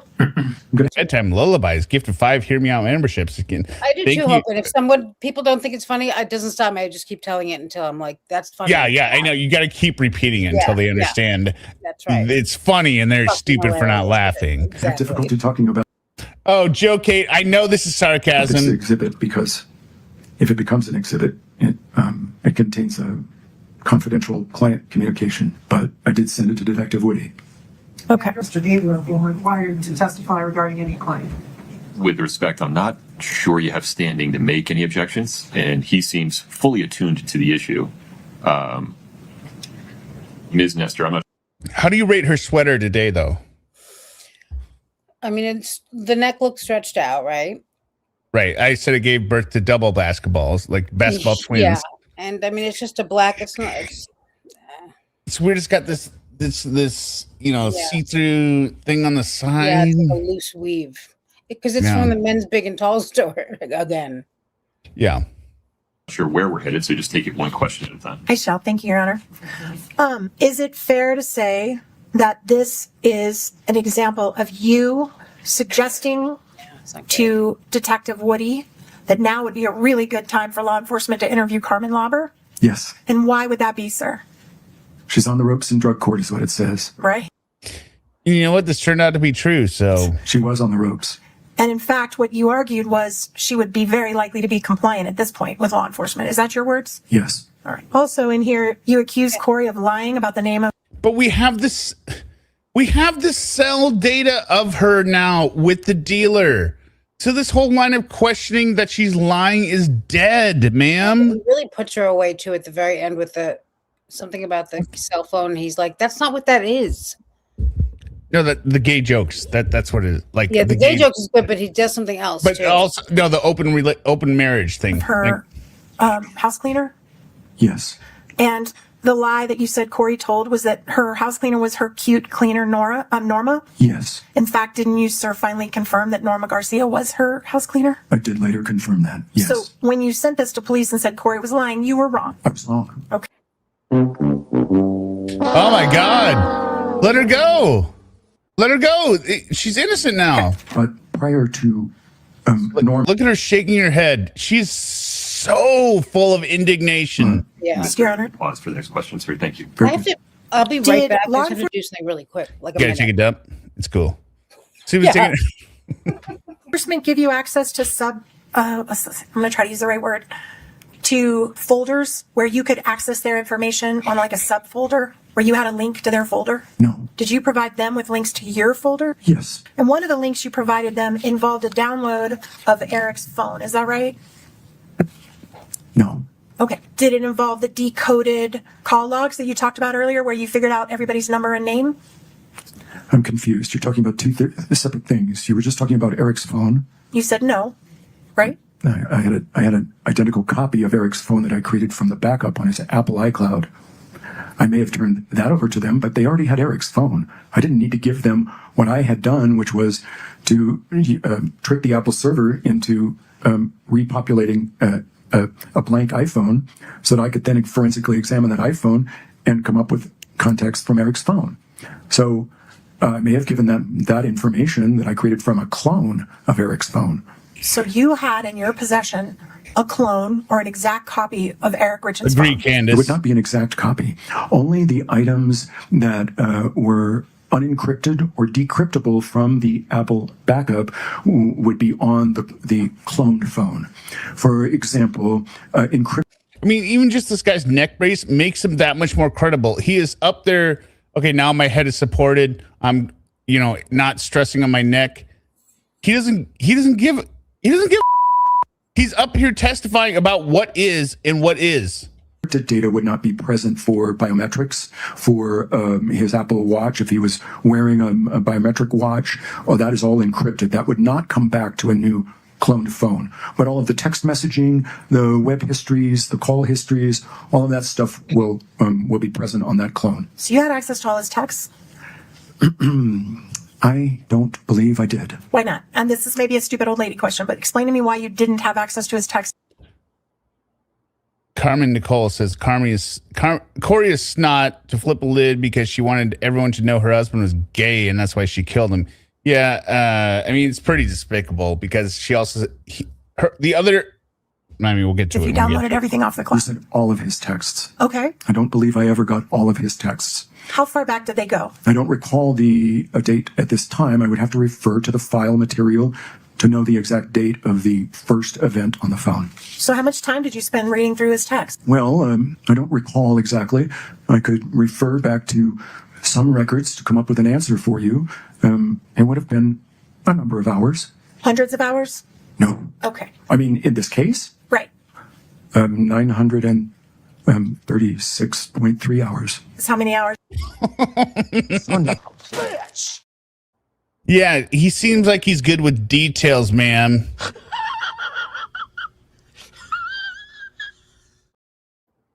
Total for the case? Yep. And what were you paid for that? I don't know. How much do you charge an hour? $125 an hour. However, that is not the only. However, I charge more for other stuff, meaning I'm telling you the facts, man. Billing rate in this case. When I used computer forensic software and my expertise in that regard, the rate would be higher. $200 an hour, I think, was the discounted rate that I gave them. So I'm really bad at math. Please. Discounted rate? Forgive me if I get this wrong. Yeah, well, we're both. Yeah, you are going to get it wrong, Gungan. In the same place. We're talking about over $100,000 you made on this case. I would say so, yes. Okay. Yeah, but Gungan, remember when we were going through the opening and you were like, it's $100,000. He makes it in like 3 months. It's like nothing. Oh. That phone and you reading his text. Yes. As you were, this is what I'm talking about. The defense is terrible. It's not a terrible terrible facts to deal with. The defense is terrible. Culling through your hypotheses. Yeah. Obviously, I hear Summa breathing, but she's invisible. One of the things you want to look at is. All right, she's back. Did you light a match? Yeah. The state of their marriage. Is that fair? I mean, it's significant, but it's not dispositive. I agree. It's important context, but it's not evidence of anything, really. I see a lot of bad marriages out there. And this isn't good for the defense either. He's arguing that little messages about like flirty and stuff, I didn't consider that in the motive for murder. He's trying to protect whatever dignity is possible to protect at this point. And he instantly flips it. Okay, here we go. Ma'am, just go ahead and dig your own grave here. In my career, I've handled many hundreds of divorce cases. So, people have problems. Did you review text messages between Eric and some of his friends? Yes. Did you review text messages between Eric and Bryce? Bryce Knudsen? Yes. I don't recall specifically, but if they were there, I probably looked at them. Okay. Your Honor, can I have just a moment? When you reviewed Eric's texts, did you find evidence of him sexting with people other than Kouri? I don't recall that. Also, it doesn't matter. But even if it's true, how does it help the defense? That's what I mean. It doesn't matter. And well, not that it doesn't matter. It's negative for the defense. Did you see the sexting messages? So obviously she was pissed. So there's be a reason she would kill him. Yeah, I don't even think she's thinking anymore. Like, she's just trying to make Eric look bad. I mean, remember in the whole opening, we revisited this last weekend, right? And she's all about like, they're going to throw everything at the wall. They investigated Kouri for 4 years and they're going to say everything about her. And some of it's probably not going to be good. Probably she won't be proud of it. Yeah. That doesn't make her a murderer. The only thing the defense has done is slander the victim. Yes. Should be a case study in stupidity. I did investigate allegations of an affair with Eric. Okay, but that's not my question. My question is, do you recall seeing... Does this guy look rattled at all? Ma'am, stop asking this man questions. He's loving this. He enjoys this. Look, this is the face of joy. This is fun for him. Pain-free for 30 years. Yes, this is fun for him. He's giving you all the clapback and all the stupid defense teams he's had to deal with when they hire him, maybe on the Kouri Richins side, and they're like, and in particular, he's probably extra pissed about this. And he's like, yeah, no, your client did it. Yeah, he's like, I know I could show up telephonically as everyone comes, but I'm going to show up for this one. Yeah. Texting, as the kids say, on Eric's phone with people other than Kouri. I don't really know what you mean by sexting. I don't know what the parameters of that are. And so my answer is no. Okay. And she's like, she turns around. We hear the snapshots on like under her shirt, and she sends him a message like a message like this. Does this make sense? Like she sends him a snapshot of the canoes, a random beaver shot, the blouse clowns.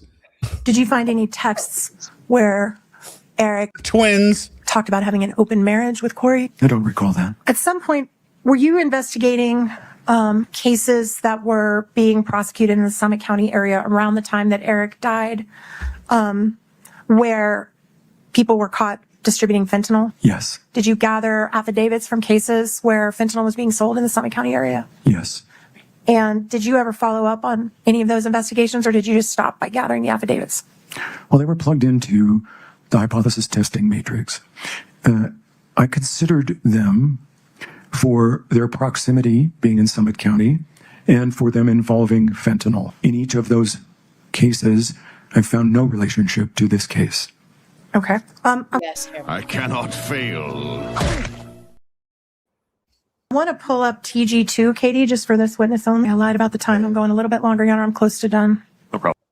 You sure are. As I said in the chat, Gungan is the last person to realize she's been done for a while. Yeah, you've been long done. Do you recognize that? I do. Is that what you were talking about with Mr. Bloodworth, which is the decoding where you looked at his call records and tried to figure out who he was calling? It is the record that I referred to when I was talking about it on direct. I agree with that. And Katie, could we go to the page for the date 2/14/2022 at 12:23 p.m.? Wait, just a moment, Your Honor. Of course. All right, sir, we've blown up a section. Does that refresh your memory about what you determined a call that was made on? I just want to make the fart sounds as she watched, like. I considered them. Just for this witness only. I lied about the time. I'm going a little bit longer, Your Honor. I'm close to done. No problem. I'm going to do it again like sir, a child. do you recognize that? I know. I do. Is that what you were talking about with Mr. Bloodworth, which is the decoding where you looked at his call records and tried to figure out who he was calling? It is the record that I referred to when I was talking about it on direct. I agree with that. And Katie, could we go to the page for the date 2/14/2022 at 12:23 p.m.? Wait, just a moment, Your Honor. Of course. Here we go. All right, sir, we've blown up a section. Does that refresh your memory about what you determined? What? She's Blue River said she walks fast. She walked fast. I said it's because it's sped up. Yeah, she's crop dusting. No, It was made on December. I forget something from the defense table. Hold on a sec. I don't want to. First, I'm laughing at it. Then I'm laughing. Then I'm laughing. I don't want to rip a mega bomb here, and I gotta go over and like. Yeah, I am a child. It's funny though. November 14th at. Date one more time. Honestly, farting would be less offensive than the stuff coming out of her mouth. And you know what? We don't know what she's doing. The sound is not that good. I'm sure if she just ripped ass all the way across the defense table, just and then said no further questions, everyone would be like, okay, that's cool. And everyone would maintain their faces and be like, but they have to listen to her still say this shit. I'm sorry, February 14th. Thank you, Your Honor. At 12:25 p.m. Well, this is not a record that I created, but I recognize the format, and it appears to be that Eric been married for over a decade. Richins' phone had an incoming call at 12:25. Hostage situation. Yeah, I mean, my wife doesn't like it when she's walking across the restaurant. I'm going.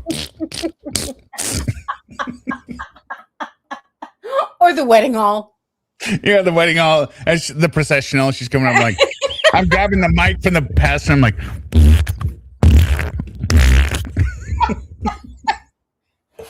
oh my God, is she farting? Oh my God, guys, look at this. What is it? On a wedding processional.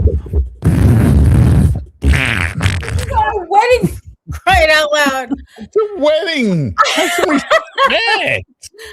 You look at the call right above that one.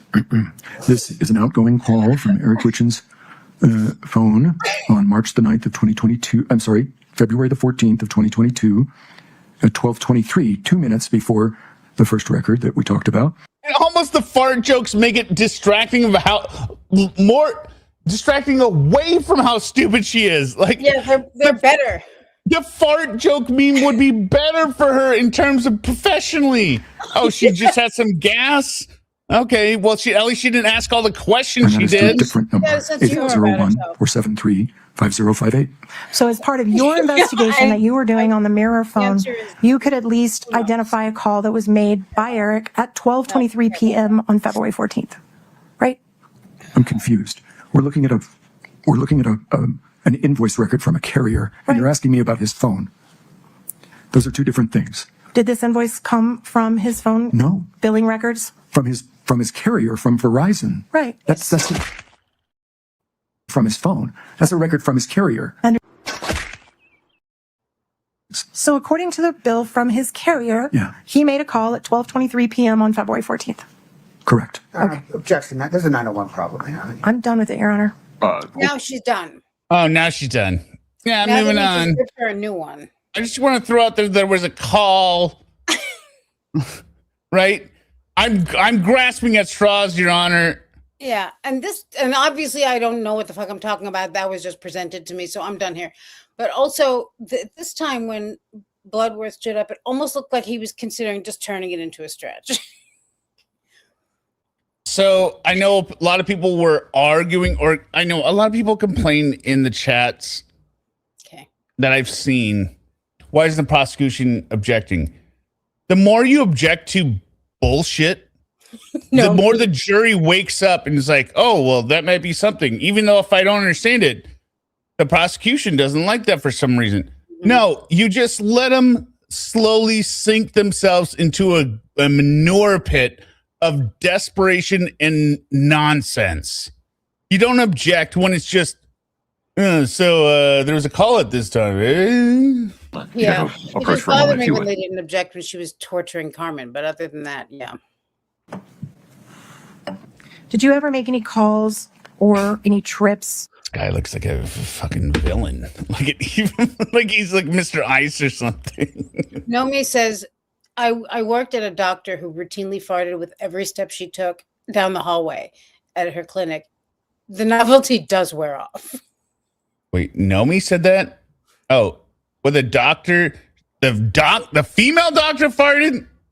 Oh my God. Yeah, that's what surprises you there. Women don't fart or pee or poop. That's what I was taught in middle school. To Mexico as part of your investigation in this case? And in North Korea. No. You mentioned you interviewed 45 to 50 people. Somewhere around there, 40 to 50. Yeah, it's an approximate number. I have no method of calculating that number. It's approximate based upon my memory. Did you ever interview Kouri?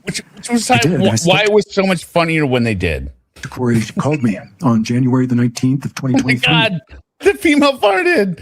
Females don't fart. I have a cousin who looks like we're around the same age, and we used to hang out a lot. And people would always cousins. Couple. And wait, you would what? You'd be a couple? Think we were a couple, like if we were walking. Because you're making out. Yeah, because we're both incredibly good looking. Well, because we're holding hands and whatever. That's not the point. Anyway, he would do this thing where like he would be looking in a store window and he'd be like, "Come here." Like he'd wait until another couple was there. Like he's looking in the jewelry store window, which should have tipped me off. This is one of the first times he did it. This other couple is there and he's like, "Come here." So I walk over, and as soon as I get there, it's us and this other couple, like at night, you know. You just rip ass. Just like solid half an hour. And it's just. But then you still give him a little kissy on the cheek and be like, "Oh, cousin, you're so cute." And I was like, "Oh my God." First I said, not my boyfriend. When does he get out? Yeah, he's an orthodontist now. Oh. Yeah. But when is he? Yeah, I don't know when he'll get in, but I'm sure he will. Voluntarily spoke to you? She called me. And talked to you Oh, voluntarily? yeah, this is great. This is great. This is great right here. Let's go down the path of like, why didn't you talk to Kouri? It's an approximate number. I have no method of calculating that number. It's approximate based upon my memory. Did you ever interview Kouri? I did. I spoke to Kouri. She called me on January the 19th of 2023. Oh my God. So she has nothing to hide. All right. And she voluntarily spoke to you? She called me. And talked to you voluntarily? She did. Ma'am, she called. The voluntarily is implied in the call. Unless there was someone with a gun to her head. Did, and I stopped her. I told her it would be inappropriate and unethical for me to continue the conversation outside the presence of her lawyer. I then texted her lawyer and had a phone call with her lawyer about Did you text her lawyer? Propriety of her client speaking without her presence. So that the whole thing of you didn't speak to Kouri, that sounds pretty stupid right now, Nestor. But go ahead. Keep going. Keep going. Okay. I then requested that Kouri submit to an interview multiple times. All right, stop. Okay. Don't Is that what you wanted to elicit, Nestor? reveal what anyone else said to you. Okay. The point is, Kouri called you to talk to you and tell you her side. Oh my God. Right? I don't know what her intentions were. She seemed very angry that I had contacted one of her business associates.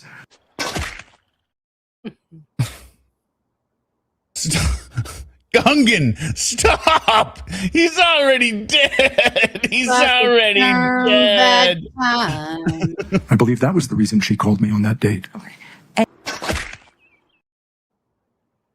Gungan, stop! So you never to this day have sat down with Kouri and heard her version of what happened? You think this is a good question based on everything he has just said? Oh, despite my repeated requests.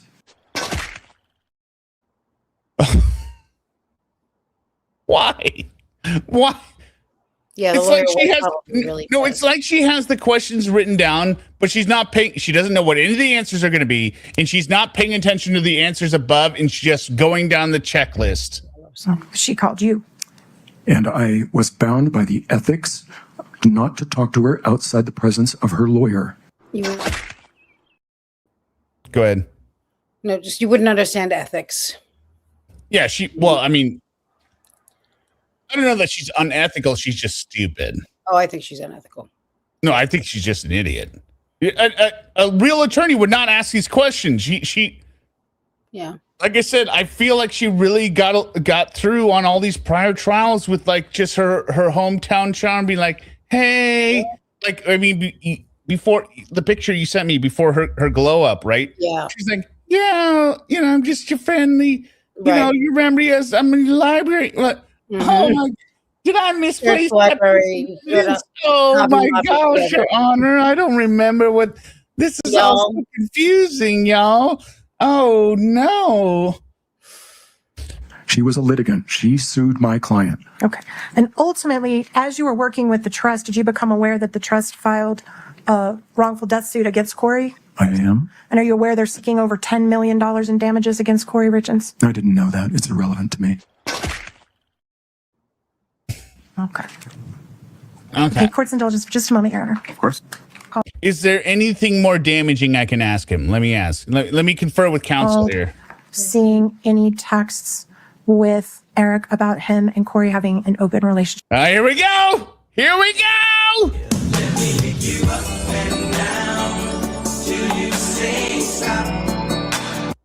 Here's the sexting. Here's the gay text. And you said you could not recall. Is that right? Correct. Can you put that up on the screen, Katie? Do you recall looking at that text? I do. You've seen this one? I believe I have. It's a joke. It's a joke? It is. It appears to me to be a joke. Did you see the text around this text? I did. So you have reviewed the text between Eric and Bryce? I don't know. I don't know that this is a text from Bryce. I have no idea. This does not identify Bryce. So now that you have your memory refreshed, do you remember seeing this text between Eric and another individual saying that Kouri and I are starting an open relationship tonight, right? It says, Kouri and I are starting an open relationship tonight, so I told her I'm taking you home. Right.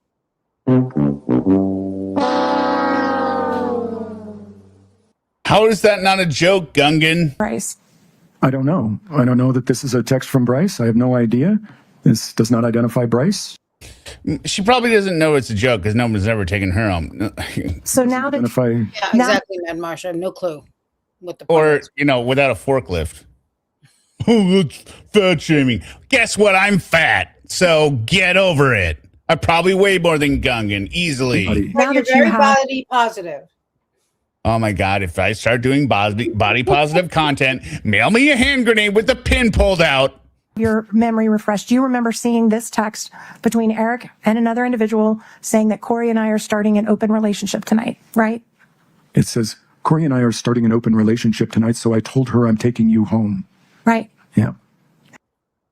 I mean, this is such a, I don't know, ladies, this is such a common joke among, among secure heterosexual men. Like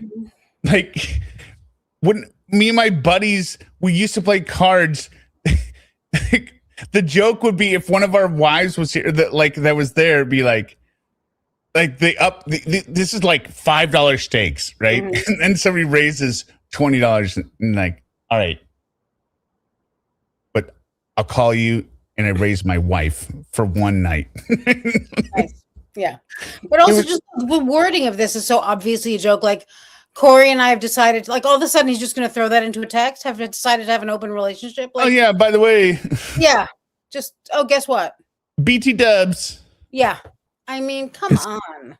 And what was the response of, oh, thank God, finally, this is the my dream come true. Can't wait. I mean, just at last we're finally going to be together. I'm sure they weren't exchanging dick pics, No, this is with the female at this point. Remember, this is the emotional affair. This is not the gay affair that they allude to in the next set of texts. I think he's talking to Bryce in that text. Is he? I think so. Oh. Yeah. Oh, yeah. Okay. Well, then it makes it even dumber. Okay, I thought this was the emotional affair. That's what I took it as. Because they have not released the idea that there was an emotional affair. So right. So Eric is secretly having an emotional affair with another woman behind his wife that he is heterosexually married to, and he is also secretly having a homosexual relationship with Bryce. Sick fuck drug addict he was. May he rest. So you have reviewed the text between Eric and Bryce. Okay, you're right. I don't know that this is a text from Bryce. I have no idea. This does not identify Bryce. So now anybody. Now that you have your memory refreshed, do you remember seeing this? Okay, it's Bryce. Okay, I get it. Stop it. Text. She's like, okay. Now that you have your memory refreshed, Eric and another individual saying. No, I'm talking to chat. I'm saying I get it. It's Bryce. I know. Summa, correct me. I was wrong. That Kouri and I are starting an open relationship tonight, right? It says Kouri and I are starting an open relationship tonight, so I told her I'm taking you home. Right. Yeah. Okay. And you left that out of your report. No. This. At the end of all that, hi, Katrina. You didn't even leave it out of the report. Would be part of my report. Did you see sexting between Bryce and Eric when you looked at their texts? I don't recall that, no. Katie? And is this sexting? I don't know what you mean. No, I'm not talking about this one. Okay. Other words. All right. I don't recall. Lay some foundation. Introduce the. I was screaming this in your chat. Yeah. I was screaming it. Lay the foundation. Introduce the text you want to ask about. Because even at the end, she goes, if there was 10s, if there was 20s, if there's 50s, like 10s, 20s, 50s. Are there more? Are there at least 50? What you don't? Also, why don't you have the text in front of you that you want to ask him because about? it's not. They're not really what. It's more dramatic if you just say there's 10s of these. There's I get it, but 20s of these. But it's not convincing because now we all just think she's full of shit. It's amazing that they jump from 20s to 50s. Why didn't they go for if there's 30s of these, if there's 40s of these, if there's 50s of these? About, how about have a general idea? You're the one who's calling this out, so many hundreds of thousands of messages in this case. I can't recall them all. Moment. Courts are text right here and see if this refreshes your memory. Do you remember seeing a whole bunch of emails like this or texts like this? But emails or texts, ma'am. Again, God, Gungan can't even get the stuff right. I mean, email or calls. I mean, texts or Instagrams. Which is it? Which is it, ma'am? What? Like Fred Flintstone with the stone tablets and the yeah. Stone carvings, wax carvings into the thing. Is this smoke writing on the sky with a picture? Be specific, ma'am. Between Eric and Bryce? Honestly, no, I don't remember. Like I say, there were hundreds of thousands of messages in this case. I don't remember even 1% of them. As I look at this, I mean, it just makes me laugh. It doesn't appear to be serious. So how many of these joke sextings did you review that Eric did? I don't understand it. Exactly. Call Bryce to the stand and you can talk all about the secret gay relationship you had. To be sexting. I think you're wrong about that. I resist your characterization. These are two friends joking with each other. I guarantee the texts are like, I know you're gay. Your dick tastes like shit. Yeah. Like that kind of. Ew. I mean, that's a classic one, and I even said a classic. It is a classic. It's Paul Rudd in 40-Year-Old Virgin. I think it's. I seem to remember. No, I even told you in your text. I was like you would find most of these gay sexual texts in our fantasy football group, and I gave the example of being like, bro. They're in some of our texts. Not literally, bro, but bro. Yeah. Trade me Matthew Stafford. I'm willing to do whatever it takes. And then you send him a gif of unzipping the shirt. I am willing to do whatever it takes to get Matthew Stafford on my fantasy team. We already heard the call with Bryce and Kouri. That's right. That's what I'm reading here. And they did that all the time? No. It's not locker talk. Locker talk is very different. Locker talk is about women and boasting. This is joking around. This is more the late 20s or early. Okay, fine. It's 20s to 40s. Yesterday. 20s to 40s. Well, you only know that because you're in your 40s. You don't know how long it's going to go. It could last forever. No. Okay, maybe it goes to 50s. It's kind of weird for 60s, but okay, whatever. Different generation. I don't know that my dad does it or anything. Forever, in case you haven't noticed. Yeah, we're still probably going to be doing the stupid sex jokes when we're in our 60s, being like, dude, I'll give you a handy if you send me over Kenneth Walker III on a trade, a 2-for-1 trade. I agree. It is not, but I'm saying it's distinctly different than locker talk. Locker talk is boasting. This is bullshit sarcasm. To elicit the laugh from other people and be like, and you have to be over the top, right? Or else, it's not as funny. Or you can trade your wife with it. Okay, look, I'll give you one night, 2 hours with my wife. If you give me Matthew Stafford. And she's going to act like she doesn't know about it and she doesn't understand what's going on. But that's how she likes it. But just keep going. I promise it's cool. As long as it goes through. If I had the records and then I could answer your question. And I am not oh my God, I am not pro assault. Jesus. There they go again. I know. Just everyone's always trying to find mince my word. But I don't remember all of these Clearly, I would use ether, chloroform messages, and this is a joke. Roofies, forget me nows. Did you review all of Rest Development? Joking with each other. That's what I'm reading here. And they did that all the time? I don't know. Hundreds of If I had the records and then I could answer your question, but I don't remember all of these messages. And this is a joke. Did you review all of the text between Bryce and Eric? I think at one time I would have gone through every single text message that was available to me on Eric's cloned phone. So do I recall it? Well, I recall that it was a bit mind-numbing. There was a lot there. What Banfield case? What Banfield case? After the Banfield case, that's not very funny. I don't know what the Banfield case is. Banfield case is the nanny.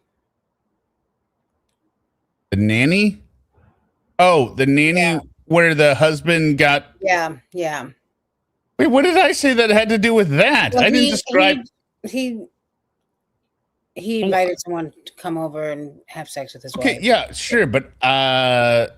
It doesn't really have anything to do with it. Yeah, that's as related to it as there being a male and a female involved. Like, also, okay. That was a murder. It was a double murder. It was a horrible crime. This is just a joke, so. Okay.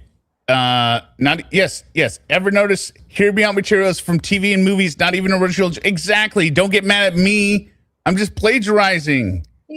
Once again. But in my defense, none of our wives in the fantasy football league are dead, okay? I don't even believe that any of you have wives, to be completely honest. Oh, man. You finally figured it out. Oh, shit. I can't get to the screen. I would do the more you know. Nothing particularly stuck out in my mind or memory about those messages. Did they repeatedly talk about having sex acts together? I don't recall. Did they repeatedly talk about oral sex together? I don't recall. Did they talk about anal sex together? Also don't recall. But you read them all. I'm sure that I did. And it's all joking.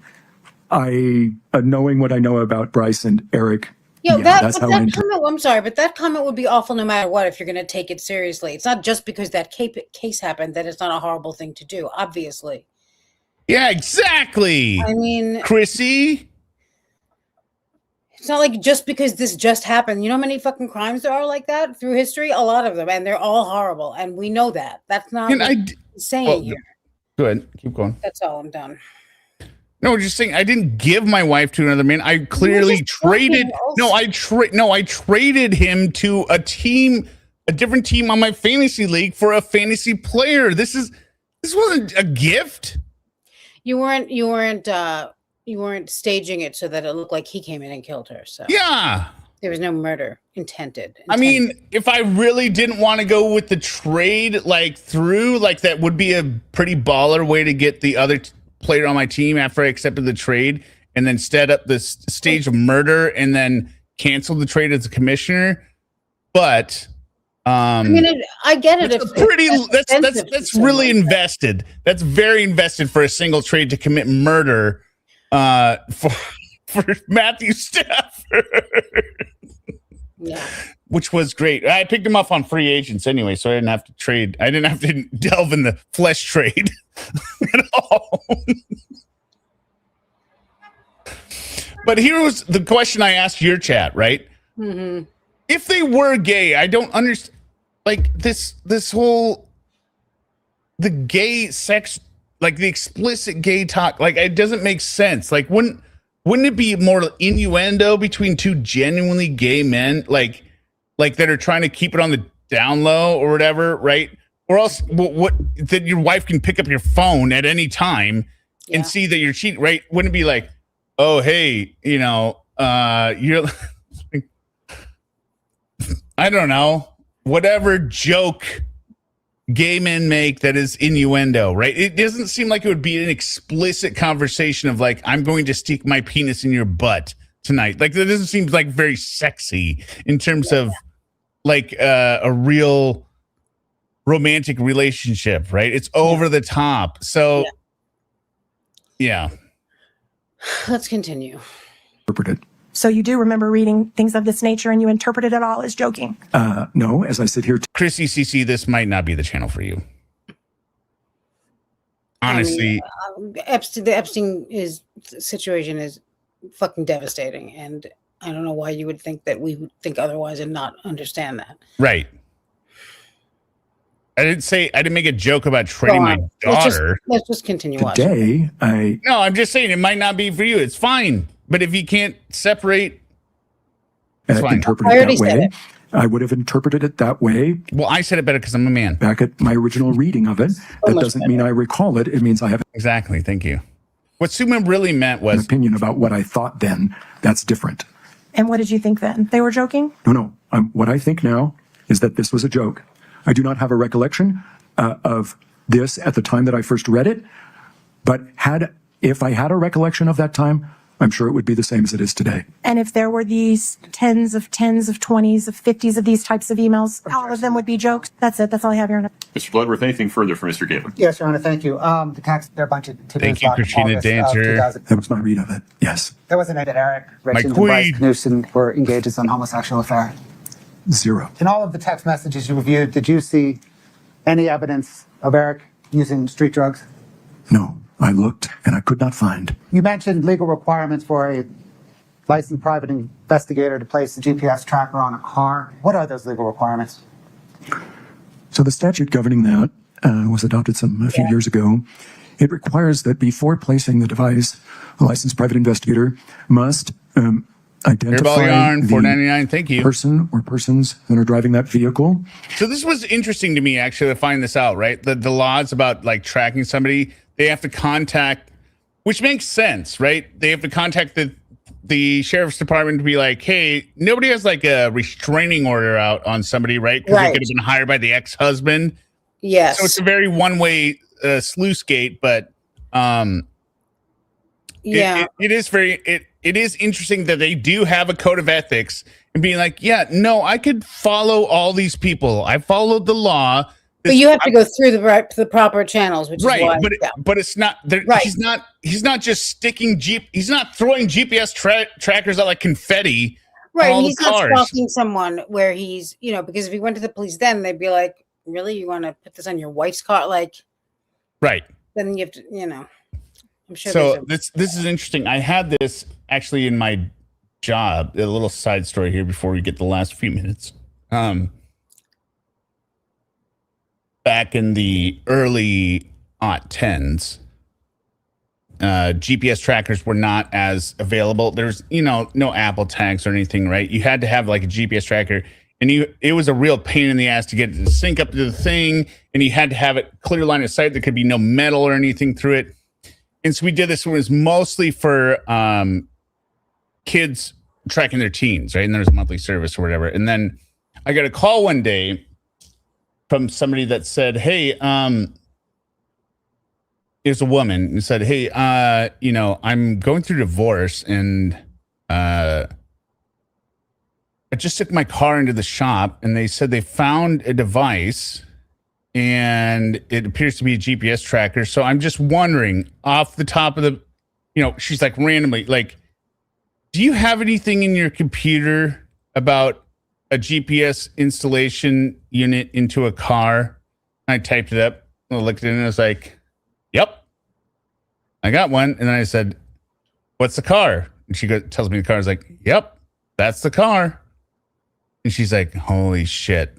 So he had this installed, right? It was under his name, right? Yeah. Like, I was like, yeah, he absolutely did. I was like, he come in, I'll give you the receipt. He absolutely did this. Yeah. Because he was stalking her. But it was just like, come on, dude. Yeah. Like, it was, well, AirTags, they will alert you. AirTags will alert you if you are not connected to the AirTag. I mean, I get it every time I drive my old Mazda that used to be mine, but it's no longer mine. It's now my Are we son's. still talking about that Ford Civic you had or something? No, the Mazda 6. Okay. It's my son's now, but every time I get in drive it, because there's an AirTag in that's not registered to me, because it's my son's car, it alerts me, hey, you're traveling with an AirTag. I'm like, God damn it, my son's tracking me again. Potentially the owner of that vehicle, and that they submit a request to query the protected persons database in the state of Utah for any record of those persons. No straight man is going to talk about anal sex, or no actual bi-curious man or gay curious man is going to like be that. You do it because it's really are the expert in that, are you? No, it is top. That's why you say it. Persons that are subject. I don't know, but I don't even think I've said it. Okay. To the GPS tracking. We're talking extreme. Designed to. No, I know, but I said what my example was like. Your dick takes a shit. Keep us from tracking. I don't know if non-Apple phone will warn you if you're. Why is someone bothering you? No. What she's asking is if there's an Apple tag. Okay. Listen up, men are talking now. If you don't have an app, what she's asking is if you have like an Android and you're driving around in a car with an Apple AirTag, will it alert you? I don't know. Does Probably anyone not, know that? Apple does not play well with others. Interesting. Oh, Carmen Nicole says yes, it will. Interesting. All right, good to know. Interesting. Thank you. They would have found a lot more jokes. More than they would have found a lot more than joke texts of Eric.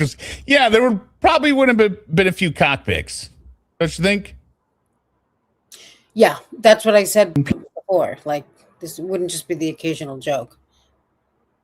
People who have protective orders or temporary restraining orders or other lawful processes that define them as a protected person. We cannot track you in that circumstance. We do not have independent access to that database. So we must ask an agency of the state for a yay or nay. Is this person in the protected persons database? We have to do that before we place a device. We have to be certain that we are not tracking a protected person. So I submitted those requests to the appropriate counties of the jurisdictions where I placed these devices. The Summit County Sheriff's Office initially declined my request under the statute. I insisted. I finally got them to comply. I did the same with the Wasatch County Sheriff's Office, and they complied with my request. Did you conduct your investigation entirely within the bounds of the law? I believe I did. Did you conduct your investigation entirely within the ethical bounds of private investigators and the attorneys you were working for in this case? I believe that I did. Ms. Nessler, anything further for Mr. Gabler? No, Your Honor. May we release this witness? Yes, sir. Yes, sir. All right, there we go. So, you enjoyed today, obviously. Oh, she thought it was so. epic. Yeah, it was. I really liked. Melly, did you watch tonight? Because I thought today was the best day of trial. It really was. Mostly. Prosecution probably rests tomorrow. I have no idea what the defense is going to do. I mean, it's going to be a shit show. I mean, Walk the Dog has to come tomorrow. No.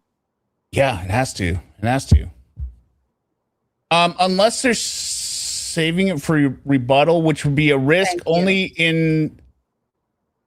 They got to introduce it tomorrow. Why not introduce it tomorrow? Right. Well, yeah, they're going to. No. Well, I mean, they could save it for rebuttal. They could introduce it on rebuttal, but I think you introduce it tomorrow because everything they've been setting up in terms of, well, in the defense questioning, be like, oh, so it was Sinaloa, huh? And and he was doing the gummies and all this kind of bullshit, right? You introduce that.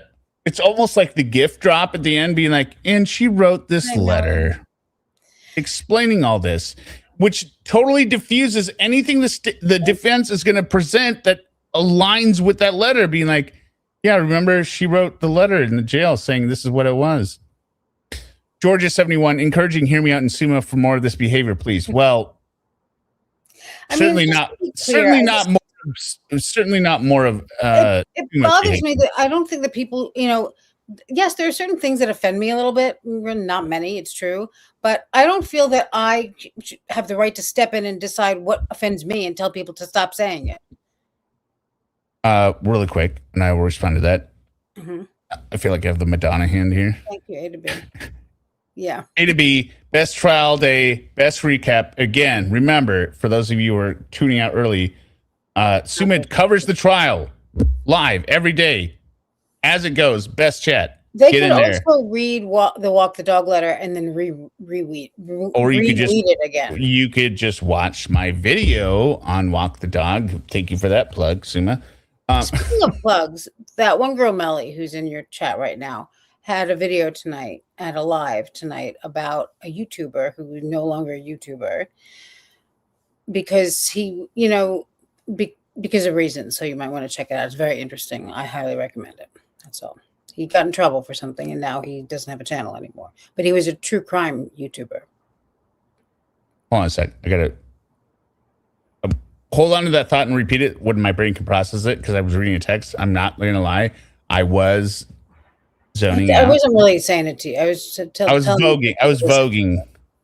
Chrissy CC says, I wasn't V, and then she said, fun. It wasn't.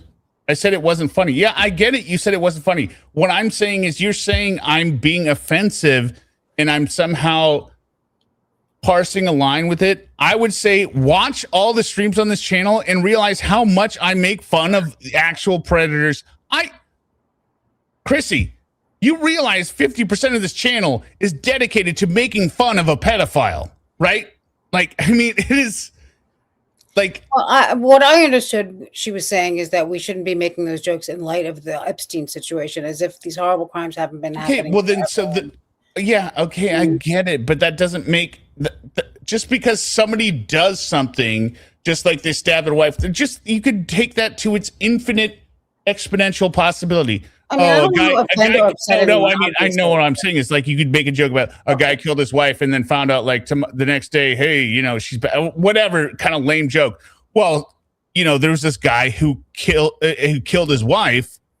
That really happened, right? It's all based on real life, but it's the extremity of the joke that makes it funny. No, I got it, Chrissy. If you let me talk more, smarter things would be said. That's all I'm saying. It would. God damn it. But I just hoped for a second I would really nail that. You did. I think you really did. I think you really made it. You took a stance there. Okay, so go ahead. Say it again. No, I'm done. I'm finished. No. You were going to repeat. You said something about... I was just saying that one girl, Melly, has on her channel. She yes.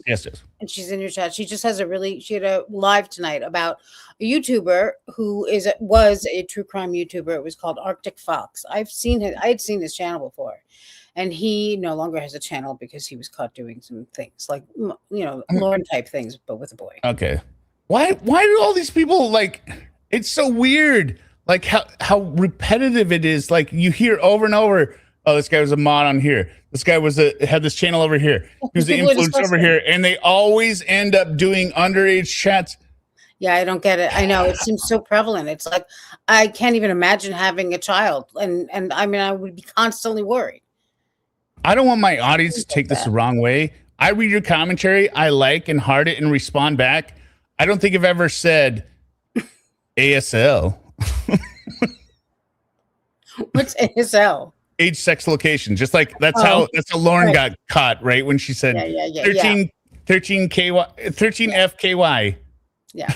I mean, it just doesn't even enter the arena. I don't even know. It's just that also shows how ugh, so disgusting, but it's a really they certainly seem like they're everywhere, and nobody holds them accountable a lot of the time. It's just so weird. It seems so maybe I'm just lazy. It seems so exhausting. What am I going to get in a relationship with a comment in a chat? It's a lot of work too. Like just to, I mean, what do you think? Like eventually, even just like playing the odds, you got to think about these guys. The appeal, like what's I mean, just playing the odds, like just thinking, like Summa, ask yourself, how many? If you engage with chat over and over, how many of those chats would eventually get to getting a phone number? Right. 10%, maybe 10%. Well, no, okay, all of them for you.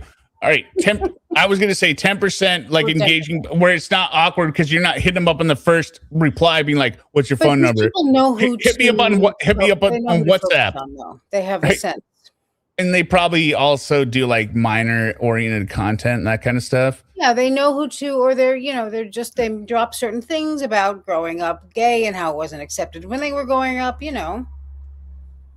Chrissy CC, I find most of your commentary entertaining. The back and forth is also entertaining. So you can't be offended by something that I apologize. I made that into something it did not have to be. And I'm sorry, Chrissy. No. I didn't take it as you talking about her. We're not talking. You don't have to address that. I just said it. I'm the man in the room. Once in my life. All right. It's getting late now. Watch Melly's video. It's excellent. Okay. What I'm saying, I will send you a grenade with the pin pulled out. Okay, thank you. What I'm saying, Christy, is you can't choose like, oh, well, this is off limits, right? Because there's other stuff in this chat, and we joke about stuff that is obviously humorous.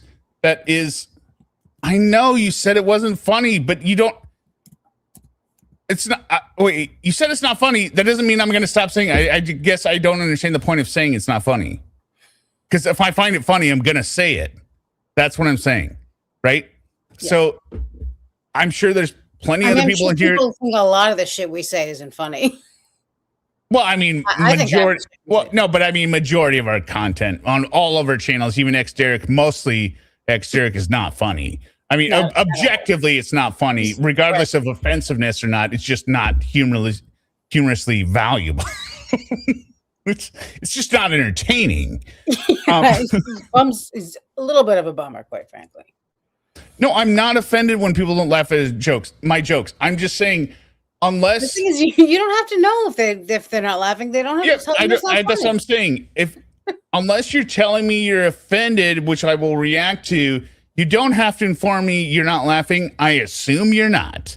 Most of you out there, you're getting a chuck. You're listening while you're crocheting or whatever, or making, driving a soccer practice with this on the minivan stereo, hopefully not with kids in the car. But most of the time you're not laughing, but every once in a while you will laugh on something random I say, or most likely something Summa says. So Summa, thank you so much for hanging out for this extremely long 5-hour super stream.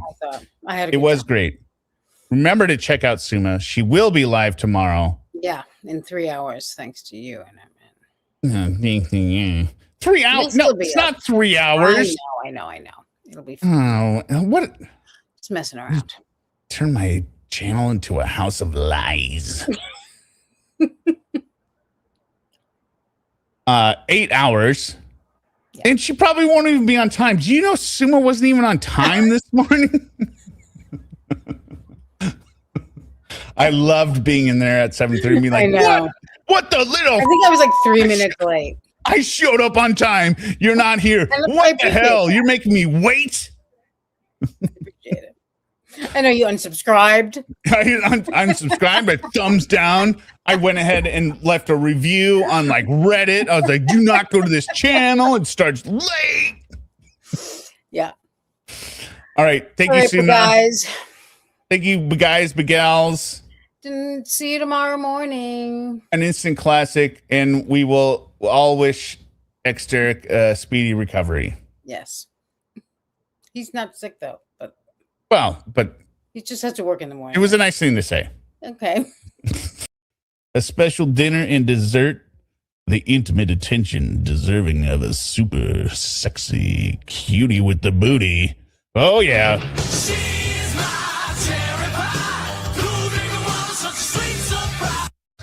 Sweetheart, an absolute knockout of a rock star real estate investor and amusement park owner who is willing to let me have exclusive who's willing to let me have exclusive tickets to after hour rides. Yeah.